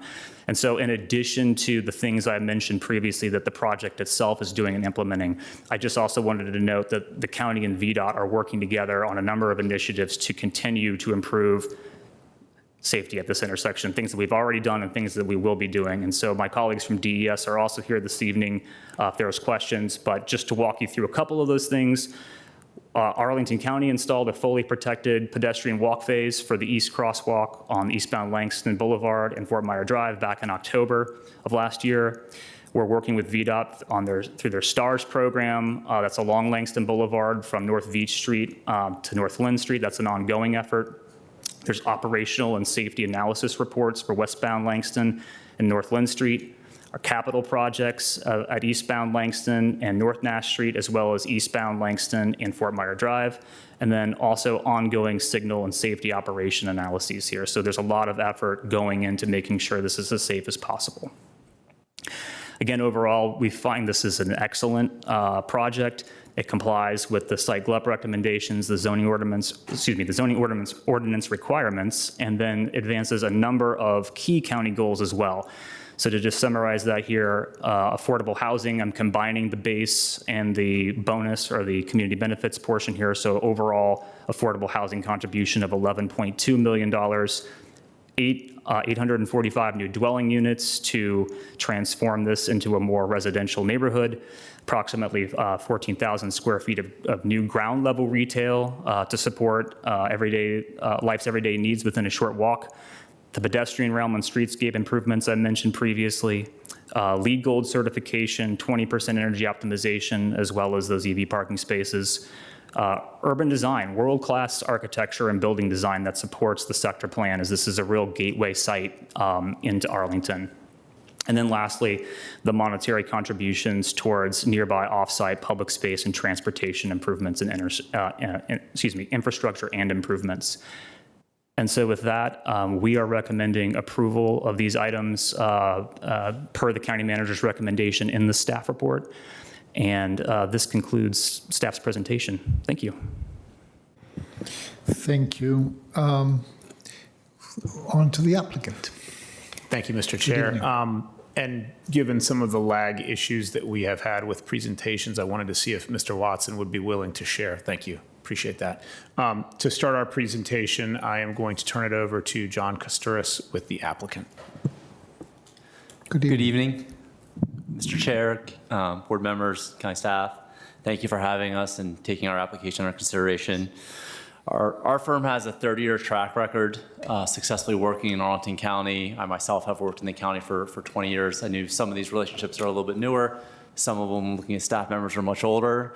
But we really pride ourselves in collaborating with staff and the community to realize the vision and to bring forward projects that staff can support, that the community can support, and that the board members are excited to see come forward. You know, I was listening to the earlier presentation, and I couldn't help but notice when board member Cunningham mentioned the amount of studying and analysis that goes into these plans, and it's mind-boggling. And I would say firsthand, it is mind-boggling. It is incredible the amount of work, rigor, and study that staff puts forward into bringing these plans forward and having the data and analysis to support it. We had a seat at the table when the Realized Rosslyn sector plan was going through the approval process in 2015 and saw all of the thought and studies that went into the transportation, community benefit, prioritization, height, setbacks, and building form. And so when we were approaching this project, we really spent the time to meet with staff, to meet with the community, to understand, okay, what are we trying to achieve with this parcel of land here? What is the vision that we're trying to fulfill? And how do we bring forward a plan that conforms to the sector plan, that conforms to the transportation plan, that conforms to the Gateway Park Master Plan, so that way when we bring it forward, staff will be excited, the community will be excited, and we will be leaving the environment better than when we found it. And we think that the application that we're bringing forward tonight achieves that vision. We're very proud of our track record of overperforming in Arlington County. Recently, we delivered the Highlands project up the hill.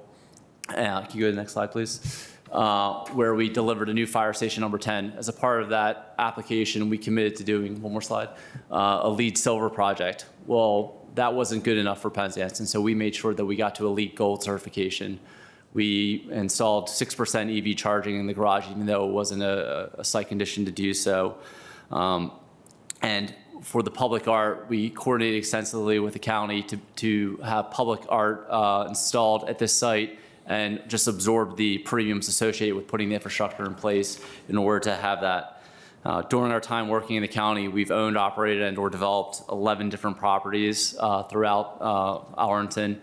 When this project successfully is completed in 5 years, we'll have contributed over $22 million to the AHIP funding, which is a staggering amount. And we think that this project is a really strong application, and we're very delighted to have the design team present on it. Thank you. If you wouldn't mind moving 2 more slides, I believe. Mr. Watson did a great job of explaining the location of the property, so I will not dwell on that. On the next slide, you'll see that the existing site is currently improved with 2 aging and obsolete office buildings. The site, as you see it here, is about 72,000 square feet in total, but as Mr. Watson mentioned, it's surrounded by county-owned loop roads, service drives that are a vestige of its auto-oriented development in the 1960s. In order to comply with the recommendations of the Rosslyn sector plan and to create the type of urban environment that Rosslyn needs, the street wall in any new condition needs to be pushed out on all sides to meet the public right-of-way. And that'll necessitate a vacation of county interest in the area at cost that will increase the site area dramatically. And the removal of these service drives and loop roads are an important component of enhancing the urban design here, increasing the safety for pedestrian and vehicles alike by creating a regularized street and sidewalk network and really creating the kind of place that is called for in the sector plan. On the next slide here, if this site looks familiar to you, that is because an approval was initially obtained by the previous owner here back in 2012. This was an office-heavy scheme that was approved, and for reasons that you can imagine, it was not financeable or buildable, so the site lay dormant. The existing property has stayed as is since that approval 13 years ago. On the next slide is some information about what we are proposing to replace it. We're going to replace that office-heavy entitlement with a new residential scheme. We're proposing 3 towers on a shared podium with 845 residential units and about 14,000 square feet of ground-level retail. Those towers are located on the northwest, northeast, and south sides of the property. The next slide gives you some information about the ground level here. You'll see we've got pedestrian entrances and lobbies corresponding on the locations on Fort Myer, Moore, and 19th Street. We have tried to consolidate and make the curb cuts as efficient as possible, which I know our design team is going to talk about in a little further depth going forward. So with that, I'm going to turn this over to Brian Pilot from Studios to discuss more about the site design. Brian? Good evening. My name is Brian Pilot with Studios Architecture, leading the site design and architecture for the applicant. This existing aerial photograph and street photos highlight the current auto-oriented 60-0 planning, including service roads that loop around the site, resulting in discontinuous sidewalks and additional areas where pedestrians have to navigate vehicular traffic, along with buildings that are deeply set back from roads with little space, a little public space engagement, and extremely limited vegetation and street trees. While this site is located a block from the metro, it does not reflect current planning principles for transit-oriented design. Next, please. Our proposed design shown here will make it a much safer and engaging experience for pedestrians by adding street front retail, as shown in purple, with generous continuous sidewalks and crosswalk improvements as highlighted in blue. On-street parking will also be provided along Fort Myer, along with pickup drop-off on 19th, Fort Myer, and Northmore, adjacent to each building lobby, as shown in orange. We considered the loading for the 3 buildings into 2 docks and co-located these dock entries across from the JAG building loading docks to minimize disruptions to residents. All loading is head in, head out, so all the truck turns and circulation will be inside the loading docks. We also consolidated the garage ingress and egress into 1 curb cut to minimize disruptions to pedestrians and meter the flow of traffic onto Fort Myer. Finally, is highlighted in green, new ground level bike rooms and protected bike lanes on Langston and 19th Street, along with the planned Fort Myers cycle track, will further enhance the multimodal objectives of the sector plan. Next, please.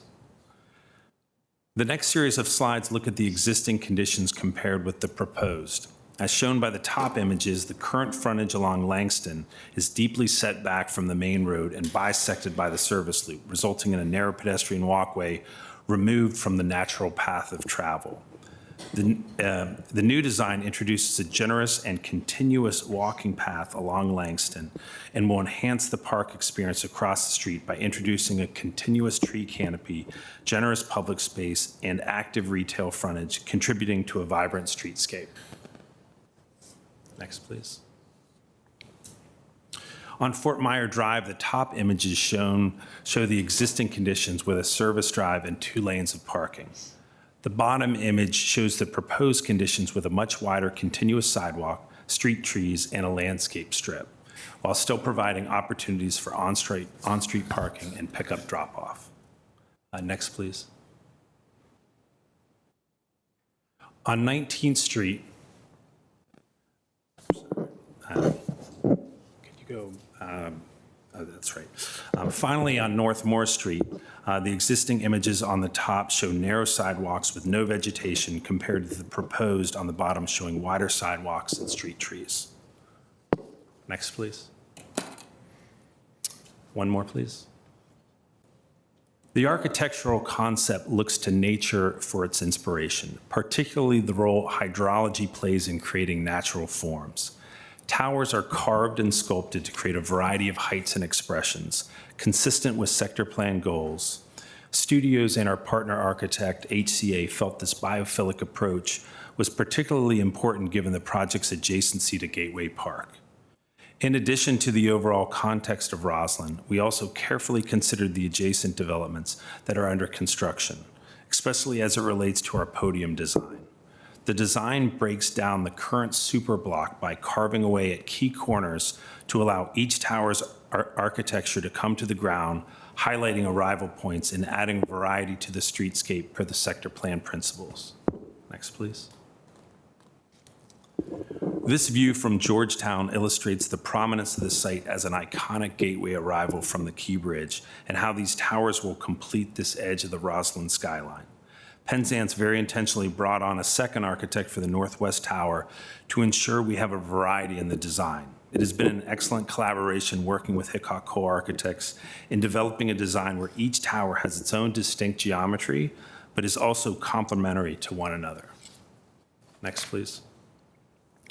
As we walk around the site, this view taken from the northeast corner of Langston and North Moore Street highlights the strong verticality of the northeast tower on the left and the stepping of the northwest tower by HCA on the right as they face Gateway Park.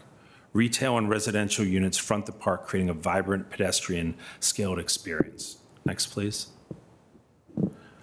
Rotating around the site to the corner of Northmore and 19th Street, this view depicts the South Tower as you arrive from the Rosslyn Metro Station. Ground level retail flanks both corners, further activating the streetscape. Next, please. At the corner of 19th Street and Fort Myer Drive, the wrapping form of the South Tower is seen again on the right, along with the stepping form of the Northwest Tower by HCA on the left. The ground level retail, lobbies, and varied architectural language create a pedestrian-scaled podium consistent with the goals of the sector plan. Next, please. In this final view, we are pivoting back to the northwest corner of Fort Myer and Langston Boulevard. This tower, designed by our partner architect, draws inspiration from the dynamic landscape of the nearby Potomac Valley Gorge and is composed of 3 distinct volumes stitched together and defined by rows of balconies and outdoor spaces.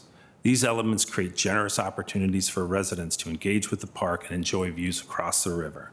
The volume facing the park features a strong vertical expression that runs down to grade, establishing a clear hierarchy in the retail frontage and bringing variety to the street wall created by the podium. The massing of the tower gradually steps back from the adjacent northeast tower, which opens the courtyard space between the 2 northern towers and results in a tapered silhouette on the Rosslyn skyline.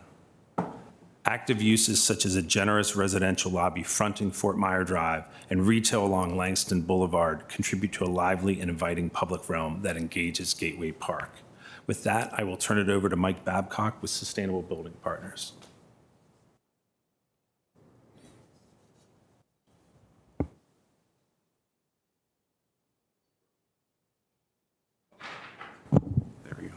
Thank you. Mike Babcock, Sustainable Building Partners. We're involved in terms of sustainable design, performance, and then also testing and verification on the back end.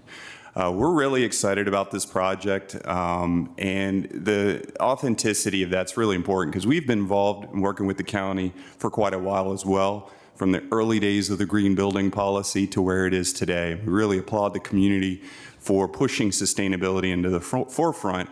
And I would say, you know, from John's comments, really leaning into sustainability, not delivering at the minimum, right? We've heard LEED Gold, we've heard 20% and 2% EV. Those are a lot of those markers. But I think if we go a layer beyond that and really dig into how you get to that gold standard. In this particular project, on-site testing and verification. So this is the benefit of future residents of the community where we're going in to test and verify airtightness in the individual units, which is a community benefit directly to those future residents. Testing exhaust fans, enclosure, durability, not just walking, talking, but actually verifying it in the field. Resiliency assessment, where we actually look at the site specific for climate-based impacts, not your traditional, you know, what happens in heat, brownouts, things like that, your population, what is your particular vulnerabilities? Light pollution reduction, a big one in this particular area. We've heard of that and through planning commissioning. High performing system optimization, durability. These are all inherent in terms of delivering a high performance project that, again, this design team, and while it's still early, is really striving to. Material transparency, environmental product declarations, reduce carbon. One of the things that I think is really important when we talk about efficiency and percentages is also scale, right? When you say 2%, it means something, but when we talk about 20% energy savings, 850 units, that is a significant accomplishment. For example, WaterSense fixtures, low flow, 1.2 million gallons of water saved. 1,300 metric tons of carbon embodied save, and that's sort of where we're going right now. We're going to push further. Another element that is, I think, innovative but might often get overlooked is the reduction in refrigerant volume with this particular solution. Not only that, but looking at more advanced refrigerants, R32. So not just reducing the volume of refrigerant, but the global warming potential of that refrigerant by like 70%. Also, walking and talking, still participating in Energy Star benchmarking. EV charging, WaterSense, Energy Star appliances. A lot of these similar solutions you might see on a gold project, Penzance and the design team is really leaning into going above and beyond what would be expected in the sector plan and really leaning into sustainability. Okay. Great.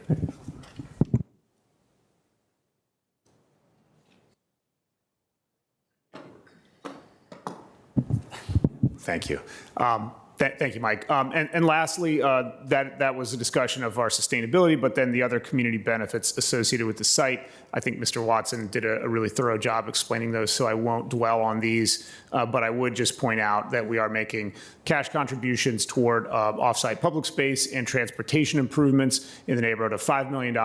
And we're really proud of our affordable housing contribution that with the base plus the bonus is over $11 million into the AHIF fund. So with that, we'll close and we'll be available for any questions you might have. Thank you. Thank you for the presentation. Mr. Kushner, do we have commissions? I see some commissioners present already. We do actually have 3 commissioners present on this item. Mr. Ventroni representing the Planning Commission. We also have Mr. Berkey on the line with Planning. Excuse me.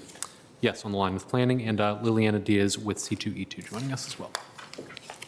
Okay, so who goes first, Mr. Berkey or Mr. Ventroni?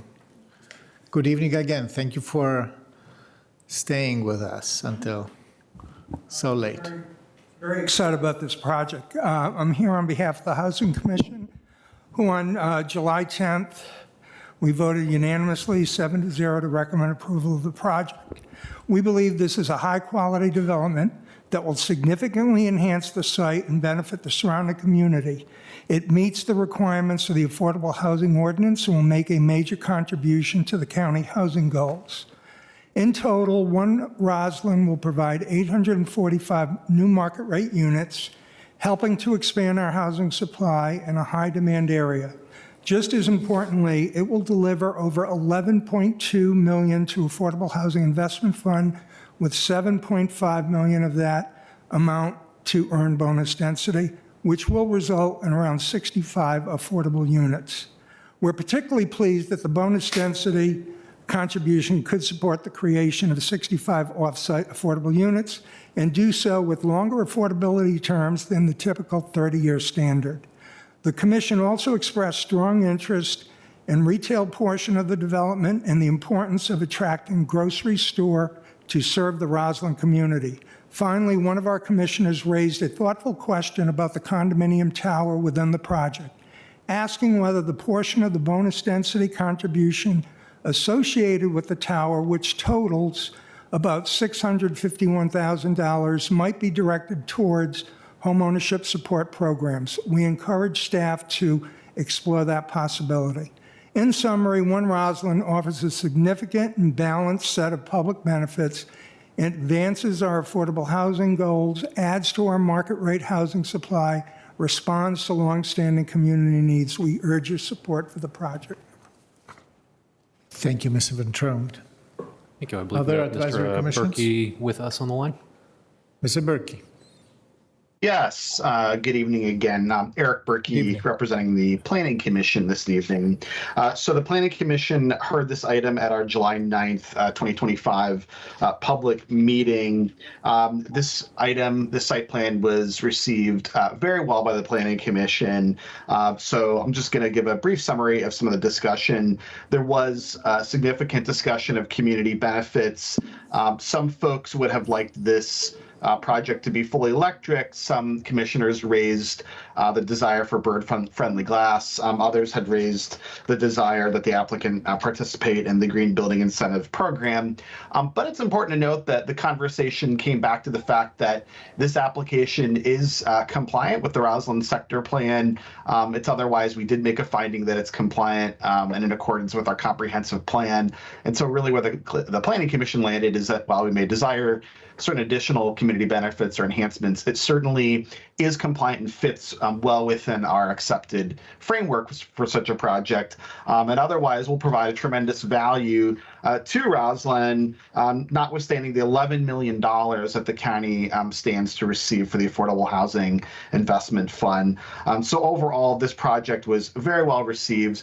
We did have a brief discussion about the Sky Bridge, and ultimately was determined that while that item was not technically in front of us with this proposal, I think it'd be fair to say there really, I think, was support for the current plan, the proposal to move forward with its demolition Commission. And then I would finally add that this site plan review process was spearheaded by Commissioner Daniel Weir, who has concluded his service in the Planning Commission. I'm having a guest join me, sorry. And so we're just thankful for Commissioner Weir's 8.5 years of service in the Planning Commission and bringing this project in to you. So we voted 7-0 to recommend all 4 motions in front of you. Thank you very much, Mr. Chair. Thank you. Well noted about Commissioner Weir. We will thank him as well from on behalf of the county board. We will do that formally as well as personally. Do we have more advisory board? We do have one additional, Dr. Liliana Diaz with Climate Change, Energy, and Environment joining us today. As you wish. Here it's fine. Good evening. Can you hear me? Absolutely. Perfect. Well, good evening, Chair Carantonis and members of the County Board. I am Liliana Diaz, and I am Commissioner with Arlington's Climate Change, Energy, and Environment Commission. I'm here to present our sustainability assessments of the One Rosslyn project and respectfully urge you to consider our recommendation. The C2E2 conducted a comprehensive review using our SPRC checklist, evaluating the project across 6 critical sustainability areas: green building certification, energy efficiency, electrification, electric vehicle infrastructure, renewable energy, and environmental sustainability. Our assessment scored this project at 56% against Arlington's community energy plan goals and carbon neutrality goals. Based on this assessment, we recommend you reject this project or require significant revisions before its approval. Let me share with you areas of concern. First, regarding electrification readiness. The project proposes gas cooking ranges in 65 condominium units and retains gas backup for HVAC systems. For a building that will serve residents for at least 50 years, this design locks in fossil fuels dependency and will require costly retrofits as Arlington moves towards full electrification, retrofits that will be paid by Arlington residents. Second, concerning renewable energy, the project commits to zero on-site or off-site renewable energy, despite available options, including Arlington's Green Power Community Challenge. This represents a significant missed opportunity for a development of this scale. Third, regarding building standards, the project pursues LEED Gold version 4, an outdated standard as version 5 is already available. They propose only 4% EV charging capacity when Virginia already exceeds 10% electric vehicle adoption. These concerns become more significant when we consider our existing policy framework. The Rosslyn Sector Plan clearly states that while LEED certified is often a minimum goal, the county strives for and encourages new buildings to achieve certification at the silver level or above with levels of energy efficiency. The plan also specifically calls for promoting non-carbon energy production at each building and applying the county's then current highest and best sustainability standards for development projects as they come forward. The current and best sustainability standard, I repeat. This project falls short of these established guidelines, pursuing only LEED Gold version 4.1 instead of current standards, and committing to zero renewable energy production. I repeat, zero renewable energy production. These concerns were shared earlier in proceedings, and we understand the value of the $11.2 million in community benefits. However, we respectfully ask you to consider the long-term implications of approving a building designed for yesterday's energy system rather than tomorrow's needs. We urge you to require meaningful sustainability improvements, enhance electrification readiness, renewable energy commitments, and current building living standards that align this significant development with Arlington's climate commitments. Arlington deserves buildings that are designed for the next 50 years of our climate goals. Thank you. Thank you very much.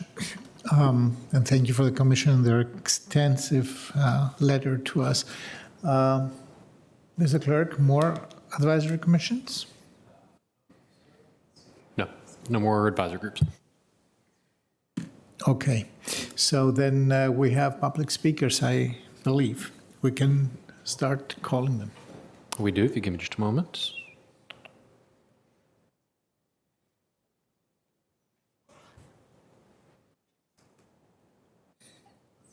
All right, the first public speaker on this item is Laura Kim, followed by Mr. Jamie Kern.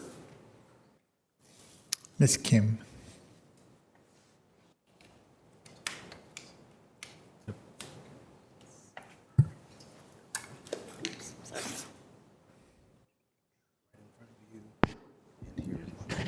Hello. Oh, good. Good evening. Hello. Good evening. My name is Laura Kim. I am a proud Arlington resident.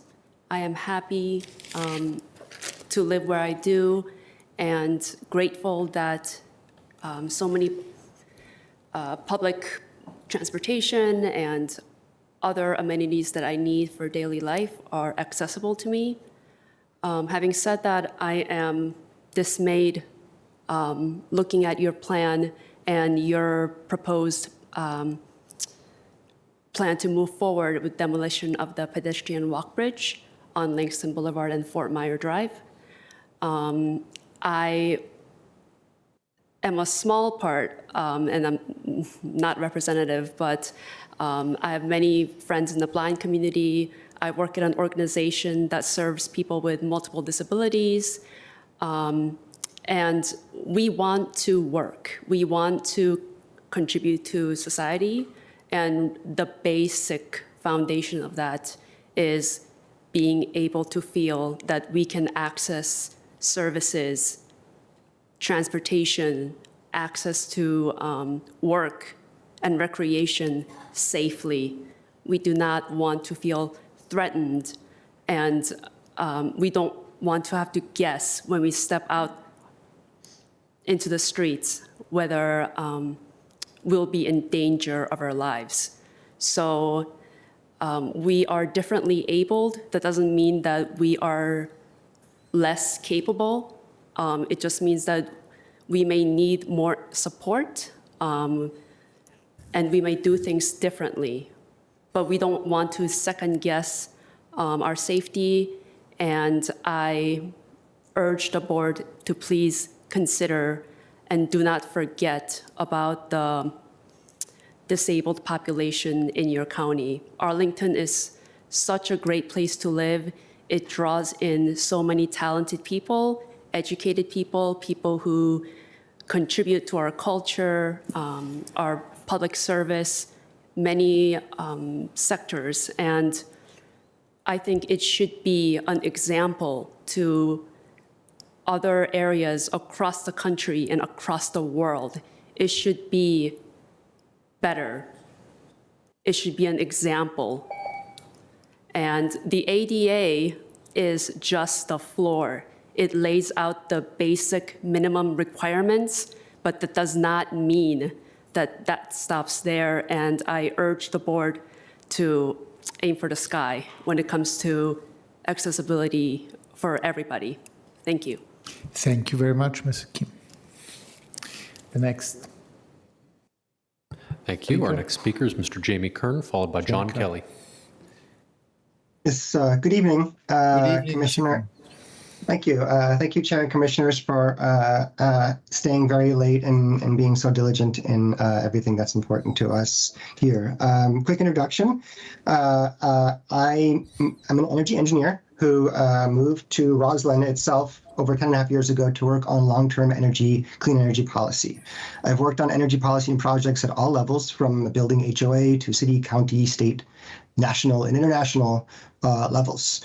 I'm a volunteer on the Arlington County Energy Committee, and I read in great detail the energy plan for One Rosslyn, otherwise known as the Energy Modeling Report or the Sustainable Model Scorecard, which was written October 2024.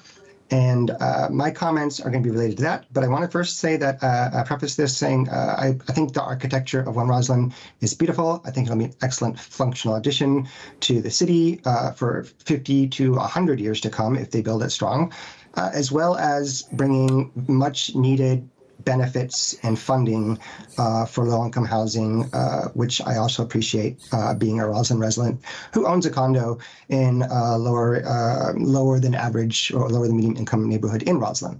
But what I want to focus on is that a building designed for the next 50 years must meet the needs of the next 50 years, and strictly speaking, energy. The presentation that was just given by the developers team, especially noting resiliency assessments and 20% energy savings in a term of maximizing efficiency, is not at all reflected in the energy model report that has been submitted and is online. And I don't expect anyone else to read it because it is quite dense. But I want to talk about how it can and how the county can help make it a building that meets the energy and sustainability needs of the future.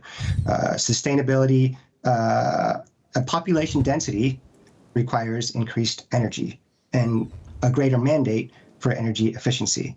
As a result of that need, the C2E2 committee submitted a long and detailed list of questions, future-looking questions, on the energy plan itself. This was a letter sent by Dr. Diaz, who just spoke, on May 29th, and there has not yet been a response from the development team to this inquiry. I just want to talk about a couple of illustrative example questions that we have that we think should be answered to you all before greenlighting this project. I think you should definitely greenlight it with amendments that ensure a sustainable energy future. Lily touched on one of them, that EVs already account for 10% of Arlington sales, and the building is only going to build 2% or more parking spots with EV chargers. Where are we all going to park?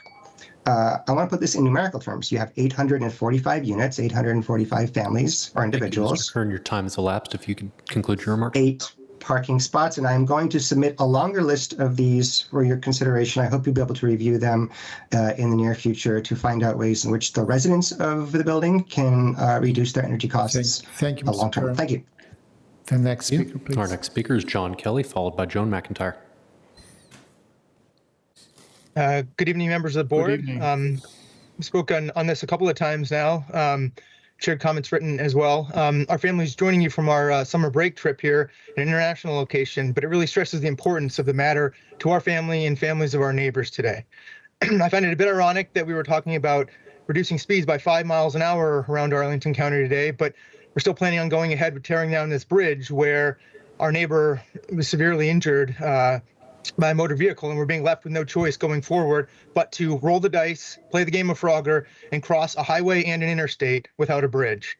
When I was deciding what to cover in the scant 3 minutes I'm allocated today, many things came to mind. I could talk about the fundamental fairness of these proceedings, where decisions seemingly have been made well before the hearing, so there's really never an opportunity to be heard, but at most an opportunity to speak. I could also talk about the notice and whether it was adequate, but there'll be other opportunities for that in the not too distant future.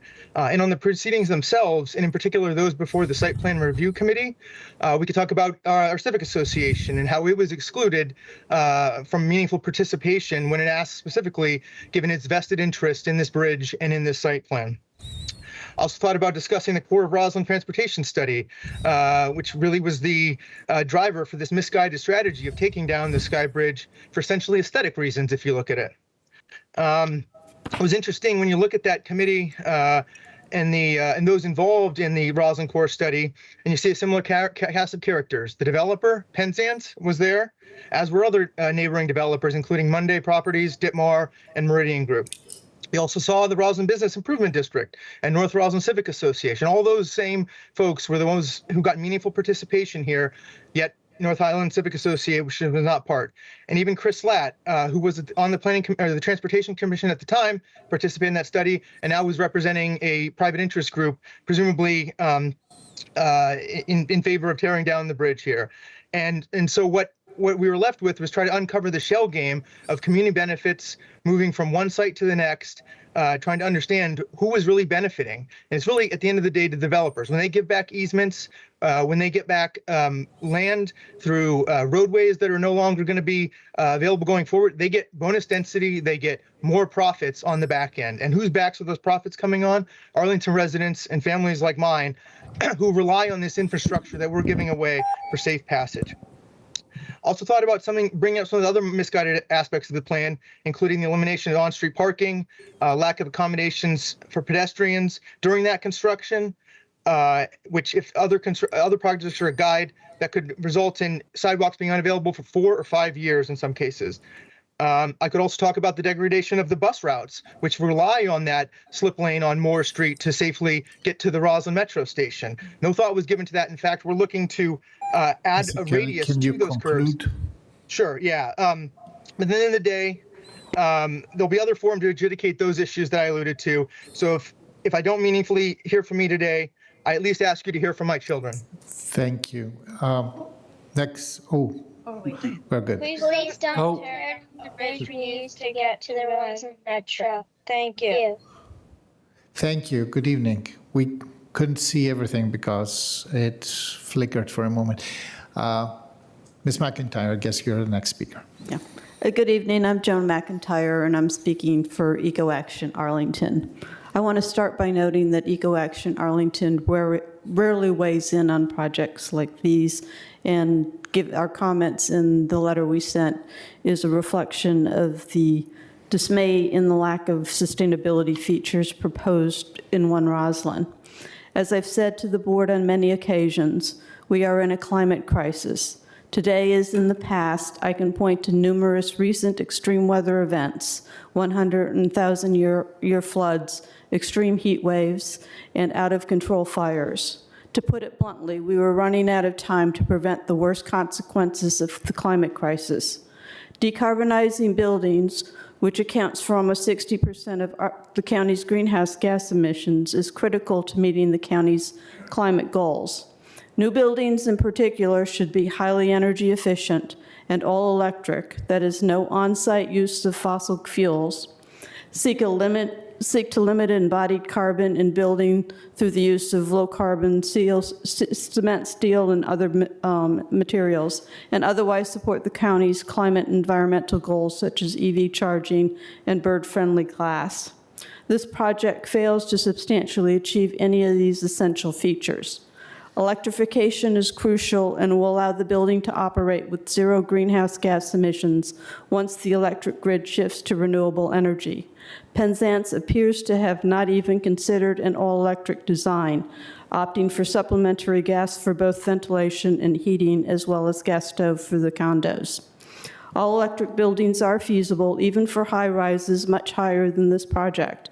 And when combined with tight building envelope and very energy-efficient systems, it will make the building more resilient and save the future residents money. People are becoming increasingly aware of the health impacts of gas stoves, and it would take very little to convince buyers of the advantages of induction stoves as a luxury feature. And 20% energy efficiency is really minimal. More broadly, I would like to point out that the project, as well as other projects I've looked at recently, really highlights that the green building incentive policy needs to be updated to provide compelling incentives for developers to advance county's climate goals. In addition, the county needs to continue to push for legislation that allows for stretch codes and building benchmarking, and for timely updates of the Virginia Building Code to national standards. In the meantime, the county should expect developers to align with the county's climate and other environmental goals that benefit their residents, our future neighbors, and contribute to the livable climate for all of us, our children and grandchildren. It's the right thing to do. Thank you, Ms. McIntyre. Next speaker, please. Our next speaker is Leslie Loudon, followed by David B. Good evening. I'm Leslie Loudon, a 31-year resident of the Rosslyn Courthouse area, architect, and lead accredited professional of over 20 years with numerous sustainably designed large-scale projects in my experience. I'm very concerned that the One Rosslyn project is moving forward with sustainable design features considered minimal by today's standards. LEED 4.0 Gold is no longer setting a high bar. To meet the county's goal for carbon neutrality and address the climate crisis, it should be highly energy efficient, all electric, and minimize embodied carbon. The proposed 20% energy savings is meager by today's standards. The GBIP baseline of 24% energy savings should be applied as a minimum. This will save residents money, make the building more resilient, and reduce the building's future carbon emissions. Every sustainable building should start with a tight, well-designed, well-insulated building envelope. Building skin technology and construction practices, including high-performance glazing and enhanced thermal breaks, are more affordable than ever. Many builders around the DMV, such as Red Brick, are using advanced practices that demonstrate a clear return on investment in terms of energy savings and enhance the comfort of the occupants. The proposed design should go further with aspects such as the U-values of assemblies to improve insulation. The HVAC system should be as efficient as feasible, using newer, improved equipment that is all electric, such as window-mounted heat pumps, mini splits, and central air-to-water heat pumps. Such systems are becoming more familiar to contractors, and developers have demonstrated that they can be cost competitive. Domestic water heating is a key component of any highly efficient residential design. Recent breakthroughs in the scalability of all-electric systems and heat pump water heaters make this achievable and desirable for owners and tenants. Minimizing the building's embodied carbon should inform specs for lower carbon concrete, steel, and other materials. A life cycle carbon assessment should be conducted to seek a minimum reduction of 20%. Opportunities such as using mass timber where permitted by code should be maximized, enhancing the biophilic quality of public spaces as well as carbon sequestration. Penzance's choice to opt out of the GBIP squanders the opportunity with this large redevelopment of a pivotal site to be a model of what could be readily achieved using proven approaches to multifamily construction. I urge the county board to withhold approval of this project until it demonstrates a true commitment to make it a truly sustainable investment in our community's future. Thank you. Ms. Loudon. The next speaker, please. Yes, our next speaker is David D., followed by our 5-minute speakers, beginning with Dr. Aaron Roberts. Yes, thank you. I will share a remark, and I don't mean to offend y'all. Trump really pretty much bullies the Congress Democrats. You guys pretty much adhere to what the county manager might say or approve of, and perhaps other county officials. But us residents, you don't take us in consideration. Your viewpoints are your viewpoints, and not our viewpoints, the citizens. Shame on y'all. So the project is taking away some of these streets, the loopholes, the loop-arounds as they call them, just so there isn't congestion. Instead of the footprint being reduced, it's increased, and it may not seem that large, but it is large. And shame on y'all for allowing it to increase instead of having them reduce it. Why can't a structure, be consistent in itself and be reparable by being a little better managed for the people? In addition to all those things said, you guys talk about parking. 0.02 or 0.2. What is that? It's not even 2 spaces. Or if it is 2 spaces, y'all know, or people know, when you go visit a family member or a friend that lives in a condo, there's never parking. in addition to off-street parking. What kind of off-street parking is there? You guys want to reduce something. You don't have no imagination or vision to make something more sustainable or beautiful for the county. Just a footprint gets larger and taking up space. And this tree canopy or whatever they want to call it, because that's what I call it, or whatever, the county needs to put their footprint down naturally. And them contributing to it, it's just a natural thing that they're contributing. I reserve to have my last minute towards the end of my y'all's remarks so I could kind of gather my thoughts and say something else, if that's okay. Is that feasible? Yes, you can yield anytime. Thank you, I yield. Oh, no, you cannot speak later. Sorry. Well, you're going to have to give me 15 more seconds onto my time. That being said, it's terrible that you guys cannot just take the citizens' view, as I mentioned earlier, and just already have your viewpoint. You already had a document written for my previous remarks saying, hey, we go ahead and vote for it. And yes, you guys don't even take it in consideration. So as everybody has mentioned, please deny this project to have it researched and bring it back after new sustainable energies are met. This is the future. Thank you, Mr. D. We can move now to the next speaker. Enjoy. Thank you. Our next speaker is Dr. Aaron Roberts, followed by Michael Doyle. Dr. Roberts, good evening. I'm sorry.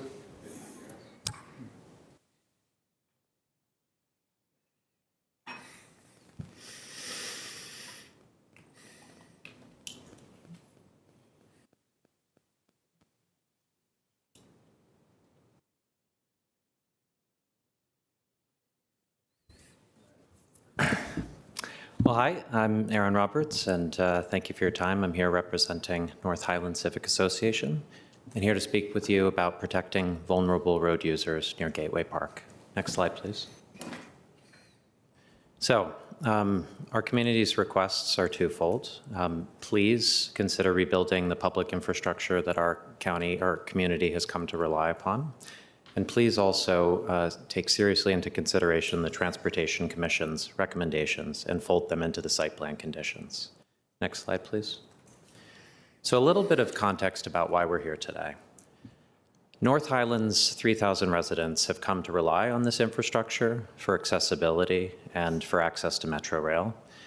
The net new population is forecasted to grow within the next decade by at least 5.5 thousand new residents. According to government data, this site is home to the 7th most dangerous in the entire county. And according to third-party analysis that clusters traffic accidents, this is shockingly, to me at least, the 8th most dangerous in the entire Commonwealth. Next slide, please. Now, in the time that we have today, I'd like to run through what we take to be the county's perspective on why this bridge must go. Next slide, please. Now, we've heard a great deal about the cost and affordability of this type of public safety-enhancing infrastructure. But the question that we have to ask is, what is the cost?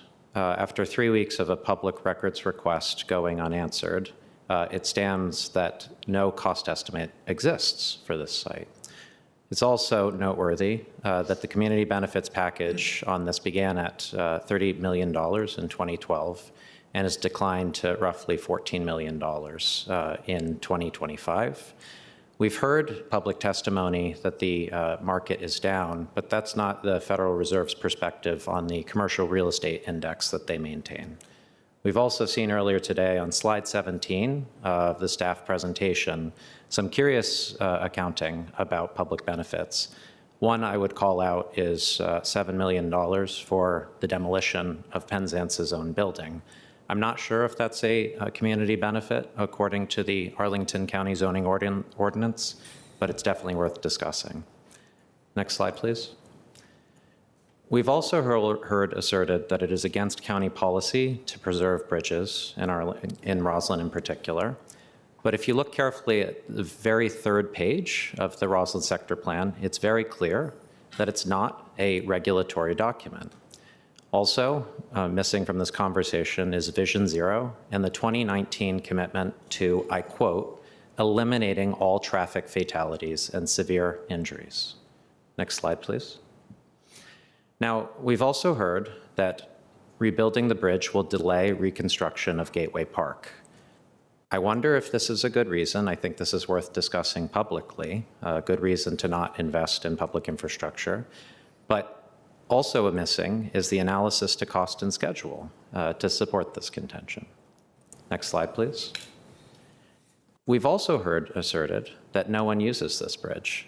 Curiously, it's most frequently asserted by those who don't live in the neighborhood adjoining it. But most importantly, I think, is the fact that the county has already stated that the data doesn't exist. So from an evidence-based policymaking perspective, there's something left to be desired here. Next slide, please. We've also heard that the bridges are ugly, and admittedly the ones today are very ugly. In fact, the Rosslyn sector plan struggles to fathom a reason for bringing down this bridge other than how ugly it is, stating, and I quote, that this bridge at this site is uninviting and actually blocks the views between the parks and central Rosslyn.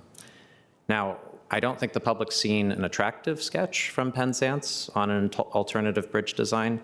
Admittedly, this one is quite grotesque. I don't think it represents Penzance's best effort. Next slide, please. Now, I'd like to add a case for consistency. I think we're all largely tracking that the Gateway Park Master Plan rebuilds 2 of the 3 bridges, or preserves at least 2 of the 3 bridges in Gateway Park. Curiously, it leaves unreconstructed the bridge over what is measurably the most dangerous roadway. Next slide, please. Now, I'll close with the plea for at-grade crossing as well. Please, please, please fold into the site plan conditions for this site the recommendations from the Transportation Commission, which you see on the screen. Thank you for your time. Thank you, Mr. Roberts. Mr. Roberts. The next speaker, please. Yes, our next speaker is Mr. Michael Doyle, followed by Joseph Ventrone. Mr. Doyle, good evening. Can you hear me now? Yes. Okay. So thank you, board members. It's an honor to be in front of you and the staff. I'd like to, my name's Mike Doyle. I'm the founder of the Arlington Families for Safe Streets. We're a pedestrian safety focus group. Some comments by Mr. Adam Watson. I'm going to paraphrase. I may get it, just paraphrase. Making Fort Myer and Northland and Langston as pedestrian safety as possible. And then the program says, talk about the Skyway, meaning the pedestrian bridge, removal is a pedestrian safety improvement. I think that's what I interpreted your comments. All due respect, I don't think taking a bridge, pedestrian bridge, which is conflict-free, taking that away is an improvement. It's creating the existence of risk, whatever those risks are. I'm a crash survivor. There are many people, I could go through a list of stories of how people who've been crashed into that can still talk about it, what they suffer, what they go through. We're talking about crippling physically and cognitively, permanently in some cases. There are people who do use the existing ugly ADA non-compliant bridge. What we urge you is to be creative and consider alternative. Rebuilding the bridge could be possible if you give some building allowance to the builder to help subsidize that, the bonus density. The other, we talked about, there are other ways in terms of improving the on-site streetscape improvements. I'm not a street engineer, but we've talked about some things before, setbacks on the crosswalks, other things. The bridge is for pedestrian safety, for the vulnerable road users, for the elderly, whatever it is, that's the safest route. But why not an underpass? Why not a tunnel, a large, wide underpass? You're going to do a lot of construction there, so make it accessible for pedestrians and cyclists. And it could be, again, I'm not an expert, maybe ADA compliant. You don't have ADA compliance on the street level scape anyway. With all the improvements, it's still going to be a risk. You're still going to have the factor of the human error. I was crashed into, but a driver made a human error. Most of the crashes, and most of the deaths are human error. Mostly the driver of a 5,000 pounds of a fast car. So the pedestrian bridge can solve that, but look at other alternatives as well. Have you really examined all these alternatives? It'd be wonderful. Make a tunnel under Langston all the way through, but that may be economically not feasible. But would a underpass work as an alternative? Probably cheaper. Again, it's just a thought. But I urge the county to be creative, explore every possibility. The cost of this bridge is still not articulated accurately. It should be considered, and a serious discussion with the developer of how that could be subsidized. Thank you. Thank you, Mr. Doyle. The next. Yes, our next speaker is Mr. Joseph Ventrone, followed by Ms. Ann Bodine. Good evening again, Mr. Ventrone. Thank you. Okay, finally I am here, and happily as president of the North Rosslyn Civic Association. And what I'm going to cover today was covered in our July 18th letter to you. I appreciate the opportunity to speak this evening in very strong support of the One Rosslyn development and its associated site plan amendments. This is a transformative project that will bring 845 residential units to our neighborhood. It reflects the kind of walkable, vibrant urban community that North Rosslyn has long envisioned. The development's $7.5 million contribution to the Affordable Housing Investment Fund is also significant, potentially supporting 65 units for households earning up to 60% area median income. That's a meaningful investment in Arlington's housing goals. The addition of these units will bring nearly 900 new residents to North Rosslyn. Our community already has an estimated population of 4,800 residents based on 3,000 housing units. In the 2010 U.S. Census, the broader Rosslyn area, North Rosslyn, Civic Association, Radnor, and not even including our friends with North Highland, who our Civic Association did work closely with, recorded a population of approximately 12,314 residents, and that isn't even including North Highland. So this growing residential base strengthens the case for long overdue grocery and retail options in Rosslyn. We strongly urge the inclusion of a grocery option within the broader Rosslyn area. While we understand that the One Rosslyn development may not have sufficient commercial square footage to support the full-service grocery store, the continued residential growth in our community makes the need for accessible, high-quality food options both clear and urgent. We encourage the county and the developers to also consider smaller format alternatives such as neighborhood markets, bodegas, or a specialty grocer that could meet residents' daily needs while enhancing walkability and convenience. That said, we remain hopeful that the nearby Keybridge Marriott site may ultimately accommodate full-scale grocery store, perhaps even a Trader Joe's. Whether through a major grocer or a well-designed, smaller concept, meeting this essential community need should remain a top priority in Rosslyn's planning efforts.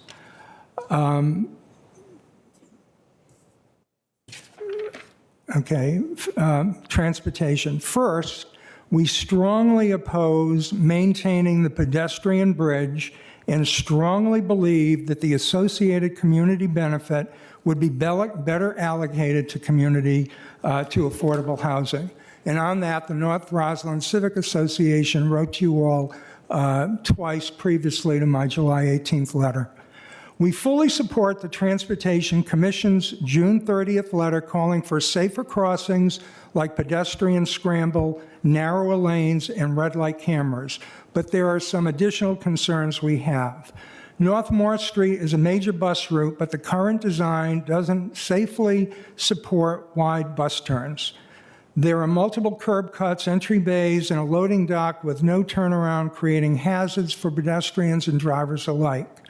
On-street parking and the lack of traffic calming will only increase the risks. We urge the county to restrict through traffic on North Moore to buses and vehicles accessing loading areas only. And this is very important with the RCA building that is currently under construction. North Moore is really going to be a traffic jam. On Fort Myer Drive, there is currently little accommodation for package trucks like Amazon or FedEx, rideshare pickups, or food deliveries, which hundreds of residents without parking will rely on regularly. Without designating spaces, we continue to see this kind of double parking and congestion already affecting nearby streets like those near the Key and North Lynn Street between Wilson and 19th Street. This is probably the #1 negative impact of our welcome, robust development in Rosslyn. Hopefully the county staff can come up with a solution fast. More broadly, our members feel that the county has placed too much emphasis on roads and bike lanes while pedestrian needs and sidewalk safety have not received the same level of attention. This balance needs to shift. We believe the challenges can be addressed without delaying this important project, and thank you very much for considering our comments. Thank you. The next speaker, Ms. Bodine, I see. Yes, our next speaker is Ann Good Bodine, evening. followed by Mr. John Bloom. Ms. Bodine, give me a moment. I've got your slides. Can you hear me? Slides? Yep, You one have more. them? Thanks. Please. Just imagine I'm surrounded by lovely, darling children, like those other speakers.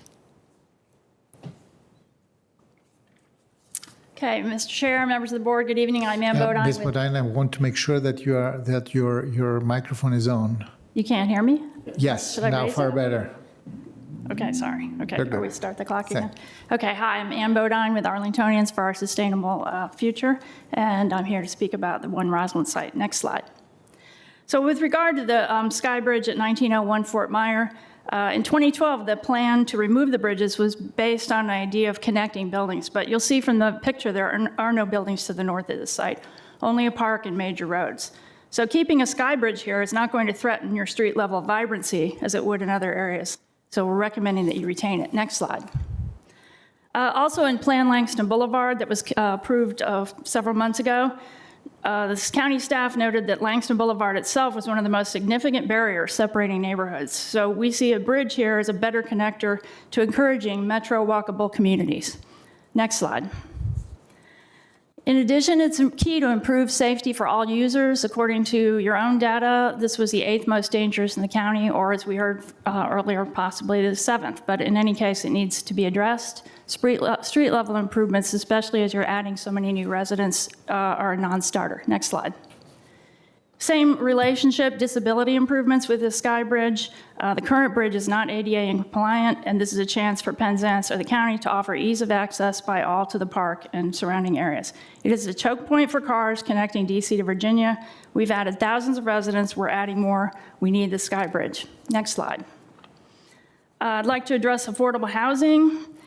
We heard earlier Mr. DeFranti say that you were happy to welcome on-site units at a previous project, which is very important to us. Yet in this site, you're approving only off-site affordable housing. This used to be a priority to have on-site units, and ASF recognizes that we should have on-site units here. You are exposing how upzoning for density actually prices out affordability in areas like Rosslyn. ASF has made this case in other areas, such as Missing Middle, River House, and Langston, but you are actually conceding their point now. When a developer has confirmed what we're saying, it's too expensive to put the affordable units here. Next slide. There are other concerns about the affordable housing. instead, you were gaining credit here. We were noting that the Affordable Housing Ordinance report from 2023, the county's own report, showed that when developers do AHIF contributions offsite, their financial burden is reduced by approximately half. But we don't hear any discussion about reducing the bonus density by half at this project. So when you're talking about 67 units, those units are not being leveraged by the density being given today. And you're also getting a reduced amount of that density because of the reduced contribution by the developer. So I think you have to take that into consideration. And then we'd like you to commit that you will not be counting bonus density again when there's a new site plan, when the AHIF money is being used. You should be transferring that bonus density and showing it in your projects that are going to be using those funds. Next slide.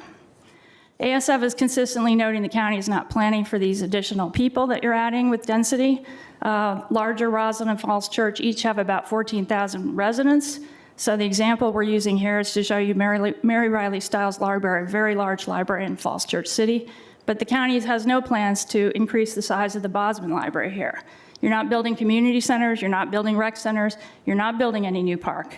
And your site plan amendment in 2012 was only going to build 273 residential units.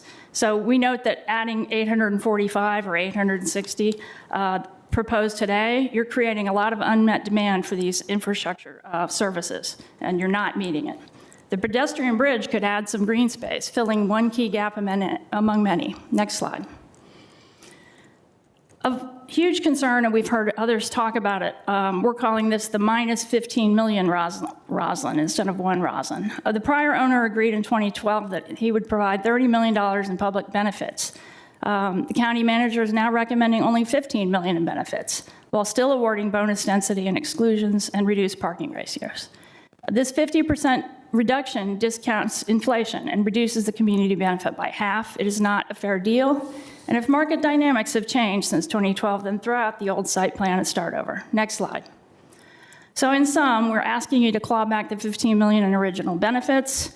We're asking you or Penzance to pay for the Sky Bridge or to connect, specifically to connect North Highlands, and even consider doing this in other neighborhoods when you're connecting Radnor and Fort Myer, where you're also adding density and asking people to commute to Metro by foot. We're asking Penzance to put at least 10 affordable units on site, and we're asking you to provide $1 accounting for the community benefits updated from 2012 to show the full $30 million. Thank you. Thank you, Ms. Bodine. The next speaker, please. Yes, Good evening. And Mr. final Bloom. speaker, John Bloom.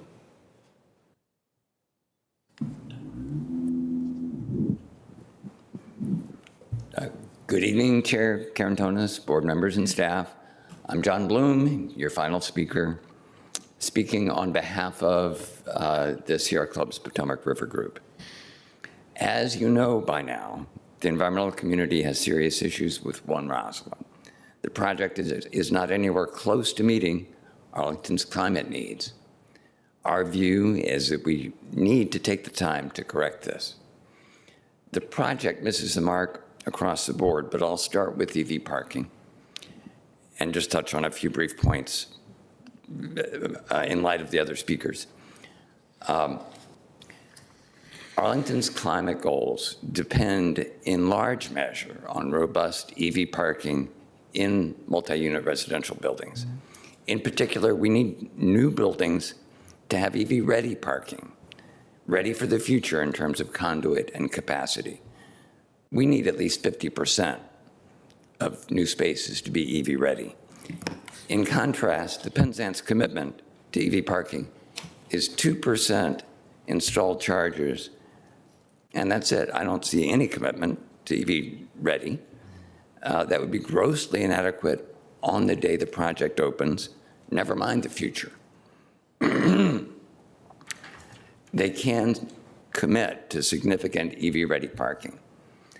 And if, for some reason, they won't do that, they can commit to significant level 1 charging. That's just standard plug outlets, that would at least meet the needs of plug-in hybrid drivers and many EV drivers.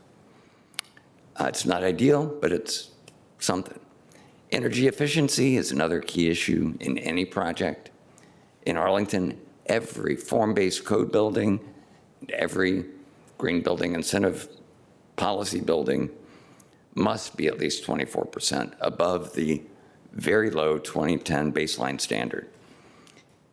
It's an easy standard to meet with today's technology.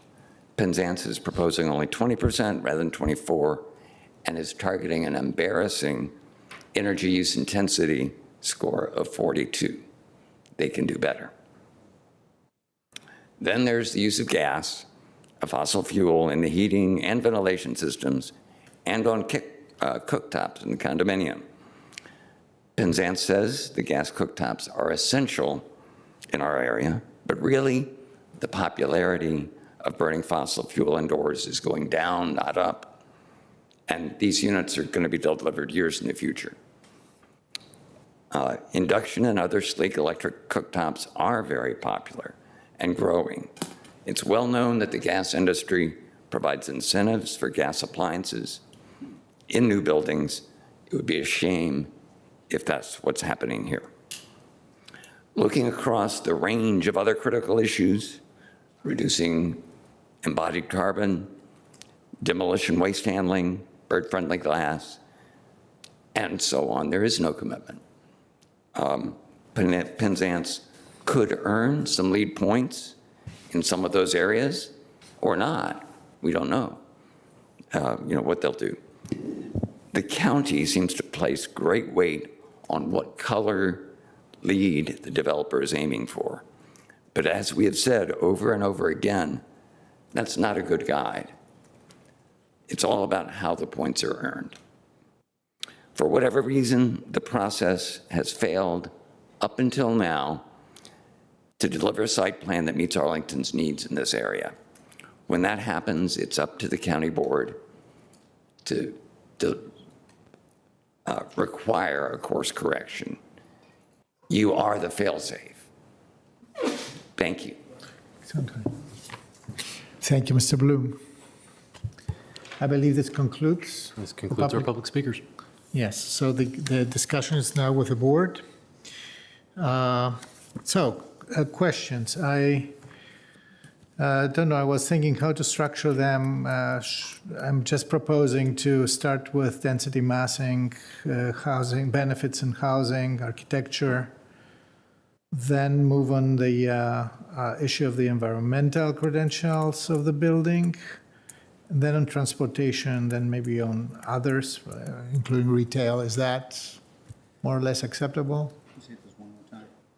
Yeah, I would start with density massing, benefits, housing, architecture, then move on environmental, and move on transportation, and then others. Is that fine? Sure. Okay. Let's start with the density massing, benefits, because all these things are interrelated. Questions? Ms. Coffey. I noticed they brought out backup for this, so I'll start with as technical as you can get on vacation of easements. Is there someone else? So I don't want to start if we need an additional friend.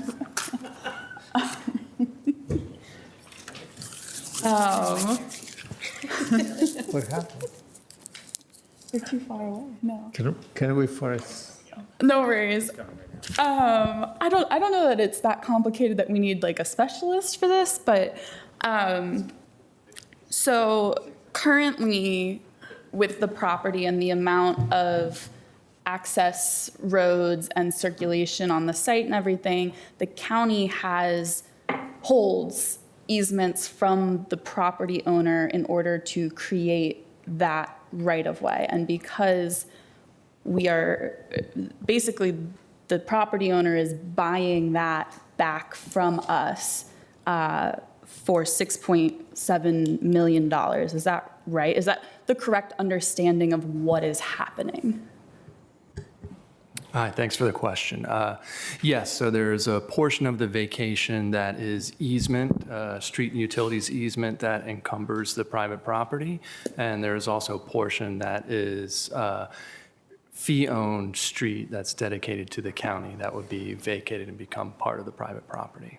Okay, and so that's the 6.7 million valuation that. That's correct. Okay, and so that gets paid from the applicant to the county upon at what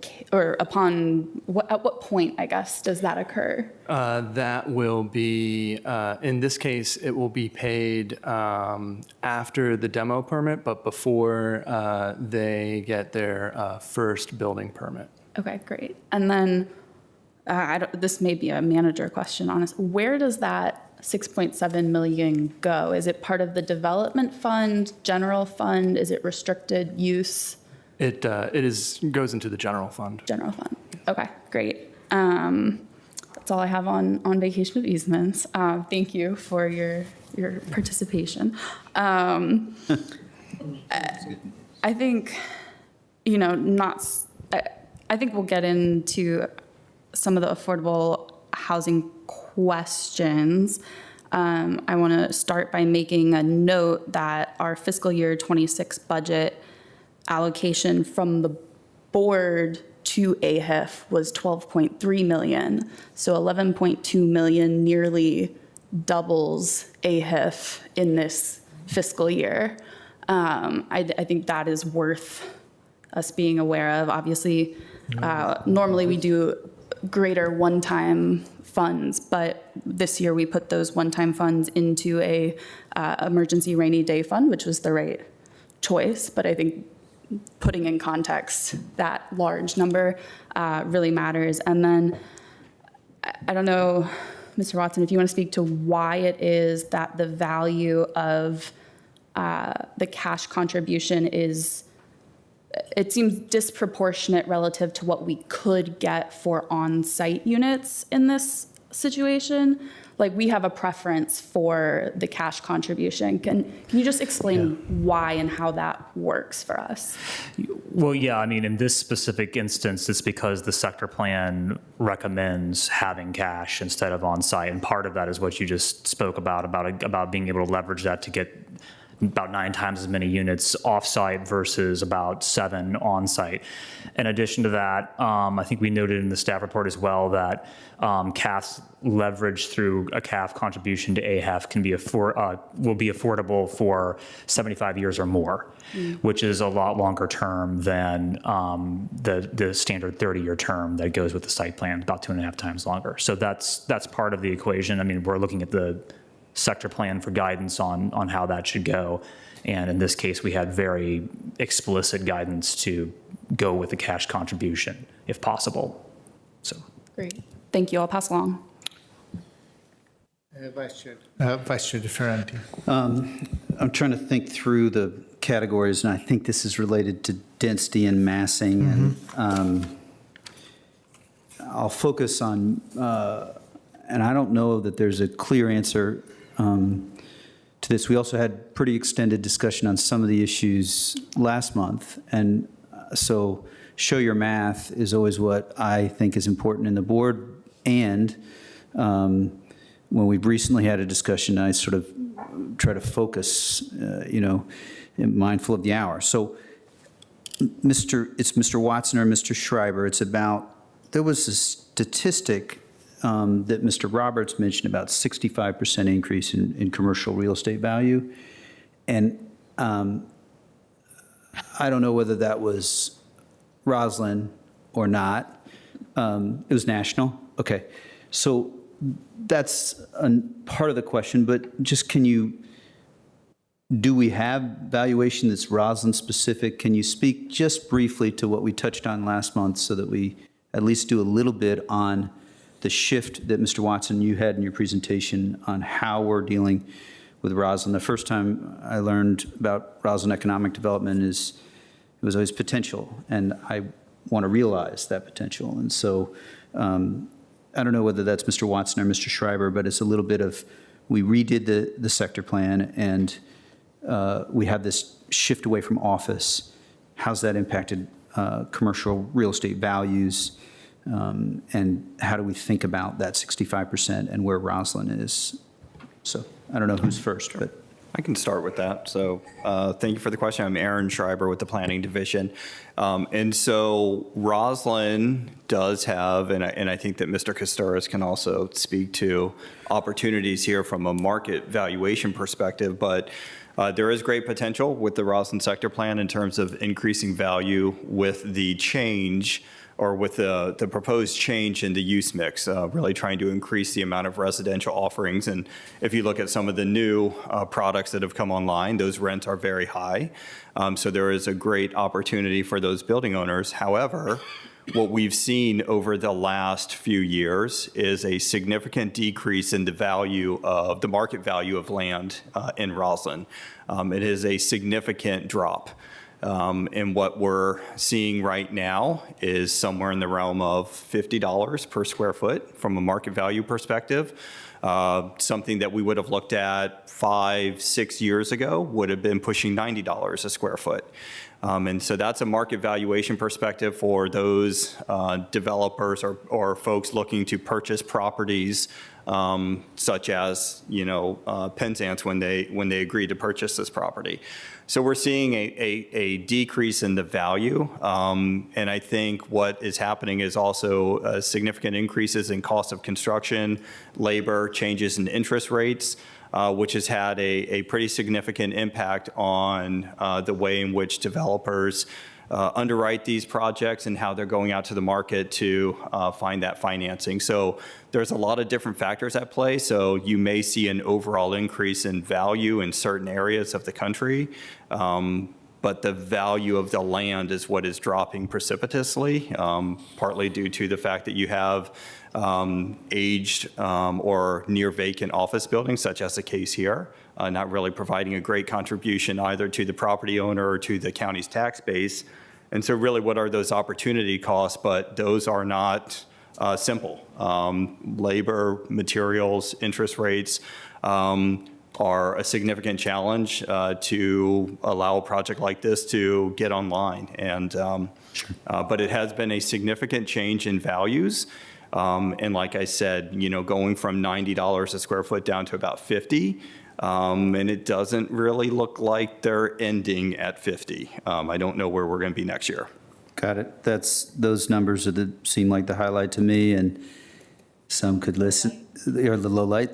Some could listen and say, "Oh my goodness, it's definitely this guy's been on the county board 7 years. It's his fault." But we know there's been a paradigm shift. Good point. I mean, there's been a paradigm shift. And so I have no further questions in the density massing area. I might have one question in housing. I'll yield. I have a follow-up on that, Mr. DeFerranti, since you destroyed the Rosslyn real estate market. It is true that the entire line of buildings there that has been, entitled in the last 3 years, right? We are all responsible for these. There was a similar, if I remember correctly, there was a similar contraction on the maximum, towards the maximum packet of public, maximum valuation of public benefits, right? So the Dittmar building and the other one. So is this one in any way different, or is it similar? It is not different than the size of the package associated with, or that was approved by the board with either the RCA building, which is the redevelopment site under construction directly to the east, or the Dittmar project, the key project, which is wrapping up construction directly to the west. And again, we have some slides if you're interested in looking at numbers that we can show you, but putting this into comparison of those projects, what we always like to do is, from a Rosslyn perspective, really looking at it from those projects that were entitled prior to the adoption of the sector plan in 2015, and we'll show you on this slide, versus those projects approved after 2015. And it's because with the board's adoption of the sector plan in 2015, there really was a paradigm shift in terms of how we as a community were looking at community benefits packages and One of the specific things that we did during that Realize Rosslyn process is we did commission an economic analysis to look at these valuations and what were some of the factors that were putting a drag on those projects that were entitled but never constructed. Part of that was the size of the overburdened community benefits packages. So when you put this package in comparison to the RCA site and to the Ditmar project, very similar. Very similar. The one thing that I would say that is different between this project and the Ditmar, which here on the slide you can see as it's entitled Rosslyn Holiday Inn, and the RCA, is those were at the time where we had much higher land values. Right, so that was at a time when we were looking at valuations of between $80 and $90 a square foot. Here, again, you're looking at more in that $50 range, but again, same thing as those projects, but a big difference than those projects entitled prior to the sector plan. And one of the things you'll notice from this slide, if we look at the Rosslyn Gateway project as previously entitled in 2012 and the 1401 Wilson Boulevard project, those were massive community benefits packages. Neither of those projects have been able to go to construction. One of those has changed hands and has gone through a complete site plan overhaul, which is this project. We are expecting the same thing to occur with the 1401 Wilson Boulevard project. We're expecting a complete resubmission of that project later this summer to do exactly what is being requested here, and it's a reevaluation of the project under the existing guidance of the sector plan. Right. Thank you. This is a conversation we have in the region very often. The fact that we have persistent and chronic office vacancy that values the properties as they were calculated for very high yield office space, which is not anymore viable. So we're shifting into a different economy, an economy of predominantly residential. Ms. Cunningham. I was going to ask to see a slide, so you've already partially fulfilled my desire and wishes. Thank you. Could we go back to actually, before we leave this one, I think just comparing maybe Ames or RCA to One Rosslyn, if you add the last two columns together and compare them, that's kind of what we should be looking at. Yes? The RCA site is a little bit of an outlier. If you look at that last column, the vacation, to Ms. Coffey's earlier question, one of the significant things about all of these sites in Rosslyn is really the compliance with the sector plan, which I wouldn't say imposes this vacation, but it really recommends the way to maximize redevelopment is to take on this burden of consuming those county streets into the development site to eliminate this older infrastructure of the slip lanes and things of that nature. It just so happens that some of these sites, like this subject site in RCA, you're looking at a quarter to almost a half of the site area coming by way of a vacation. So those, again, are significant costs. So we just wanted to show you this column on the vacations just to show you that it's not just the community benefit compensation. We're also looking at what is the contributory value of these developers acquiring county leftover land that we no longer want in our system, and how does that become more usable both to them and to the county. So I wouldn't add the two together, but I would just want you to put it in perspective of really how are these developers making these sites work. This is not what you'll see elsewhere in the county. You're not going to see an $8 or $7 million vacation compensation package as a normal practice, which is, again, Mr. Koustaras could speak to this. I can't envision that is something that is easily absorbed. It is an additional cost. It's an acquisition. Gotcha. And you mentioned the underlying land value. If you go back to 2012, it was close to $90 a square foot. Today, it's close to $50 and maybe even south of that. In 19 and 2021, which there are those other site plans, do you have like a rough? Those are different type of site plans. One of the other big differences between those projects before the 2015 sector plan and after, the ones after have been almost exclusively residential or hotel.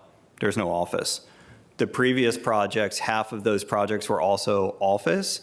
And so we were always looking at a blended ratio. So you're going to be looking at a blended ratio between office, hotel, and residential, which is going to put those packages somewhere between $50 and $70 a square foot. And we were blending those ratios because we were looking at each use had a very different market rate. And we don't see that today because, again, project here, it's all residential. There's a very small amount of retail. And you're not looking at how could one building be office, one building be residential, because today they are significantly apart. Office is going to be way less than $50 a square foot. Gotcha. Okay. So then could we also go back to the slide comparing the overall community benefit package details for this site? I think it's like 11 or 12. Yeah, I might have to stop sharing and reshare real quick. Sorry. That's okay.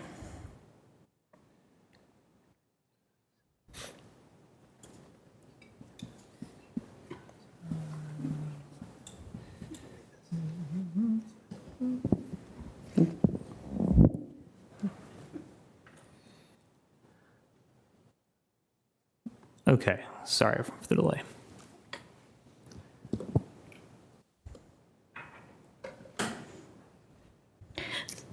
Okay, great. So I think we heard from a couple of different community members trying to square this from the information that they had.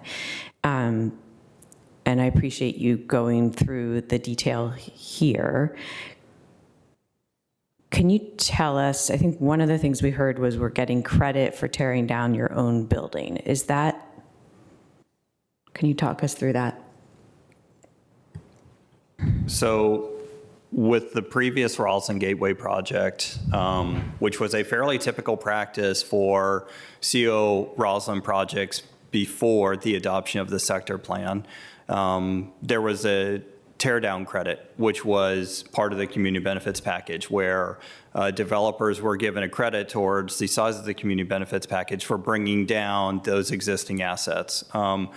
One of the difficulties of redeveloping in Rosslyn is it's one of our highest construction areas, mainly due to the depth and density of bedrock.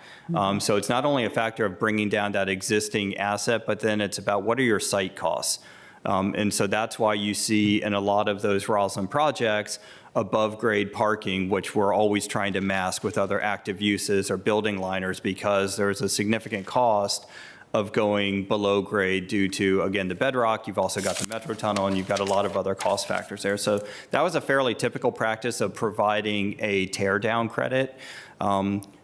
Again, looking at those projects after the adoption of the sector plan, and what the sector plan did in 2015 was clearly identifying a new way of looking at how these projects are earning their additional densities. So the sector plan in its implementation chapter focuses pretty heavily on what are those site development aspects that we just expect of any site plan project. It's almost like, what are the baseline things that you need to do just to make this project work to comply with the sector plan? That's where we would bucket a tear down credit today.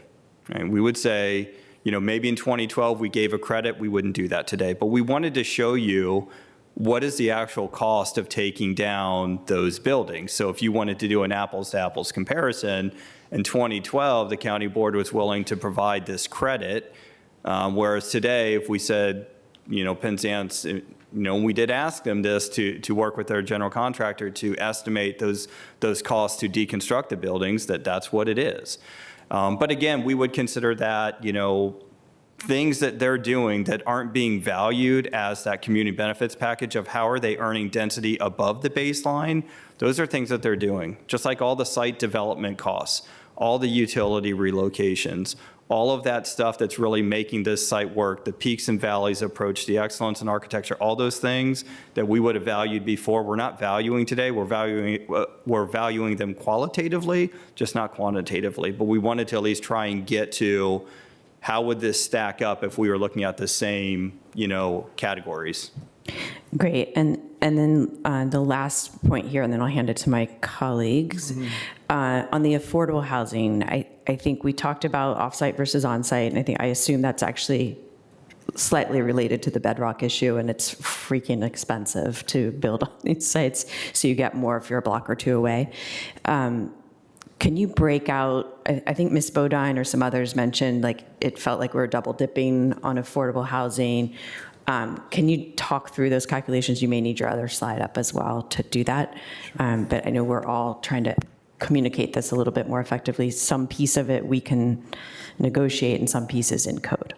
Yeah, I wouldn't say that we're double dipping. What we tried to show you here is because in 2012, the $6 million affordable housing amount was a total amount. So that was the base as well as the bonus amount, if you want to call it that. But it was also based on the full build out of the project at the full PDSP value. You just remember in 2012, there was a PDSP for all 3 buildings, but then there was only a final site plan for 2 buildings, right? So that full amount, $6 million, it was actually less, which was committed in the final site plan.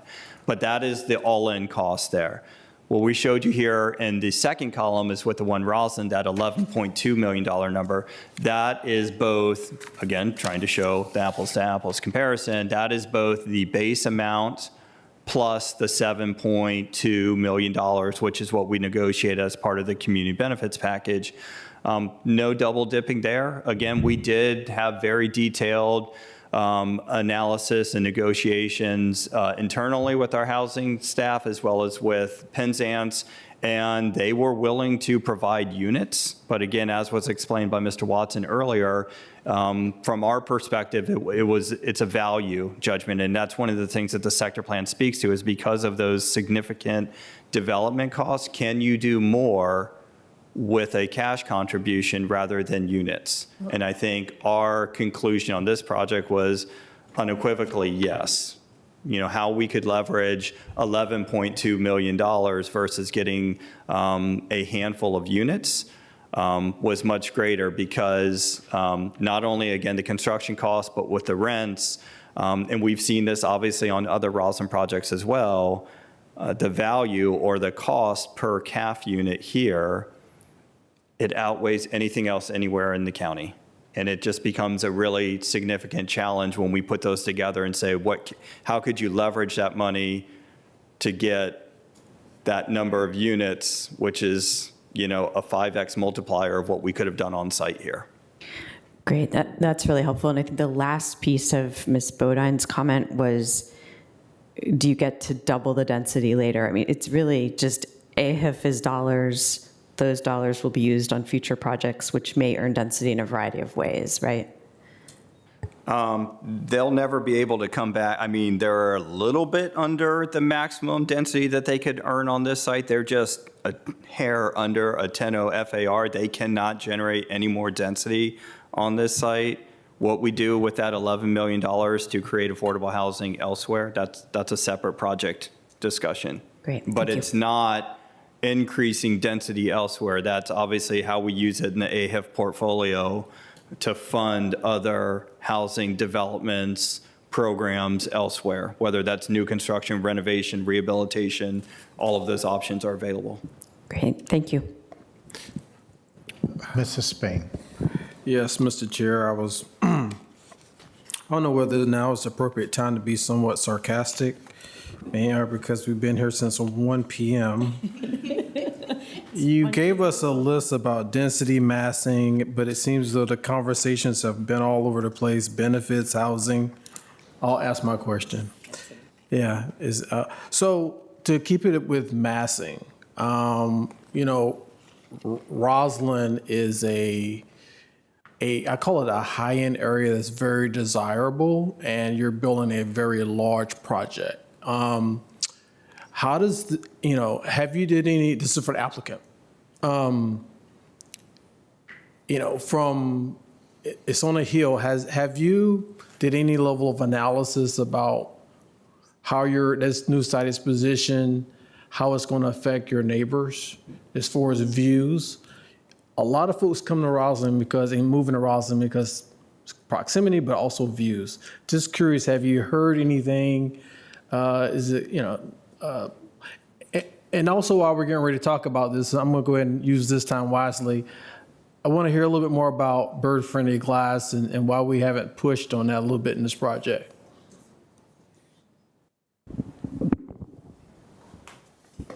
We're going to have all the mics on this table by the end of the hearing. You can have them all. In terms of the views, one of the really great elements of the Rosslyn sector plan is that it established view corridors and view sheds and heights for every site throughout Rosslyn. So, while sometimes we come up here and you all have a judgment call to make and you say, does this make sense? Does this block the view? In Rosslyn, in the realized Rosslyn area, it really does remove a lot of that ambiguity by having those dictated heights. Now, as was mentioned, the original project, the original Rosslyn Gateway that was approved in 2012 was approved prior to the sector plan approval. But the sector plan, when it was written, essentially wrote in some of the elements of this site, including the heights. And so there are very specific recommendations related to what those heights should be for this particular site, and we've met those and not exceeded those heights. There are also some guidelines related to orientation of the buildings for the same reason, right, to ensure those view corridors, and we've maintained that as well. I don't know what discussions, if any, there have been with the neighbors. I assume that they would be very happy to fill in this gap in Rosslyn, where you have two really nice projects going up on either side of them, of this site, and in this case, we're kind of filling in that gap that was there previously. In terms of the bird glass, I think a lot of this goes back, and once we get into that larger conversation about sustainability, I think we'll talk some about the GBIP, right, and the participation in the GBIP versus non-participation in the GBIP. One of the things that we looked at here was kind of what the materials at the lower levels were in that 8 to 36 foot height. And one of the things we found is that there is a significant amount of kind of non-reflective material in that area that we think reduces the concerns about the bird glass. And again, in going into that conversation about the GBIP and the various elements of it, I think that the balancing act, right, that we look at with all of these site plans between transportation improvements, safety, housing, and other enhancements called for by the sector plan, we elected to provide some more weight into the affordable housing area and some of the transportation improvement and open space improvement area. And that's how we came to the conclusion that we did. Yeah, I'm sure I'll have one or two more questions. I was trying to stay germane to massing and density in my questions there, Mr. Chair. I'll turn it back over until we get to the next area. Okay. Vice Chair DeFerranti, we're still in density massing, affordable housing benefits and architecture. Without being, while respecting you, the chair, I'll speak for myself and maybe Ms. Coffey. Ms. Cunningham covered adeptly the housing points that I had with respect to Ms. Bodine, and I would note that so I'm done with housing in addition to massing, and leave it back to colleagues and you as chair. Any other additions? We had really exhausting conversations. I'm not going to belabor the architecture as it is not dispositive, at least not for me in this case. It's a good project. It's very interesting. I actually like the reintroduction of balconies towards the park and even verandas you have and pergolas that should count something for LEED. I mean, you mitigate solar gain after all. So environmental, speaking of which, colleagues, that has been, we've heard really passionate and in-depth testimony. Vice Chair DeFerranti. There are lots of pieces to the environmental comments we heard, and I will focus. I was primed, I think it's Mr. Babcock, is right? So it is notable that EcoAction took a position on this, particularly mindful of that. 20 versus 24% above ASHRAE in energy efficiency of buildings is the question. I think Mr. Koustaris, you mentioned that you'd like to underpromise and overdeliver on that. And so help me a little bit with, because LEED Gold, even 4.0 as opposed to 5.0, while not, reaching the 100% renewable energy that I appropriated from environmental groups here by 2035, is not, for me, it's not nothing given, the other things, just being honest. But that 24%, Ms. McIntyre asked us to reach for skies, reach for where we want to be on our plans. You can get to 24%, as I understand it, a lot of different ways. But I could be wrong from an engineering standpoint. Can you help me understand why we couldn't quite get there in these plans, and whether it's possible that you might end up building a building that does get to 24% or 23 or 22? I'm not asking for that commitment at this moment, but I want to understand this better. Mr. DeFerranti, I'm going to let Mr. Babcock answer that question specifically, but I did want to address something on a broader basis that I alluded to when I was answering Mr. Spain, and that's to talk to some of the comments that we heard tonight, kind of as a whole, right? And I think what we heard from some folks was a comment that what's proposed is not sufficient based on existing guidance and guidelines. That is not true. There are county guidelines that exist.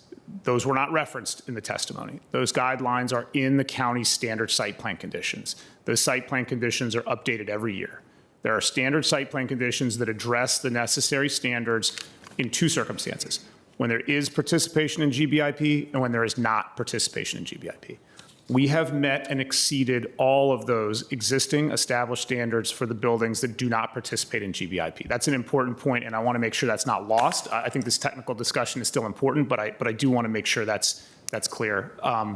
These standards, right, are that you heard referenced. I think a lot of them were based on an idea that you need to comply with the GBIP, that you need to participate in it. And that's not a yardstick that we can use for all these, right? To say that the passage or the failure is contingent on participation in this program, I don't think that's the right metric. I think it's a fine opinion, and I think that what you said, a stretch goal, something to look at, I think it's absolutely important, and it's healthy to have those opinions and those asks, and you all should consider those opinions, but I think they need to be presented as opinions. And I think we all need to be clear as we talk about this, what is an opinion and what is a guideline or a fact. So I thought it was important to say that at the outset as we start diving into the details of this commitment.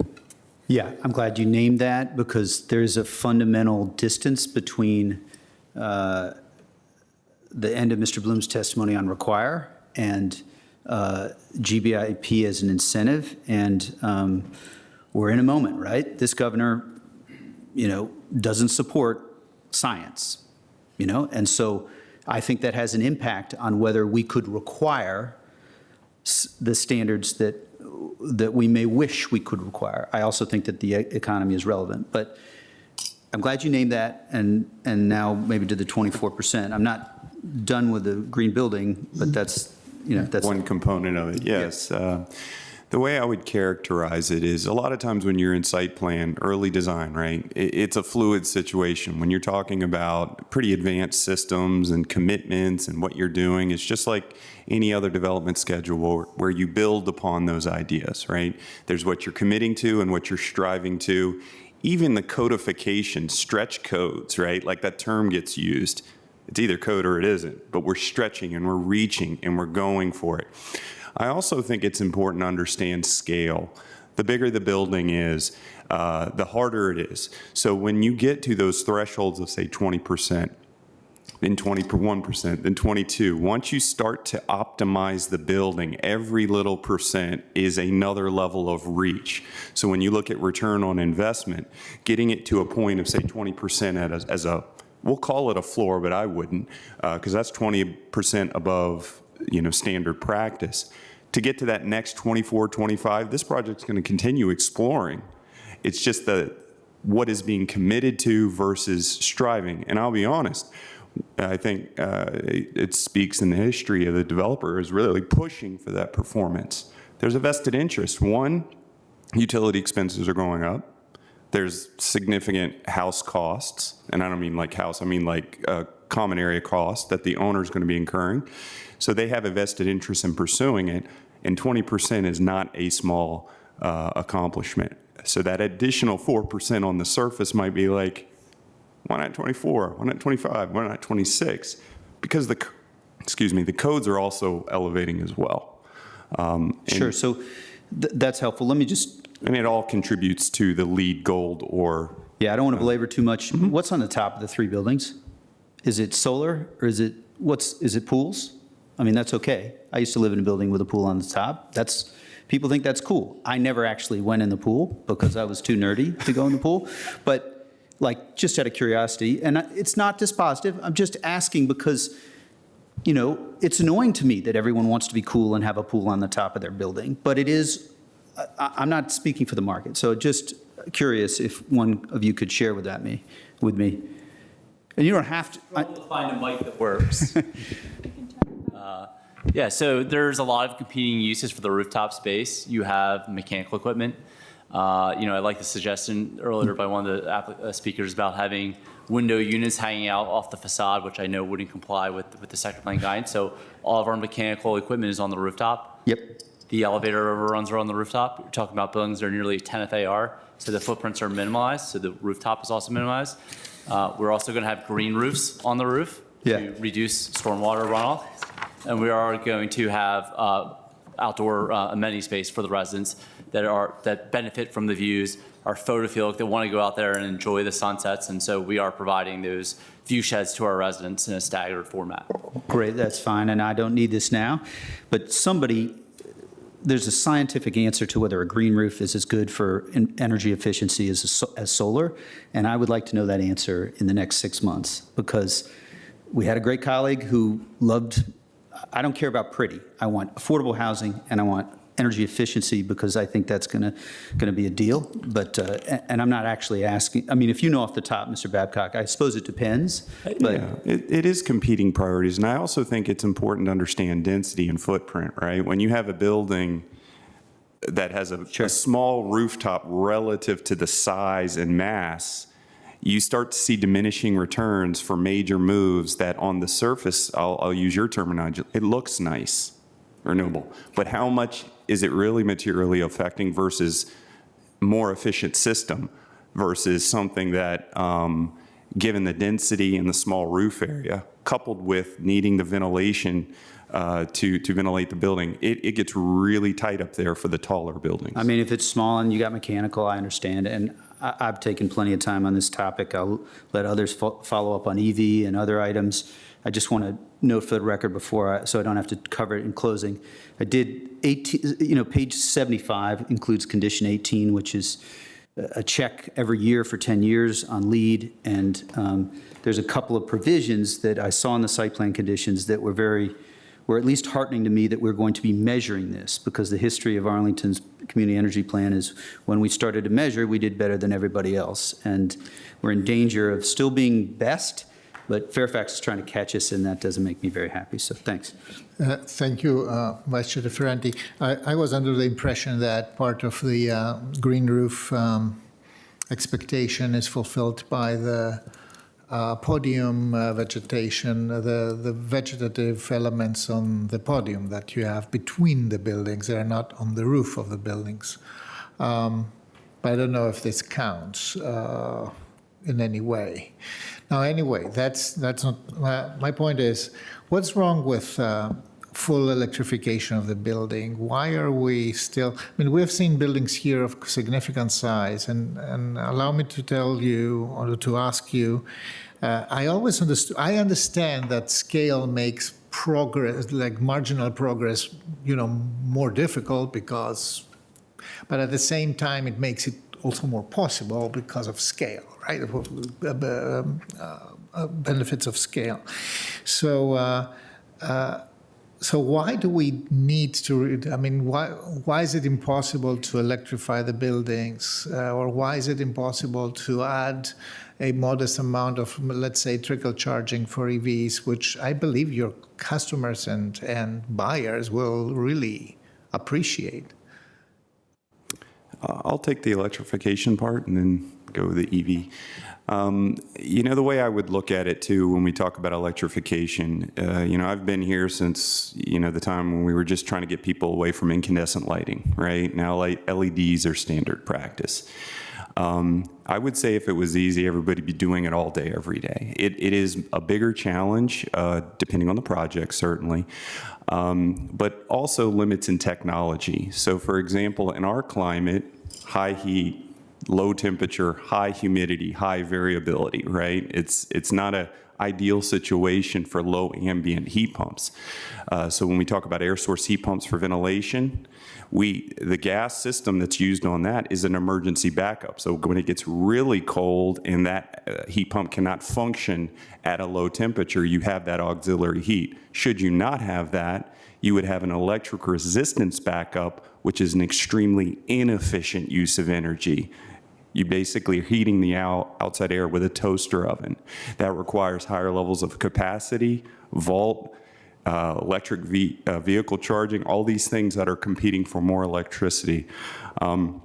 Also, I think it's important for this particular project too is when we talk about gas for heating on the buildings with the 3 towers, with the water source heat pump, there's a lot of free energy exchange. So when one side of the building is hot, one is cold, you can exchange that energy for free. And you're using, in the unit, it's all electric. You have your heat pump, electric water heating, electric appliances in the rental, as well as the outside air, which is being heated predominantly by electric. And gas basically is used to meet that additional demand or condition in a resilient, hardy way. You want to tag the electric? Let me ask you that. So that you say that the gas element is a backup element, is backup heat? For the outside air unit, it is the backup condition with the primary source being the heat pump. So in terms of BTUs, would we say that we expect like 90% of the BTUs delivered would be electric, and 10% or so I can't sort of quote it without sort of digging into it, but the idea would be it be used under backup condition for the outside air, which is one of the bigger end uses in the building of this side. For the boiler that supports the water source heat pump is the heat source that is converted through electricity through the heat pump in the units. Mm-hmm. Okay, Mr. Koustaris. On EV? On EVs, why shouldn't people trickle charge in Rosslyn? Turbocharge, that's a good question. When we look at these investments and these projects, we want to kind of step back and kind of tell you how we approach it, and probably many investors. So we invest under a fund platform. So we go around to major municipalities across the United States, such as Arlington County, that have pension funds for their staff, and they invest with us. Universities, foundations, endowments, other major charitable organizations. And so we pull the money and then we make strategic investments to deliver returns so they can do their charitable work, their philanthropic work, their deliver to the universities. And so we sign on an oath as a fiduciary. I sign that every year. So we take that commitment exceptionally seriously. And so when we make an investment in Arlington County, which is a wonderful place to invest in, which has a wonderful track record of attracting institutional grade investment, we make educated investments on look at ways to de-risk it. So for our properties, we do extensive market studies to understand what is the market, what can we deliver that the end users, the end consumers are going to want to see, so that way we can ensure to the highest extent possible that we can deliver the returns to our investors. And so those are the market studies that we use to do this. So when it comes to EV charging, working with Dominion is like wrestling a Tyrannosaurus Rex with one arm tied behind her back. They're just exceptionally difficult. Their standards are always changing. Their encroachment into the public realm with the vaults is always changing. And it's very difficult to ensure what we can actually do. Like I said, up the road at the Highlands, when we delivered our project, we delivered 6% EV charging. Now, I'm saying 6% EV charging. I'm not talking about a 15 amp, 120 volt outlet. We provided 208 volts at 40 amps, so that way you can get a proper 7-hour charge. So that way, those are medium market demands. And we didn't do it by just providing charging stations. We provide receptacles in the space so that our residents are not getting ripped off by the charging stations. We are aiming to do that here. We're targeting 8 to 10% EV charging. I just can't guarantee it because we're not through the process with Dominion. And we're aiming to provide the 208 volt versus the 120. So yes, we see that as the trend we're going. We are coordinating extensively with Dominion to try and figure out the vault locations to make that one, because we want to respond to market conditions. And the buildings are going to be set up for electrification. So in the event that condo resident was comfortable switching to induction, we're building that capacity into the electric panel so that that adaptation can be made at a later date, so that these buildings are 50 and 100 year proof. So it's a Dominion bottleneck or an uncertainty. Well, let's put it, this is perspective. The Northern Virginia area is about 6 gigawatts.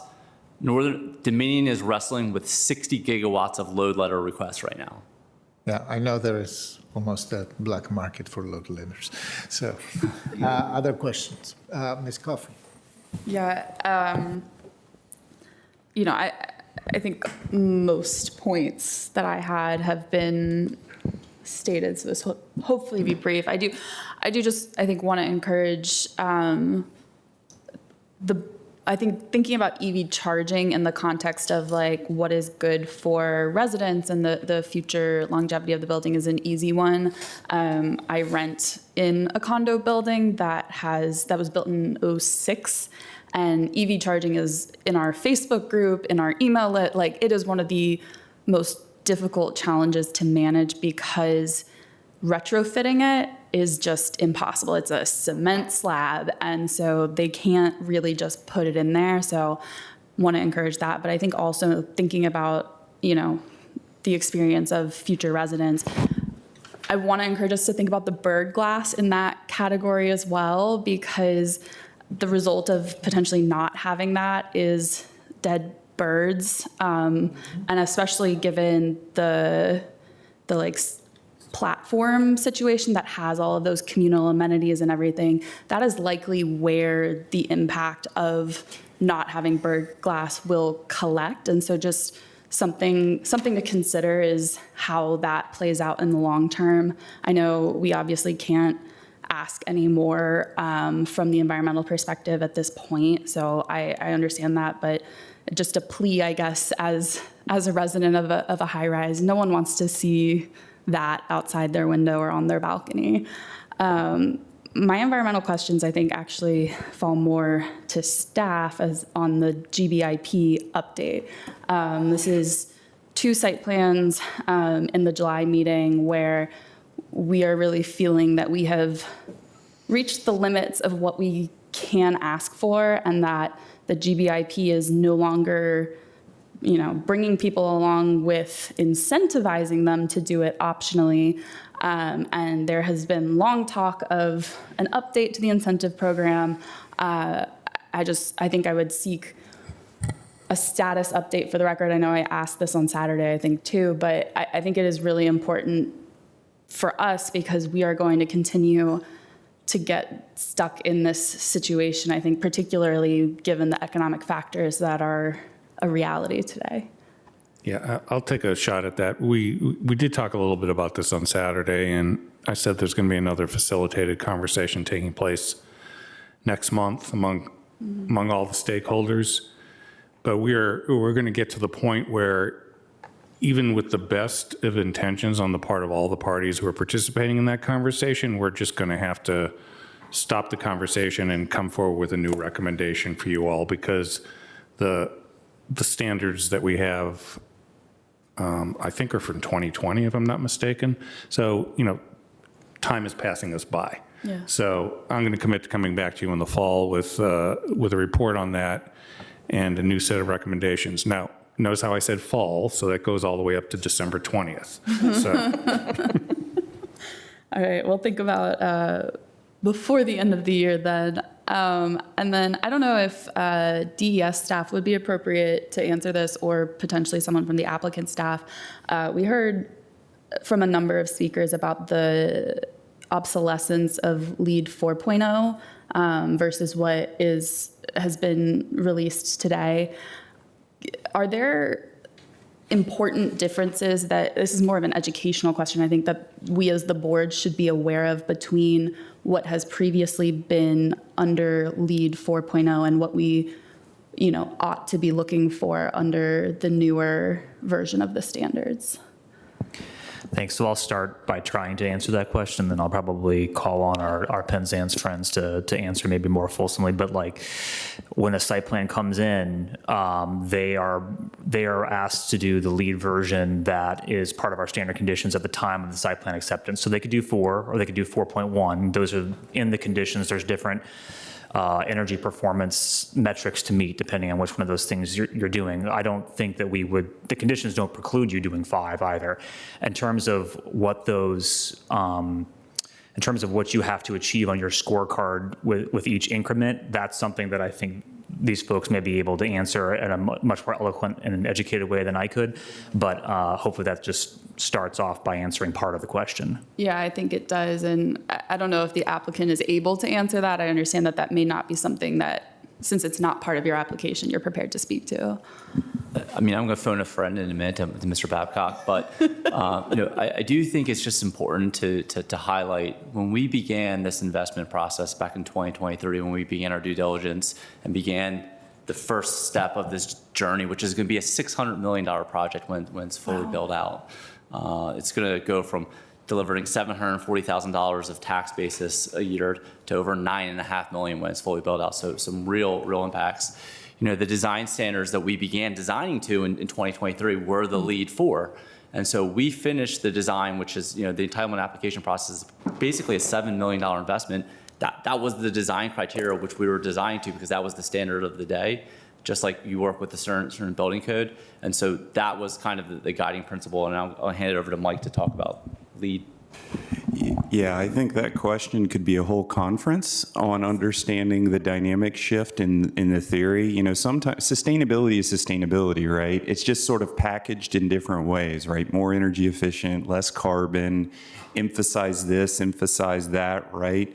In the context of this specific project, we're going LEED multifamily, which is really unit driven. There is no 4.1 technically. It's a LEED V 4.1 residential, which is not adopted in the United States. And V5 was basically launched this year. Now LEED is getting in a more rhythm with regards to when they're updating, and it's a widely contested, a lot of opinions in every aspect of sustainability. But it does not limit sort of the leaning into for performance, especially since, Penzance is committing to providing information post-occupancy and benchmarking, which is ultimately the goal, right? When we talk about how can we use post-occupancy outcomes to inform better design, right? This also goes to former projects and what we learned on those. And every time we get a little bit better. So I think it's less, is it 4, 4.1, 4 point something else, or 5? It is advancing. There is different emphasis in different categories. But LEED Gold at this level in this project is still something I think that should not be considered insignificant, if that's fair. But again, to answer the whole difference, you'd need a whole conference on that. That's completely fine. I think that was a good, very, very, very quick version. And I think my last question with respect to the environment is, my understanding is that the gas ranges are only for the condo side of the development. What is the rationale for why electric, I assume it will be electric and not induction in the rental units, but I guess I don't fully know that. Why electric for rentals versus gas in condos? We will be providing electric in the apartment residences, which tend to be kind of a shorter term housing solution for most apartment renters. They stay in a unit for 1 to 2 to 3 years, where condo residents have a much longer duration and tend to, stay in their residence for 7+ years. And so again, going back to like the market studies that we reached out to, we did an extensive focus group engagement process to understand what residents are looking for here. And as you can imagine, the buyers of these type of units have many options, are very discerning, and have just really strict criteria. If you're not providing 2 parking spaces for a condo unit, it doesn't matter what the price is, they're not buying it. So we have to provide 2 parking spaces. When it comes to the closets or electrical outlets so that they can have a bidet, like it is very prescriptive, and the overwhelming consensus is that they want, at this time, gas cooking. Now we're building in the capacity so they could be updated to induction. But if you can't provide that, they're gonna buy a turnbird, they're gonna buy somewhere else. And so we are just trying to be as safe can be in terms of what we're providing to meet the market demand. Thank you for explaining. I'll pass along. As a condo owner, I would object. I appreciate all of these questions. And on the green building incentive policy, I won't belabor it, but I think one question I have when we get to the fall, the very last hour of the fall on the solstice, is how are we going to update the site plan conditions, the standard conditions, not just the incentive, because I think we've crossed over a little bit. So more of that to come. We have heard a lot from our commissions and community, and I suspect you've heard even more. I'm looking at the May 29th email from C2E2 that had kind of a deep dive on the energy model in particular, for at least the energy model of October of last year. And I wonder if you can share a bit of your process and modeling and kind of reaction to some of those elements, recognizing that you did a model at a certain point in time and you may not have updated it. How do you respond to, I can go through the list, but you probably have it pretty much in your head as well.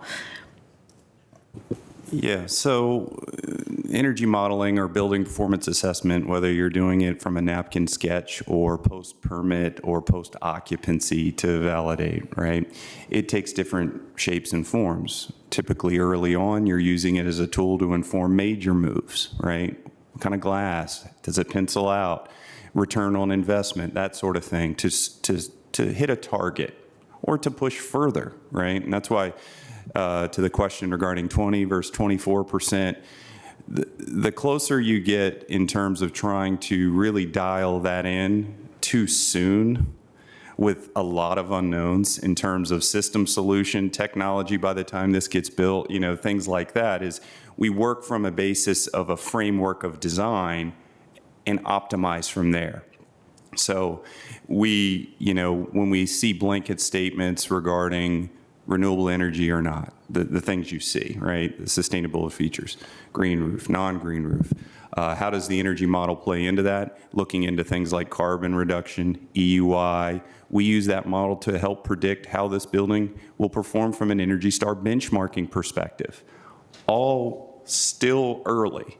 So our process in working with the design team is, it doesn't end here. We're sticking with it all the way through design, every milestone, design development, permit, ultimately into what the outcome would be at the end. So, in terms of the mechanics and the detail, we take every bit of information we have at the time in terms of market conditions, performance for things like glass, glazing. I heard from one of the testimonies earlier, all of those variables, and basically assess the effect of those decisions, what moves the needle to hit those targets, and how can we continue to push it further. And so specifically on a couple of the things that were raised, on-demand hot water instead of storage, did you look at that? Yeah, so on demand, it's similar to the Dominion's not giving blank checks for power anymore. Mm-hmm. It gets into diversity. We talk about charging stations. You could add another megawatt, right? What's the deficit? I forget was used is pretty significant that Dominion's trying to do. So when we look at instant, the effect that could have on the demand versus storage, or heat pump based, and what that looks like at scale, because there's also the economic of it. So it's all electric from a hot water perspective currently. Okay, but you're not offering a tankless or on-demand option even for the condos? Oh, for the condos specifically, not currently. Okay. I think, and I won't go through the whole list, I promise my colleagues, the smart HVAC controls, to kind of do the balance of the water source heat pump across the building, is that planned? Yeah, so controls with regards to water source heat pump, and if you look at the infrastructure, how that system works, it uses the water as a resource. I add. It's not cooling or heating, it's heat addition or rejection. So when you have a condition where you have buildings with different environmental parameters on one side versus the other, you're using compressorized energy, you reject heat to that loop on one side, and then you pull it out of the loop on the other side of the building. So it's a way to do that. I would also say to John's comment regarding the electrification ready. I know this group's heard this from many different ways. When you have this type of system, you replace one piece of equipment, the heat source for that loop, and you have transformed everything. But it does stipulate, how do you get there? Do you want to do it with an electric boiler? Yeah, I use the toaster oven reference. That's a massive capacity that I'm not sure Dominion would even approve in terms of if you said you need this much for a load letter. So trying to be mindful of how do we get to the objective of energy efficiency without doing electric inefficiently, which is going to create a lot higher electric bills, do heat pump-based technologies, also be mindful of where the market is going. I mentioned the refrigerants earlier. That's a whole new dynamic, right? The global warming potential change on that, which also looks at this type of solution significantly reduces the amount of refrigerant volume in a system at this scale. So when you're sort of moving all these dishes or levers and you're trying to make good decisions as early as we are in the process, we're sort of setting a goal and an expectation that here's where we're going to be. We're going to continue to push. We're also sort of beholden to the technology and the advancements in heat pump and low ambient. And I keep referencing the dynamic in our environment, right? So. Great. And last one, resiliency planning. You mentioned that you were doing that as a credit. Can you share a little bit about what that looks like and best practice and what you're finding? Yeah, so part of what LEED does is in the generation, if you sort of, to the question about the conference and what is V5 is, first you get people to be aware of something, right? Then you study the effect of it. Then you get credit for it. But the first step is getting people to acknowledge, right? So what the resiliency assessment does is it looks at every individual site for heat events, drought, brownouts, your population, the demographic, floodplain, and it goes, what are you most resilient in your design and where your vulnerabilities lie? So an example of a non-resilient might be a single-family senior housing below a floodplain by a shoreline because your population's ability to adapt to that climate risk. So by doing these assessments, it gets into the mindset of how do we build our buildings to adapt to the local condition. So it's an exercise that then gets worked into integrated process, credits, and you go from there. I'm not sure if I answered, but. Thank you. Mr. Spain? No? Okay, so then, so to the important topic of transportation, also known as what do we do with pedestrians crossing? I'll start there. Mrs. Spain. Well, I know we're going to have some conversation about the pedestrian crossing, but first, let me start off with this question because, and this will go to staff. Our Transportation Commission has put forward some recommendations. This pedestrian scrabble. Can you talk to us a little bit about that? And, you know, I've done some. Oh, over here. Sorry. Hello. Again, it's about hour 10 or so. I don't know. Yeah. So there was a recommendation that said that VDOT has done something over there on Route 1, across from, recommendation Road 18. Can you talk to us a little bit about that? And could we use something similar at this site? Pedestrian scrabble? That's a good question. And I'll answer that in steps. So first of all, the referenced location, Route 1, as part of that Route 1 study, has not been implemented, but it's in the planning process. So that's one consideration. The other part is, I'll just again reiterate what the history is at that intersection. And that's the intersection that they're talking about is Fort Myer and eastbound Langston.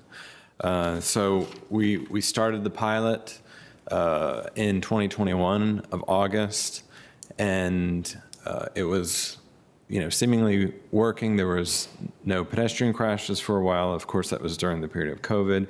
And then last year, we started to see some crashes occurring. So we went out, and as we talked about in previous meetings, we completely separated that pedestrian crossing from the vehicular movements. What was there before was the southbound left turn went at the same time as those pedestrians on the east leg.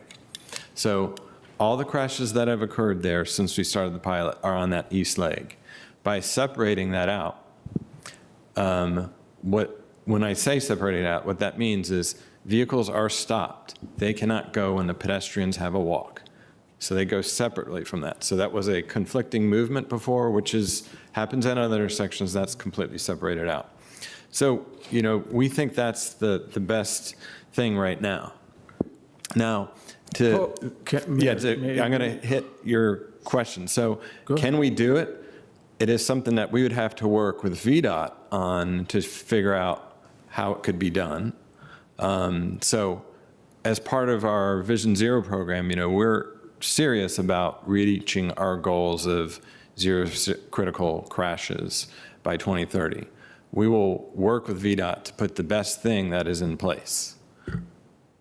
Okay.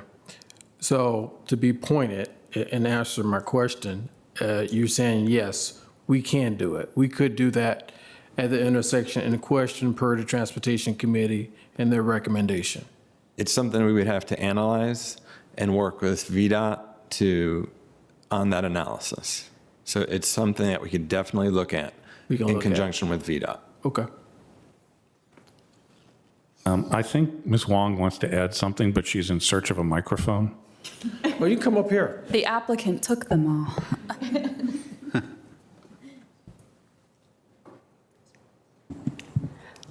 I want to just, I mind the time, I just want to elaborate a little bit on the idea of scramble intersection. Let's go layer by layer. It starts with protected pedestrian movement, which is what we have implemented. That is for safety. And when you protect both the perpendicular movement at the same time, that's called a all-protected pedestrian intersection. And when you also allow diagonal crossing, meaning I don't have to go one and perpendicular, I just diagonal go cross, that's what's nicknamed as a scramble, or sometimes called barn stance. Okay. It all comes with, again, I want to emphasize, we can't create another second out of a minute. Science is perfect, we still can't do that. And because of that, it all comes with a price. When you are allowing diagonal crossing, you need longer time for a regular pedestrian because of the distance. And because of that, you're holding traffic longer. And because of that, you're asking the next cycle to wait longer. In fact, even the pedestrians standing there need to wait longer for the next time when they can go scramble walking. There's another challenge, which is the ADA movement challenge.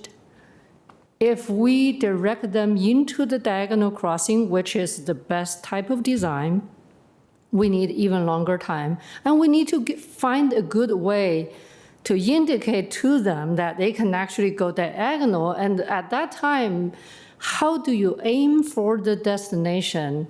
Because, there are guide dogs and things like, help them to go perpendicular crossing. Diagonal could be more challenging, and we have heard from that community that it could be more challenging. So I would say the best case scenario of scramble is a high reach. Can we arrive at somewhere in the middle? Try to extract the most safety and efficiency. Yes, we can. But I want to say a protected pedestrian phase is essentially the safety piece of that scramble. The scramble gives you more convenience. I would love to be able to cross diagonally because that's, faster. But again, it comes with a price, which is why we need to study this. We need to see what are we giving and what are we gaining.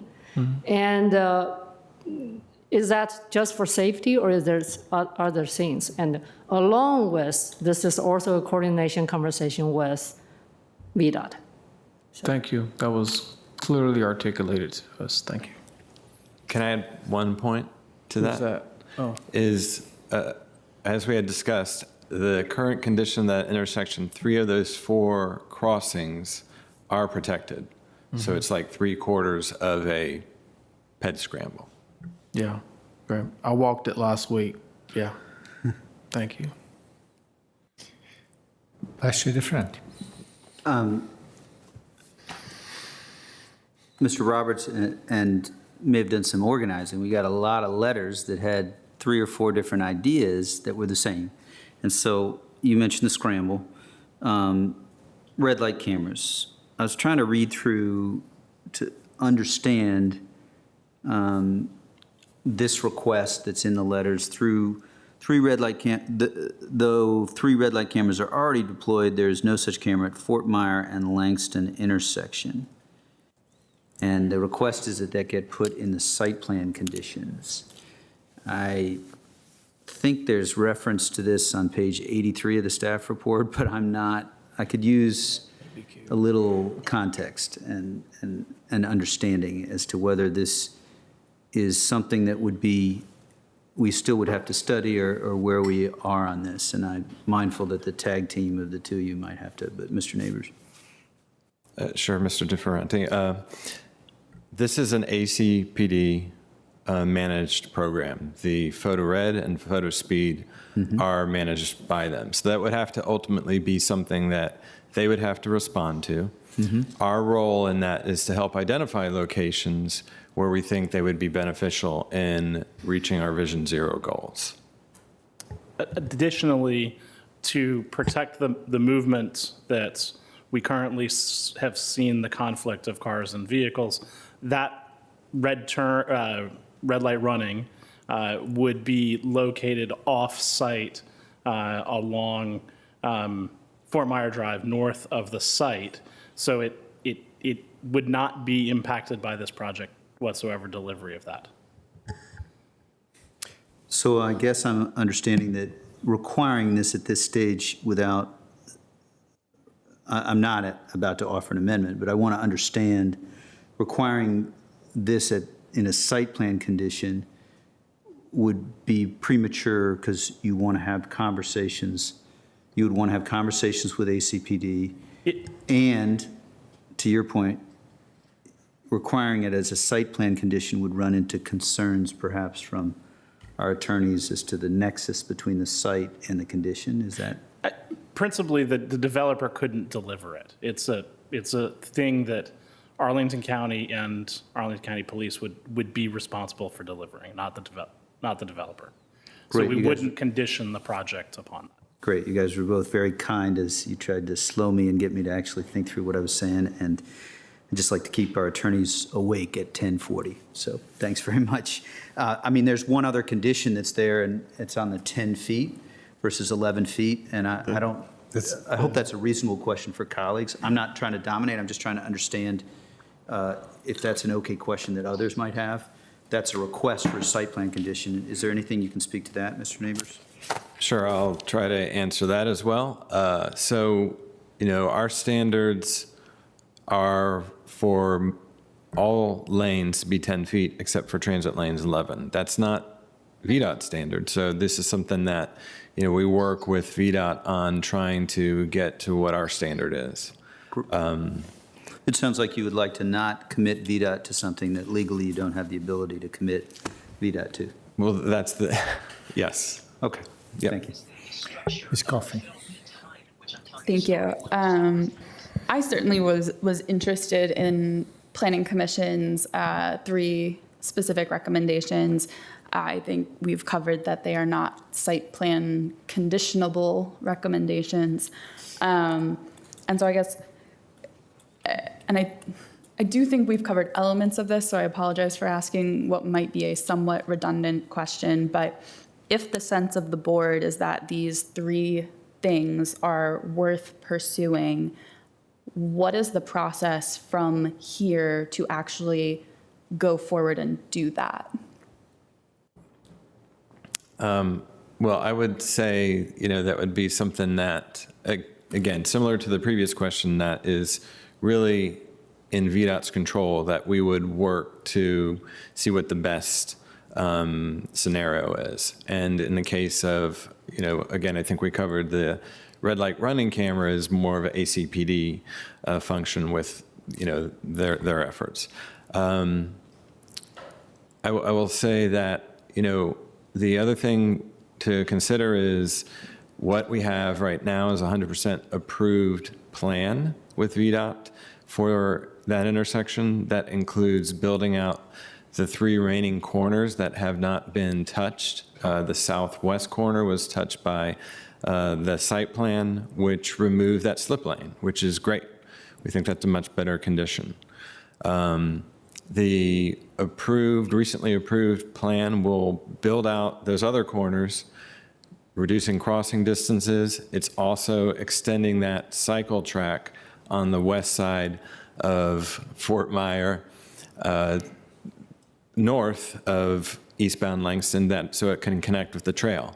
And with that, what it's going to do is it's going to deliver the cycle track on the west side that is basically taking that same curb-to-curb space and it's narrowing it. So those 4 lanes that are on southbound Fort Myer are going to be narrowed, and a cycle track will be on that west side. So that's a project that is approved by VDOT that we hope to move forward with very soon through procuring a contractor and construction. So we see that as kind of like the next phase. I think that, again, from our standpoint, our commitment is to look beyond that as well. But we think that is a necessary next step because of the benefits that that's going to deliver, and it's approved by VDOT. These other things we're talking about are things we need to kind of garner VDOT's temperature and what the feasibility of implementing those additional things are.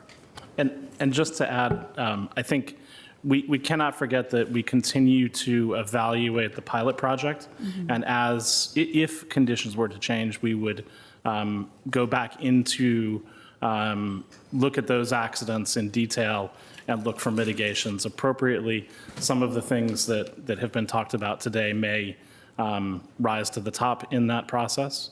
And then the final point is that none of the site plan proposals preclude the implementation of any of these elements. If I could add one thing on the red light, and it's my understanding, and I can be corrected if I'm wrong, that not only we would have to engage in an engineering study, that ACPD does that, but there is a cap that we have on the number of red light intersections we can have in the county. And I think that's a statutory cap. And I think that, you're very familiar with trying to work through some of those issues with the General Assembly. So this very well may be an excellent location to have a red light camera. It may end up, again, us having to choose to take it away from somewhere else. The best option, I think, would be to get the Commonwealth to change those rules and allow us to engage in those engineering studies to have a final result here that I think would probably be best for everybody. Thank you. I look forward to continuing our work in the trenches on traffic safety cameras, but it was a very contentious topic last year in the General Assembly. So we have the ongoing STARS study that is also happening. I would think the narrower lane widths in particular could result or could be a recommendation that could come out of the STARS study. Yes, I don't think there's any limitation to what we can recommend. It's just, a matter of what is VDOT going to find, implementable. Okay. And I think it's important to also note on that, if this project was not completed by the time recommendations for like that come through, those would likely be solved with increasing the buffer lane between the bike area and restriping the roadway. Those are relatively quickly implementable measures, and we could incorporate those into the striping and marking plan at the delivery of this project and the improvements to the west of this site.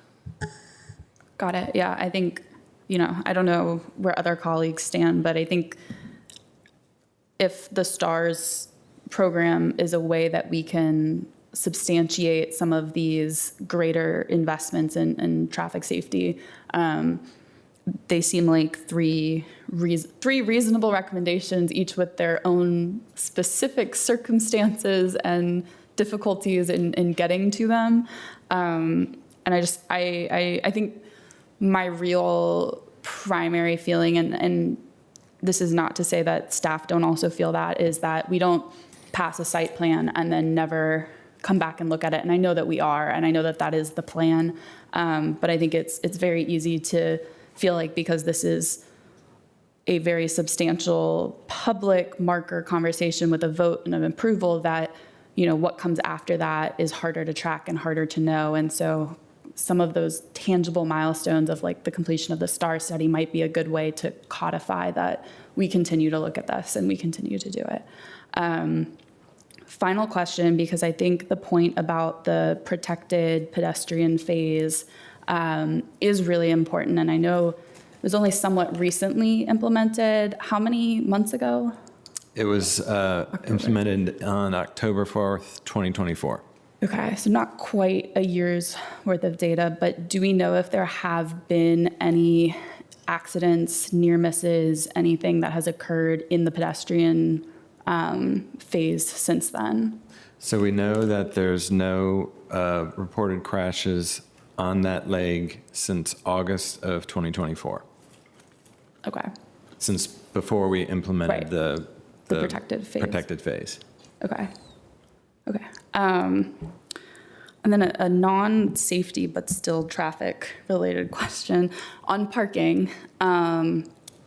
Is the garage for condo and rental unit combined? And how is parking management going to work for the building? Thank you. They're going to share the same entrance, but the plan is to nest the parking in group locations throughout the garage. So the condo parking would be below grade, and then the apartments would be zoned in the upper levels, and that EV charging would be provided to each zone. And then also the ADA parking would also be provided. And then we're going to lump the retail or short-term parking together as well. Okay. Got it. I'll pass along. Thank you, Ms. Coffey. Other questions? Ms. Cunningham? You asked me twice. Dangerous. I think Ms. Coffey has covered a lot of the issues well. I think we did not hit the question about the bus circulation around the site and how the slip lanes may contribute positively or negatively today, and how that proceeds. Yeah. So I think there may have been some confusion, and we erred on not enough information out back to Rosslyn. But the configuration of the right turn off of... And I'm going to keep asking it just because I like to harass the county manager. Is there a slide we could put up that would help those of us? Yes. Yes, there is, and we may find it today. Okay. So the right turn from eastbound Langston Boulevard to North Moore Street is how many buses may access the metro station. North Moore Street is proposed as a 3-lane segment. Through the process, we had originally had it as fully 3 lanes for vehicles for the full length of the street. What the project is delivering is addressing a number of concerns by adding a PUDO area in front of the residential entrance along North Moore that allows the buses to turn into the middle lane, which provides a wider swing for buses. And then it also helps address one of the other concerns about PUDO and delivery for these types of buildings. So to head off one of the other questions, which was, is PUDO and on-street parking being provided? Pickup, drop-off, thank you. Pickup and drop-off, so your Ubers, your Lyfts, your other delivery operations. So there is space for pickup and drop-off operations, short-term parking type uses on North Moore Street, adjacent to the northeast tower. Then there is space on 19th Street across from the south tower, and space across from the northwest residential entry along 19th. Okay, so it's late. Help me, you're a bus at 19th and Moore, and you want to go around the block. You're in the middle lane of Moore? Most of the buses are going southbound. So you would be coming from Langston Boulevard. You would make the right turn into the middle lane, and then you would continue either through the middle lane to Metro at 19th, or you would make a right turn onto 19th. Both of those lanes are sized for bus operations. So 11 feet is fine for bus operations. This graphic shows the bus not in the middle lane. That's what I'm stumbling on a little bit. Okay, it changed a little. It's also kind of where it gets cut. As you're when you're at 19th, it is a southbound through lane and a southbound right turn lane. So there are 2 southbound lanes and 1 northbound lane. Okay. So we're sure that buses can make those turns and will know where to be? Yes. Okay, and don't need the slip lanes to do any of that? None of that. Okay. I may have forgotten my other question. Oh, last one. So curb management. So you've got the pickup drop-off here. I know there's been lively discussion in the region about sensors or flashing lights or cameras, or how can we manage these curb spaces? Because I think, as several folks mentioned, this is a block or 2 away from one of our sort of most difficult to manage curbs. What tools do we have? What are we exploring? And what do you need from the state legislature to do better? That's a great question. I'll try to start answering that. Obviously, our performance parking pilot is giving us data that is really helpful in determining how people are using that space, or how they're using spaces where the pilot exists in about 4,500 spaces across the county. We're looking at other technologies and things that might be feasible as the next generation of that, as to how can we, assess some of these pickup and drop off double parking needs. And there's some technologies out there that we are exploring. One of them is, we have the sensors that are embedded in the ground. Some of the sensors that potentially are surface mounted are things that we could utilize in future iterations, possibly. So there's things that, we're just beginning that phase of exploration as to, how we can get better information beyond just parking, but how the curb space is used. Great. And then last transportation question from me, can someone square for me the VDOT STARS timeline, this project timeline, and the consideration of whether we take over Langston at some point? How do those fit together? Sure. You were doing great. I think this might be a tag team here, but I'll start with the VDOT STARS timeline. So, they started last year. They're calling for, they will do another public outreach this fall. which is a great opportunity for, for people to provide feedback on a lot of the things we're discussing. They're going to conclude in the study, that is, in the end of 2026. So that's the VDOT STARS timeline. How that matches with the rest, I'll pass to Rob. I'm actually going to Adam? pass to the applicant Okay. for that.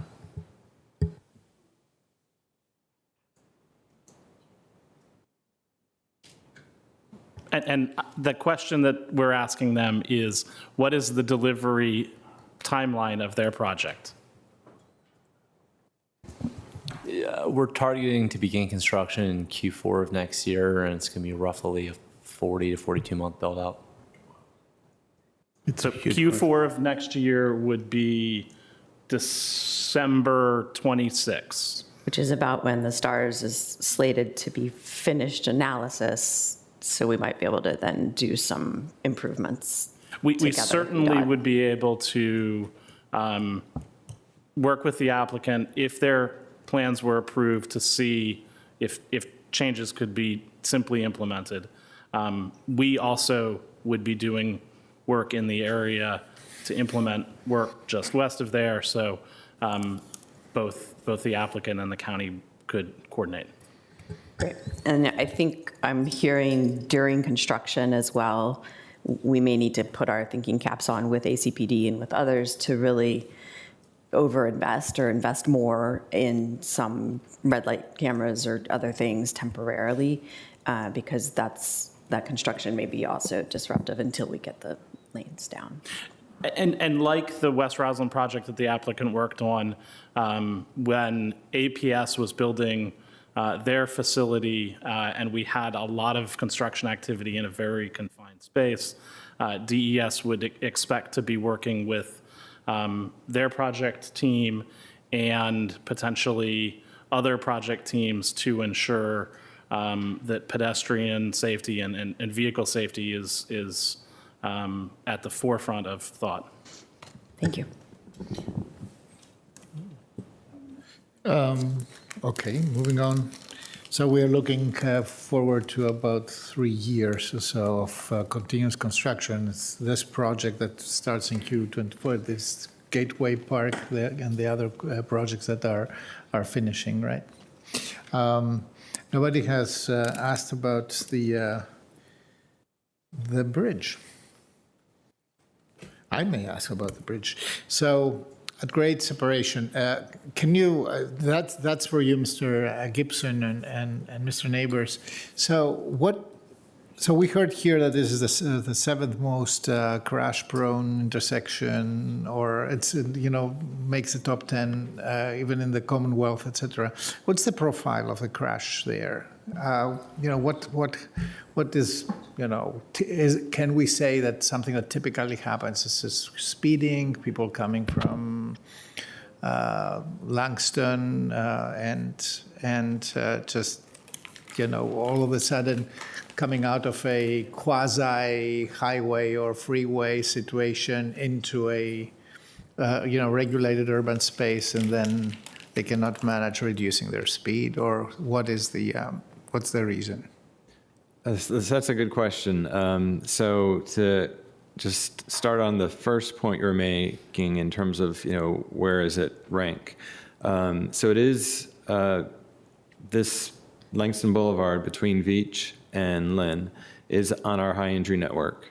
And it's also the same area that's part of the VDOT STARS study.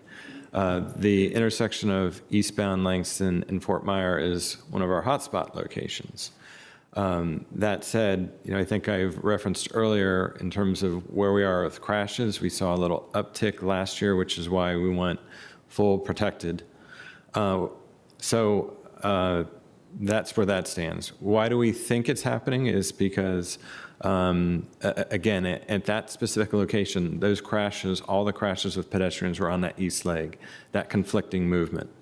And people rushing actually to get out of DC and make that left turn, that southbound left turn from southbound Fort Myer to eastbound Langston, that was really that conflicting movement and generator where those crashes were occurring.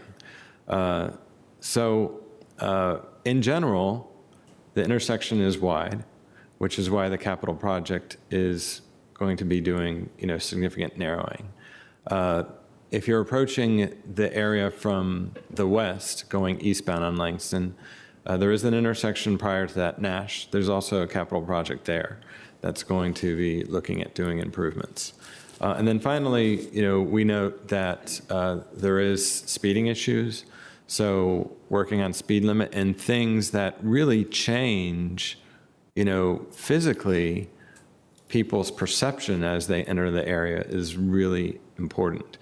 So that block between Nash and Fort Myer on eastbound Langston has been rebuilt. It looks completely different than it did before.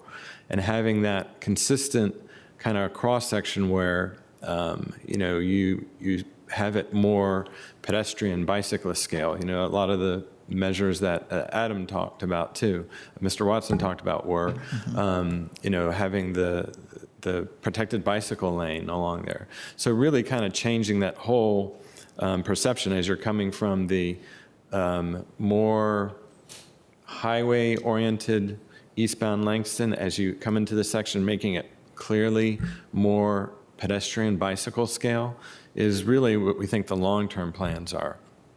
But again, through STARS, through doing speed limit reductions, things of that nature, you start to kind of do that interim measures to help mitigate some of the concerns that we have there. I see. By the way, I have to tell you that there is an example of reducing speed by design that is in front of this building on 15th Street. It is paved differently, looks differently, feels differently, and nobody speeds. It used to be different.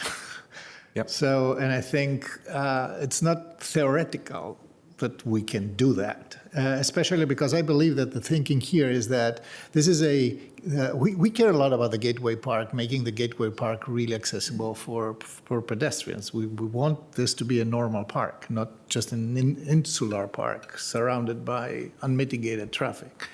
So this segment from Fort Myer to Lynn is an interesting segment for a different treatment. Now, I know that this is not in the culture of VDOT, and that this is something that we would have to have more, sovereign rights on, on the right of way in order to do that. Another thing that I wanted to ask you is, I'm very concerned about this 40 miles an hour rated feeder that goes and stops at Nash, enters at Nash, because this is a really long segment. Motorists don't see what happened. I mean, they don't remember that Rosslyn happens in seconds after a curve. So they tend to really be very, very, very fast there. And I don't believe that this is a very high volume place. I mean, it's relatively sparsely, they don't have so much traffic. I've never seen that congested, for example. Maybe I'm wrong. Anyway, is there any way to reduce speed there? Or, for example, in other places, people would consider putting speed-triggered red lights, right? If you are over 40, the Nash light is red, and you have enough time here to stop. Is that something that we would, is that part of STAR?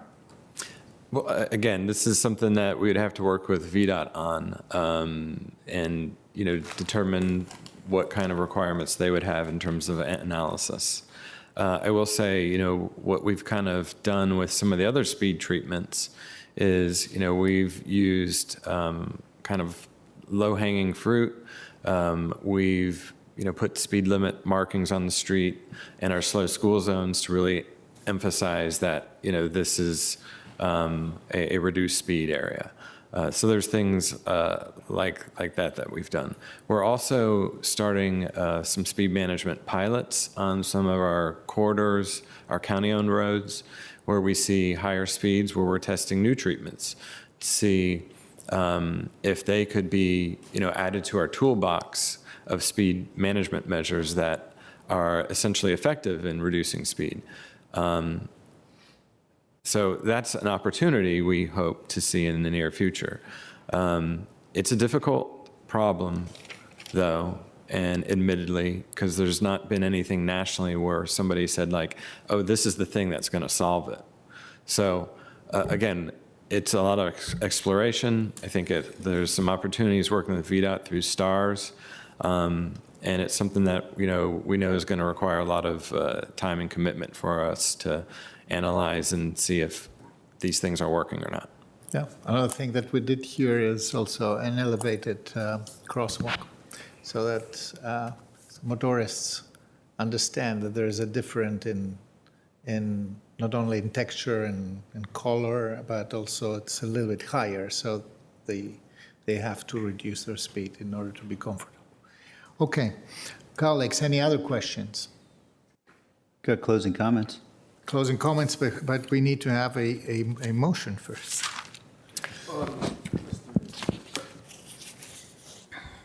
Mr. Chair. Yes. I think the hour is here, and I would like to make a motion. Please go ahead. Okay.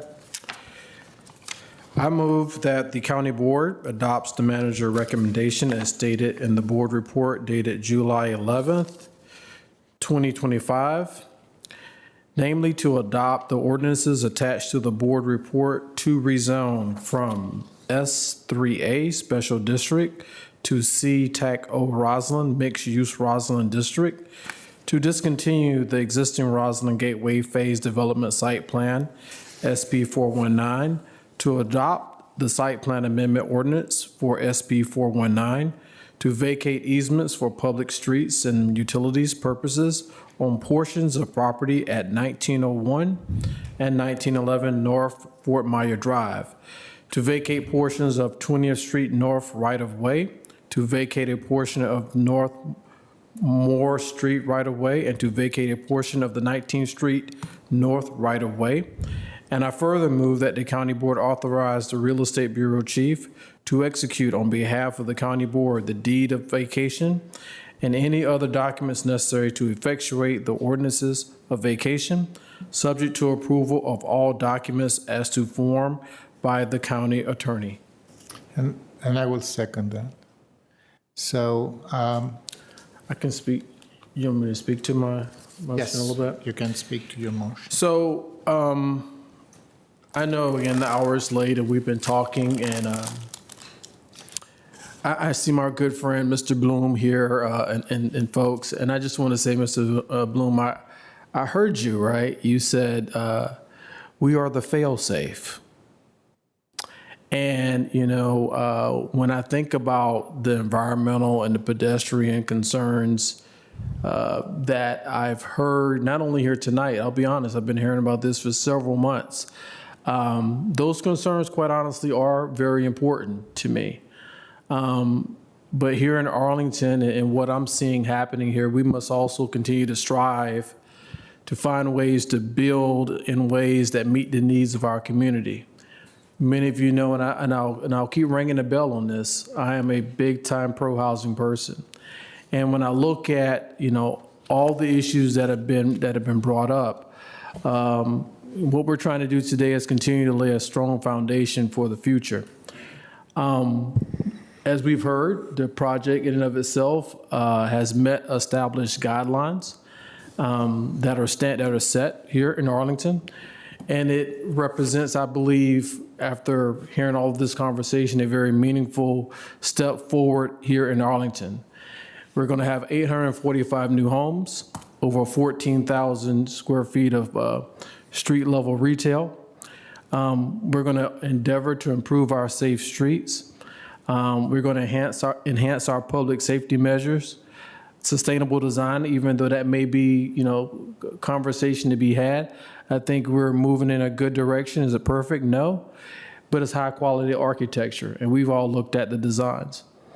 And it's also what really is good for me, and I think for our community, is the $11.2 million investment that we're going to see into the AHIF Housing Fund, which is going to yield, I believe, a considerable amount of committed affordable housing units that we greatly need in Arlington down the road. So as I said earlier, over the past several months, and I said tonight, even last week, I took a walk over there. My good friend, the vice chair, you said something to me early part of this year and last part of last year, like, let's take a walk. But I literally took a walk and just went and walked that intersection. I thought about, the conversations I heard from the civic associations and I've spent time there with family, and I understand the concern about safety. I understand it. One loss of limb, one loss of life is one too many, and we cannot afford to put our citizens in harm's way. But I want to commend our staff and our folks for being focused, right, on this and ensuring that when we work at street level here, at grade, we're going to make sure that we're doing everything in our power to make that intersection safe. I tell a lot of folks, I have a daughter who lives in East Village of Manhattan, New York. I'm up there quite a bit. You don't see a lot of bridges. You see a lot of walking through some very dangerous intersections, I may say. If New York City can do it, we can do it. We can probably do it even better. So look, I've heard everyone, is this project perfect? No. But what I've heard today and what I've heard over the past several weeks, public safety, and I campaigned on public safety last year. We're taking this seriously. And we have the necessary steps in place to move forward. So it's inclusive in my opinion. It's been some thoughtful planning. Again, it's not 100% perfect, but I think where we are today and the financial strains that are going on in our economy, we're going to be able to get some good out of this. And in next year, when we get our vision, some of the plans back, we'll be able to maybe maneuver a little bit, at least the applicant will, because I think you still, you want to achieve really high goals in this planning. And we're looking forward to excellent things in this process. And lastly, I'll say this, I know it's late. I will tell you, I'll be the first one to criticize developers and folks where I think there's backdoor deals being made in smoke rooms. That's a perception that happens outside of government, because I was out there. That's not happening. We've put a lot of hours and time, well, our folks don't know, into this project before we get here today. We don't just show up in 3 hours and make a decision. So I want to commend everyone who's been a part of this, and thank you, Mr. Chair, and that's, so I'm going to look forward to moving forward with this project. Thank you, Mr. Spain. I see Vice Chair DeFerranti or Ms. Cunningham. Second. Okay, first Mr. DeFerranti. Thank you to Mr. Roberts for the specific suggestions this month and for the advocacy. I'm not going to claim that at 11:17 you're going to, with the result, you're not going to walk out elated, but I really appreciate the strength with which you made the opinions, you made the case, and the 10 feet and the red light camera in particular, want to follow up on, a little deference on the expertise to Ms. Wang and Mr. Neighbors on the scramble, but I just think I'm really grateful for that. And Mr. Doyle, I appreciate you making the case, and I'm mindful that it's a challenge. I do believe the intersection will be better after built than before.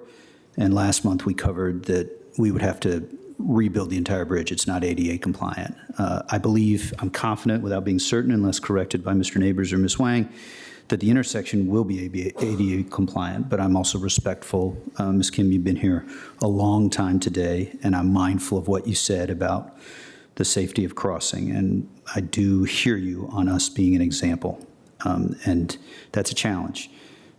Similarly, there was a challenge from those who spoke on the environment, and all three of you who spoke were powerful. I guess what I would say is, I sat in your building at the ribbon cutting for Fire Station 10, and, it was a great moment.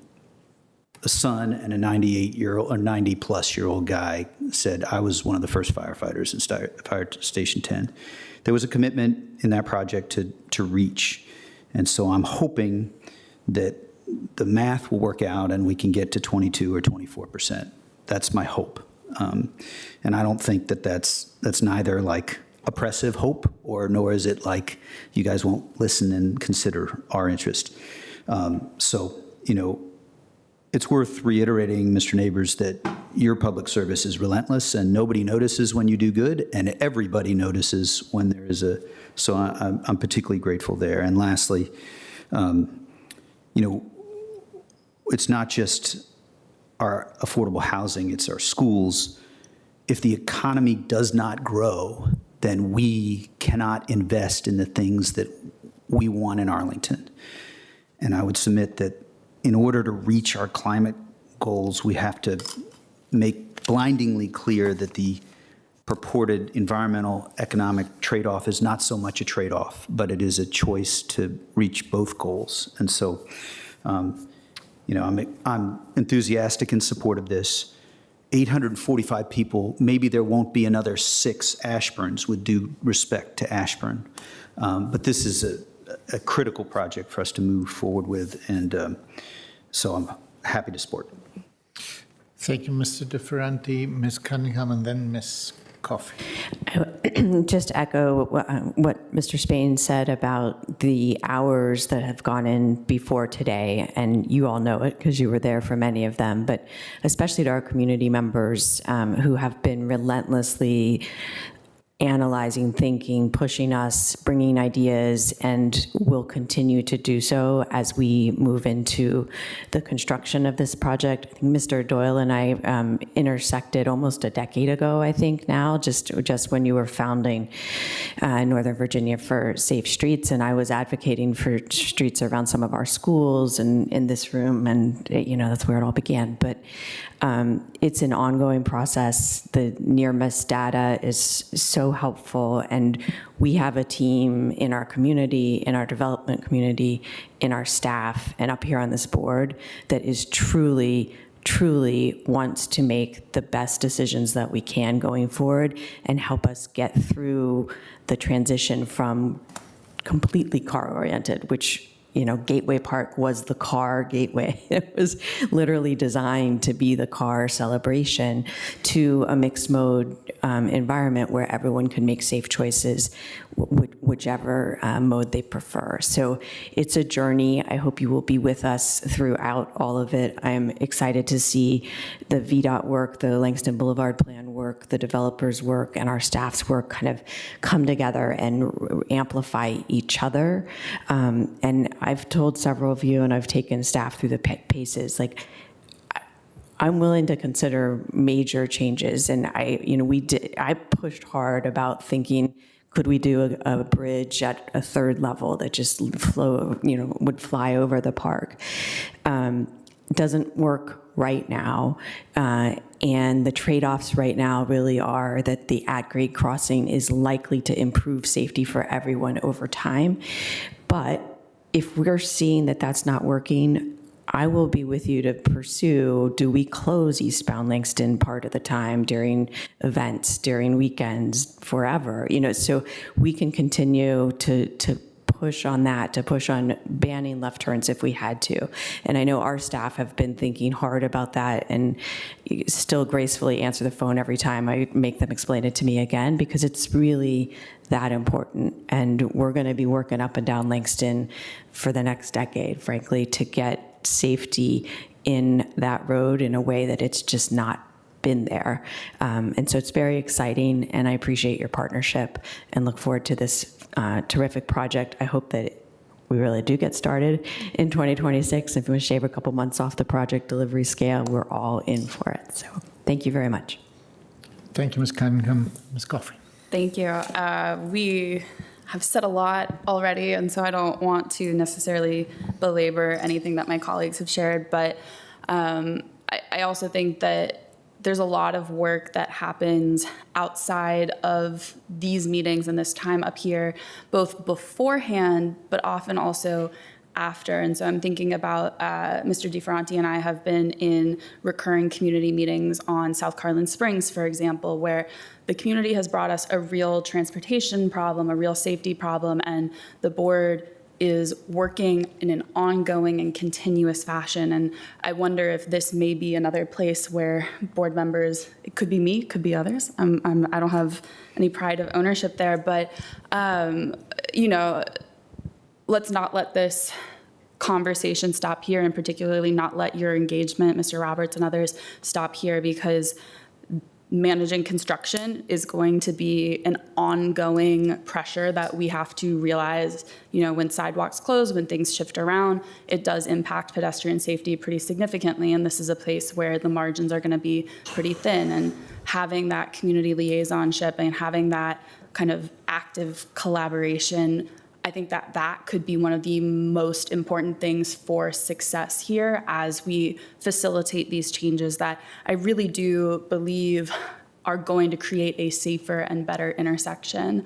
And I think that, I really appreciate the thoroughness of our presentation tonight on some of the community benefits calculations, on how this works with our sector plan and our overall community goals and objectives.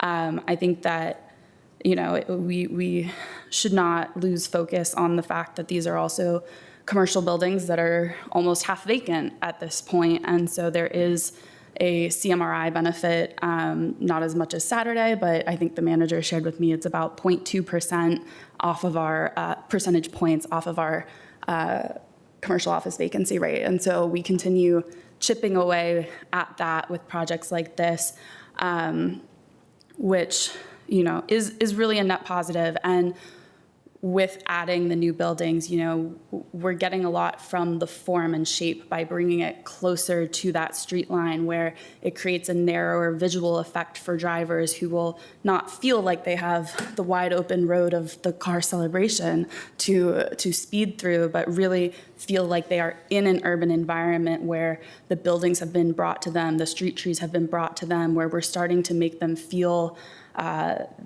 the level of density that we all know Rosslyn has. And I think Rosslyn is just such a wonderful, unique neighborhood to Arlington and to the DC area, frankly, where it's, when you look at the skyline pictures that anyone uses for the DC area, it tends to be Rosslyn, which is very interesting. And this is a building that is likely going to be in those pictures going forward. So it matters that it is a good building. It matters that we all like to have it there. And so we didn't spend a lot of time on design or anything like that, but I think having collaborative applicants who were interested in really building out our community and the vision that comes with Rosslyn and the identity that is Rosslyn being just across the street from our nation's capital is something that's really important to me. We have a long way to go with the rest of Rosslyn, I think, right now, but I'm heartened to get this done with the corresponding investments in housing. I wish there was more environmental. I really do think that falls more so on us to get our green building incentive policy to a point where they said the meeting is over. Are we still presenting, though, at least? So somebody wants to tell us something. I just didn't want to keep going if the stream had stopped. So Clock starts at 12. Yeah.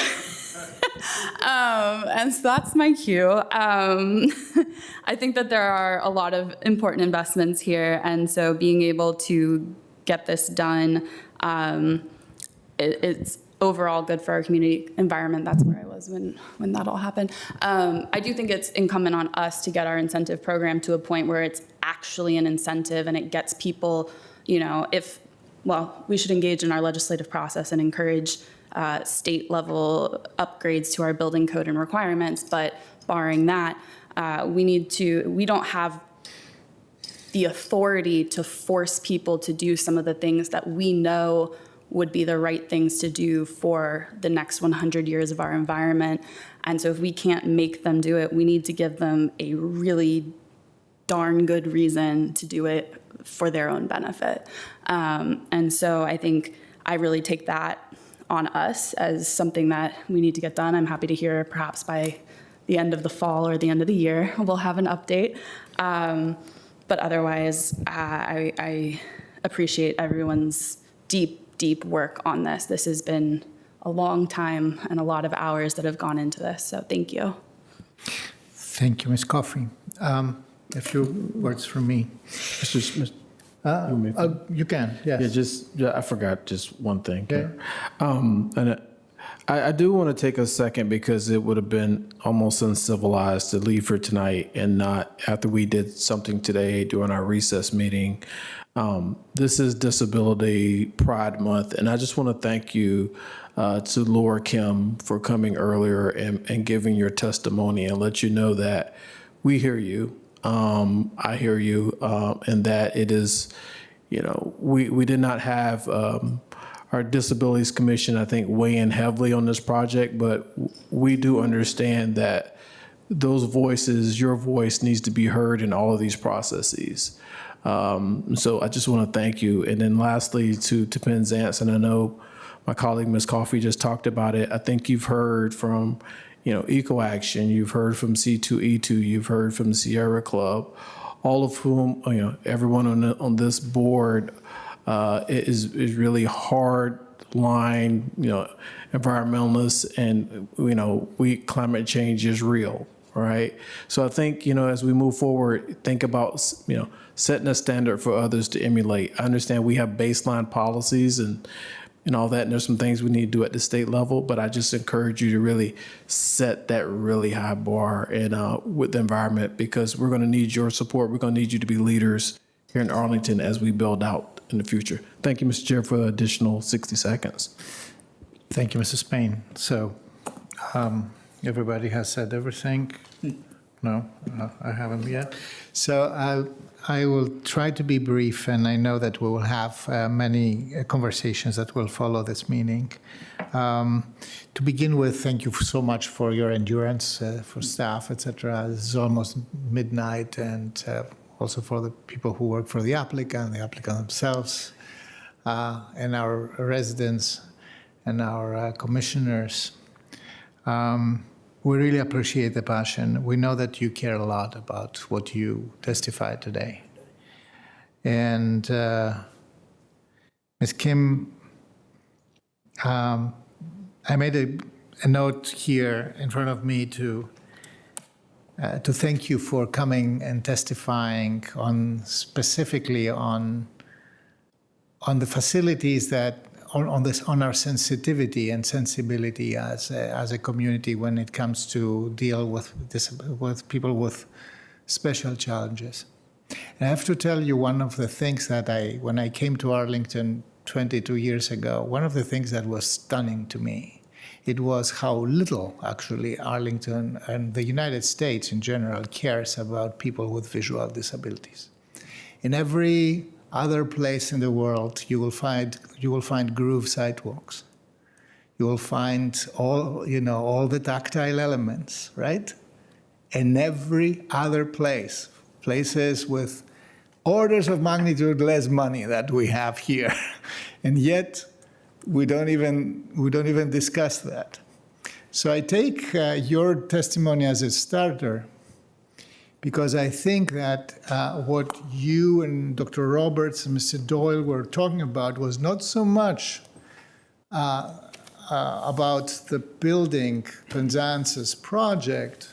It was much more about the destination of the pedestrian, which is the Gateway Park, and this is a public project. So I made a lot of notes here because this discussion will continue when we are going to be delivering the Gateway Park. And I believe that the entire discussion here about safety around in these 3 blocks is about how we close the chapter of the 60s where the car was paramount. We have 7 highways going through this little place. And we open the chapter of the 21st century where as we saw yesterday, the pedestrian is at the top of our priorities. And Mr. Doyle and Dr. Roberts, this is a fundamental philosophical discussion that we have, whether separation of grades is any more contemporary and actually reduces the risk, because the prevailing ideas today say that they actually facilitate the permanence of a car-driven society that brings all these dangers with it and the risks and the crashes, etc. I think that even in this organization here, and Dr. Wang and Mr. Neighbors and Mr. Gibson have been amazing companions in that. We have evolved a lot. We think today, when I joined here the place, when I got elected, discussing things that now appear as regular stuff in our weekly reports were pies in the sky. An elevated cross-section, crossing, etc., or different. So we make progress, and I think we should be doing a better job, always a better job in communicating that. On the green issues, I have to say I saw the passion. Ms. Diaz, thank you so much for being extremely passionate about conveying the Commission's opposition to the building. And I know, and I believe that I can interpret what you were saying in the following way. This is a significant building. It's frontage, it's the front. It is part of three, major landmark buildings in front of us. As a green person, I will tell you myself that I still don't understand. The last one is not even 60 years old, and yet we have to replace it that bad. And the question that you put is, do we put the value in it? We know that we have to make compromises in many things right now. And we have to make compromises in a world that is getting hotter, where the climate catastrophe anymore. It's not anymore a crisis; it's an everyday thing. So, do we see our values reflected in our decisions? And at this point, I have to tell you, for me, the compromises were very difficult because I was expecting, a higher delivery, $600 million building. But I understand the constraints. I respect the constraints.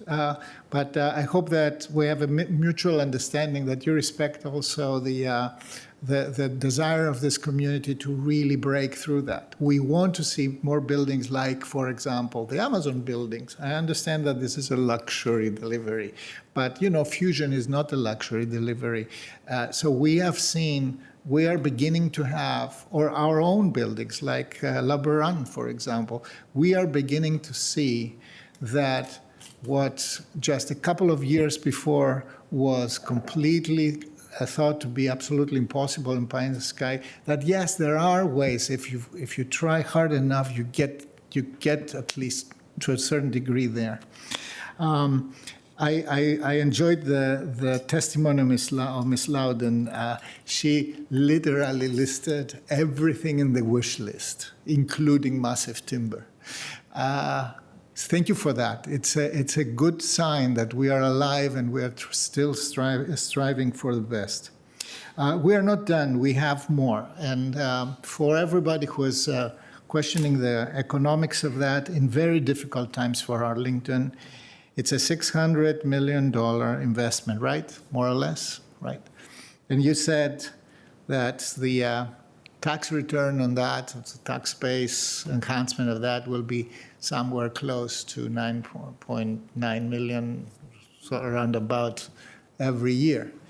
I just ask everybody to multiply that and to think what we are going to do with that. We are going to invest back in our community, and we will do that in a way that is compliant with our climate resolution and with everything else, our equity resolution, our dedication to education, to second what Vice Chair De Ferranti said before me.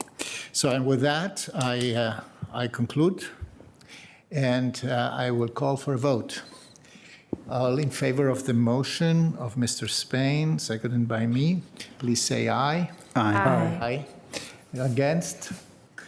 Abstentions? The motion passes unanimously. Thank you very much. Congratulations. And for everybody else, we will continue to work. So, colleagues, unfortunately, we're not done. Mr. Clerk, can you call the next item, please? Yes, of Item course. number 54. Item number 54 is the amendment to the fiscal year 2026 Race to Rebuilding Trust and Community Grant Agreement with Aspire After School Learning. Joe. Mr. Chair, Mr. Manager. So the theory was that Elizabeth Matlock was going to present virtually. I told her that she probably would have to stay up till 10 o'clock. So I don't know if she's here, but I will just say I'm willing to dispense with the presentation and just ask the board if they have any questions about the report that was provided to them. And I know that, oh, actually Elizabeth is awake. So now I'm going to, and since she stayed up, I'm going to actually ask her to make a very brief presentation.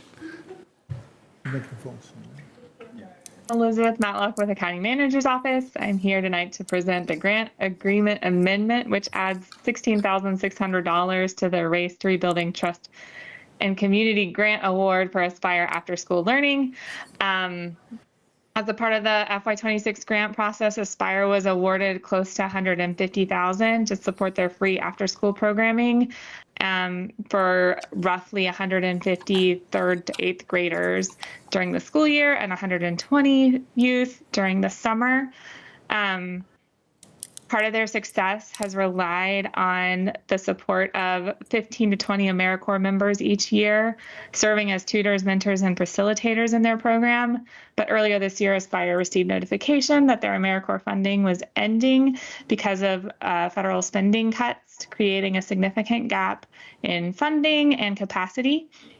So approving this amendment award partially offsets the funding loss. As a result of the federal spending cuts, it uses unawarded Race to Rebuilding Trust and Community grant funds. Amending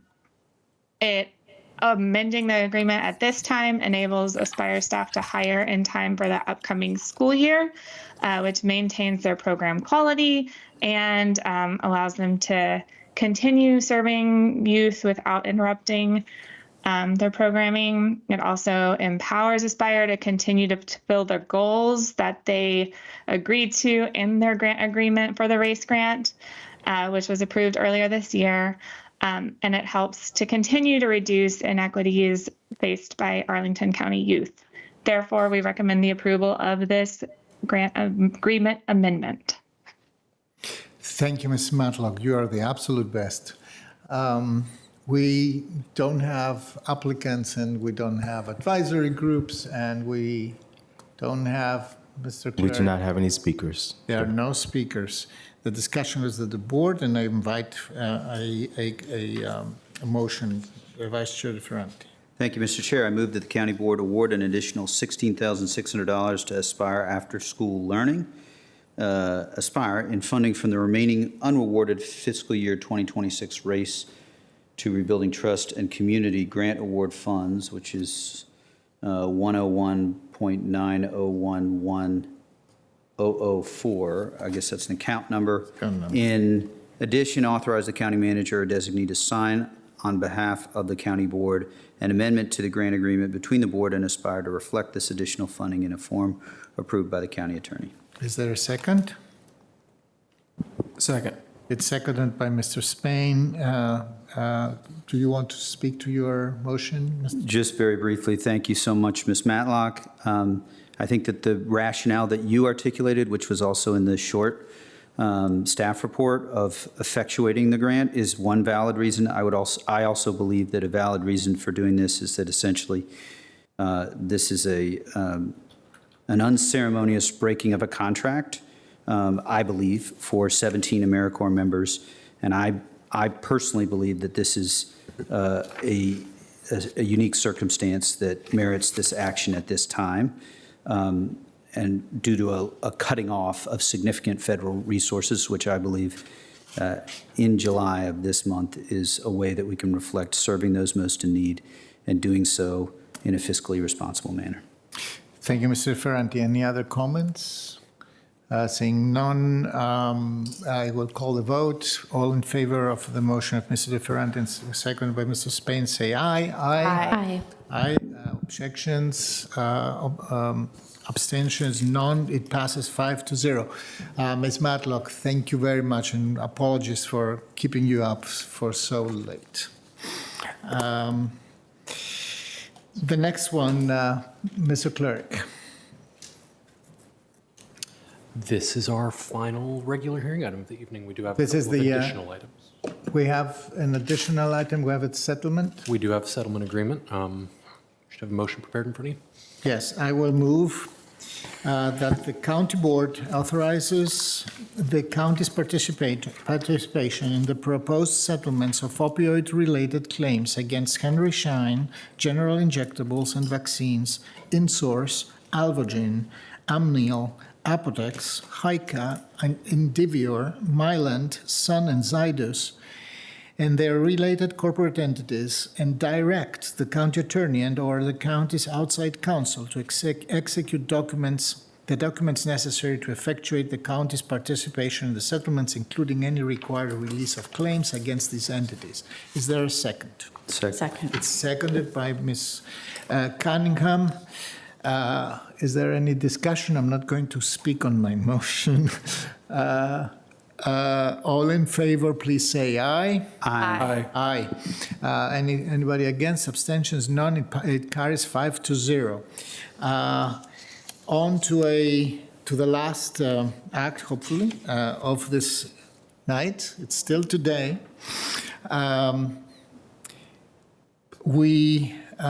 It's now official from our side as well that Ms. Minchao Kaur, we prolonged this meeting just to haze you in your last meeting ever with us.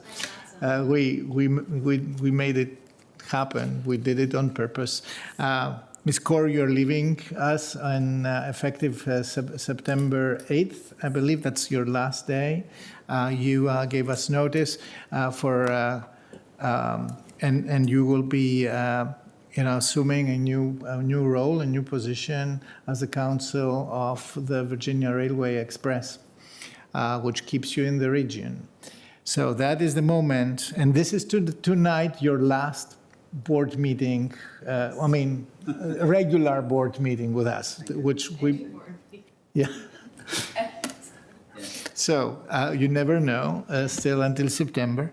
So I think we will, take turns here to thank you for more than 15 years of service, right, to this county.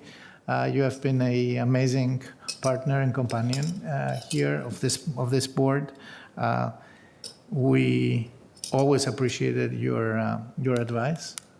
We always were very apprehensive when we didn't follow it, but mostly we did.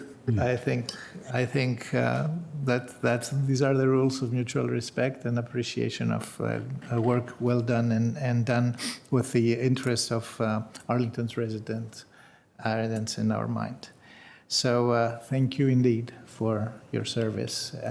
At this point, we still will have you here until September 8th. Ms. Cunningham.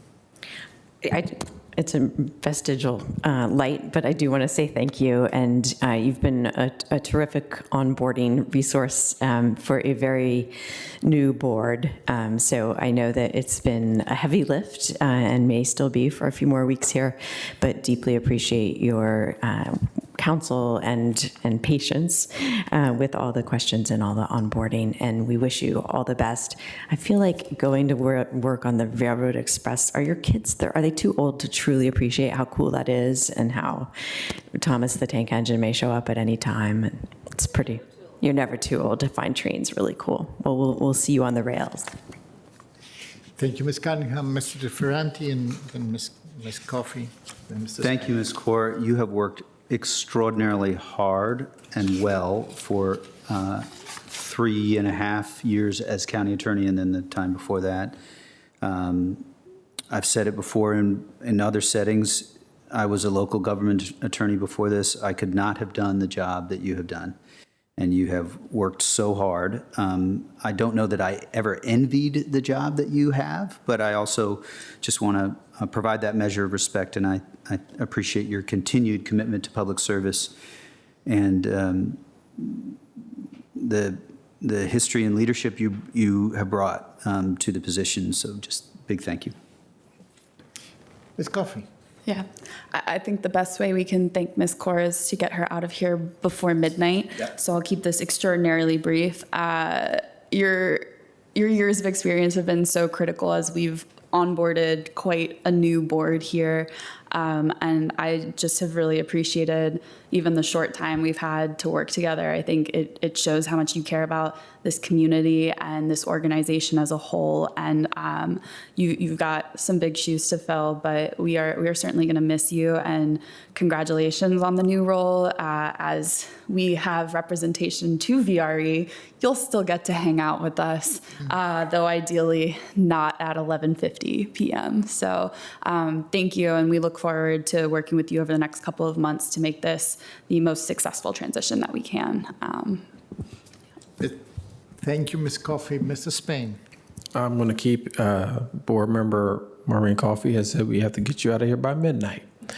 Look, I have very high admiration for those individuals who serve, who are in positions of public service.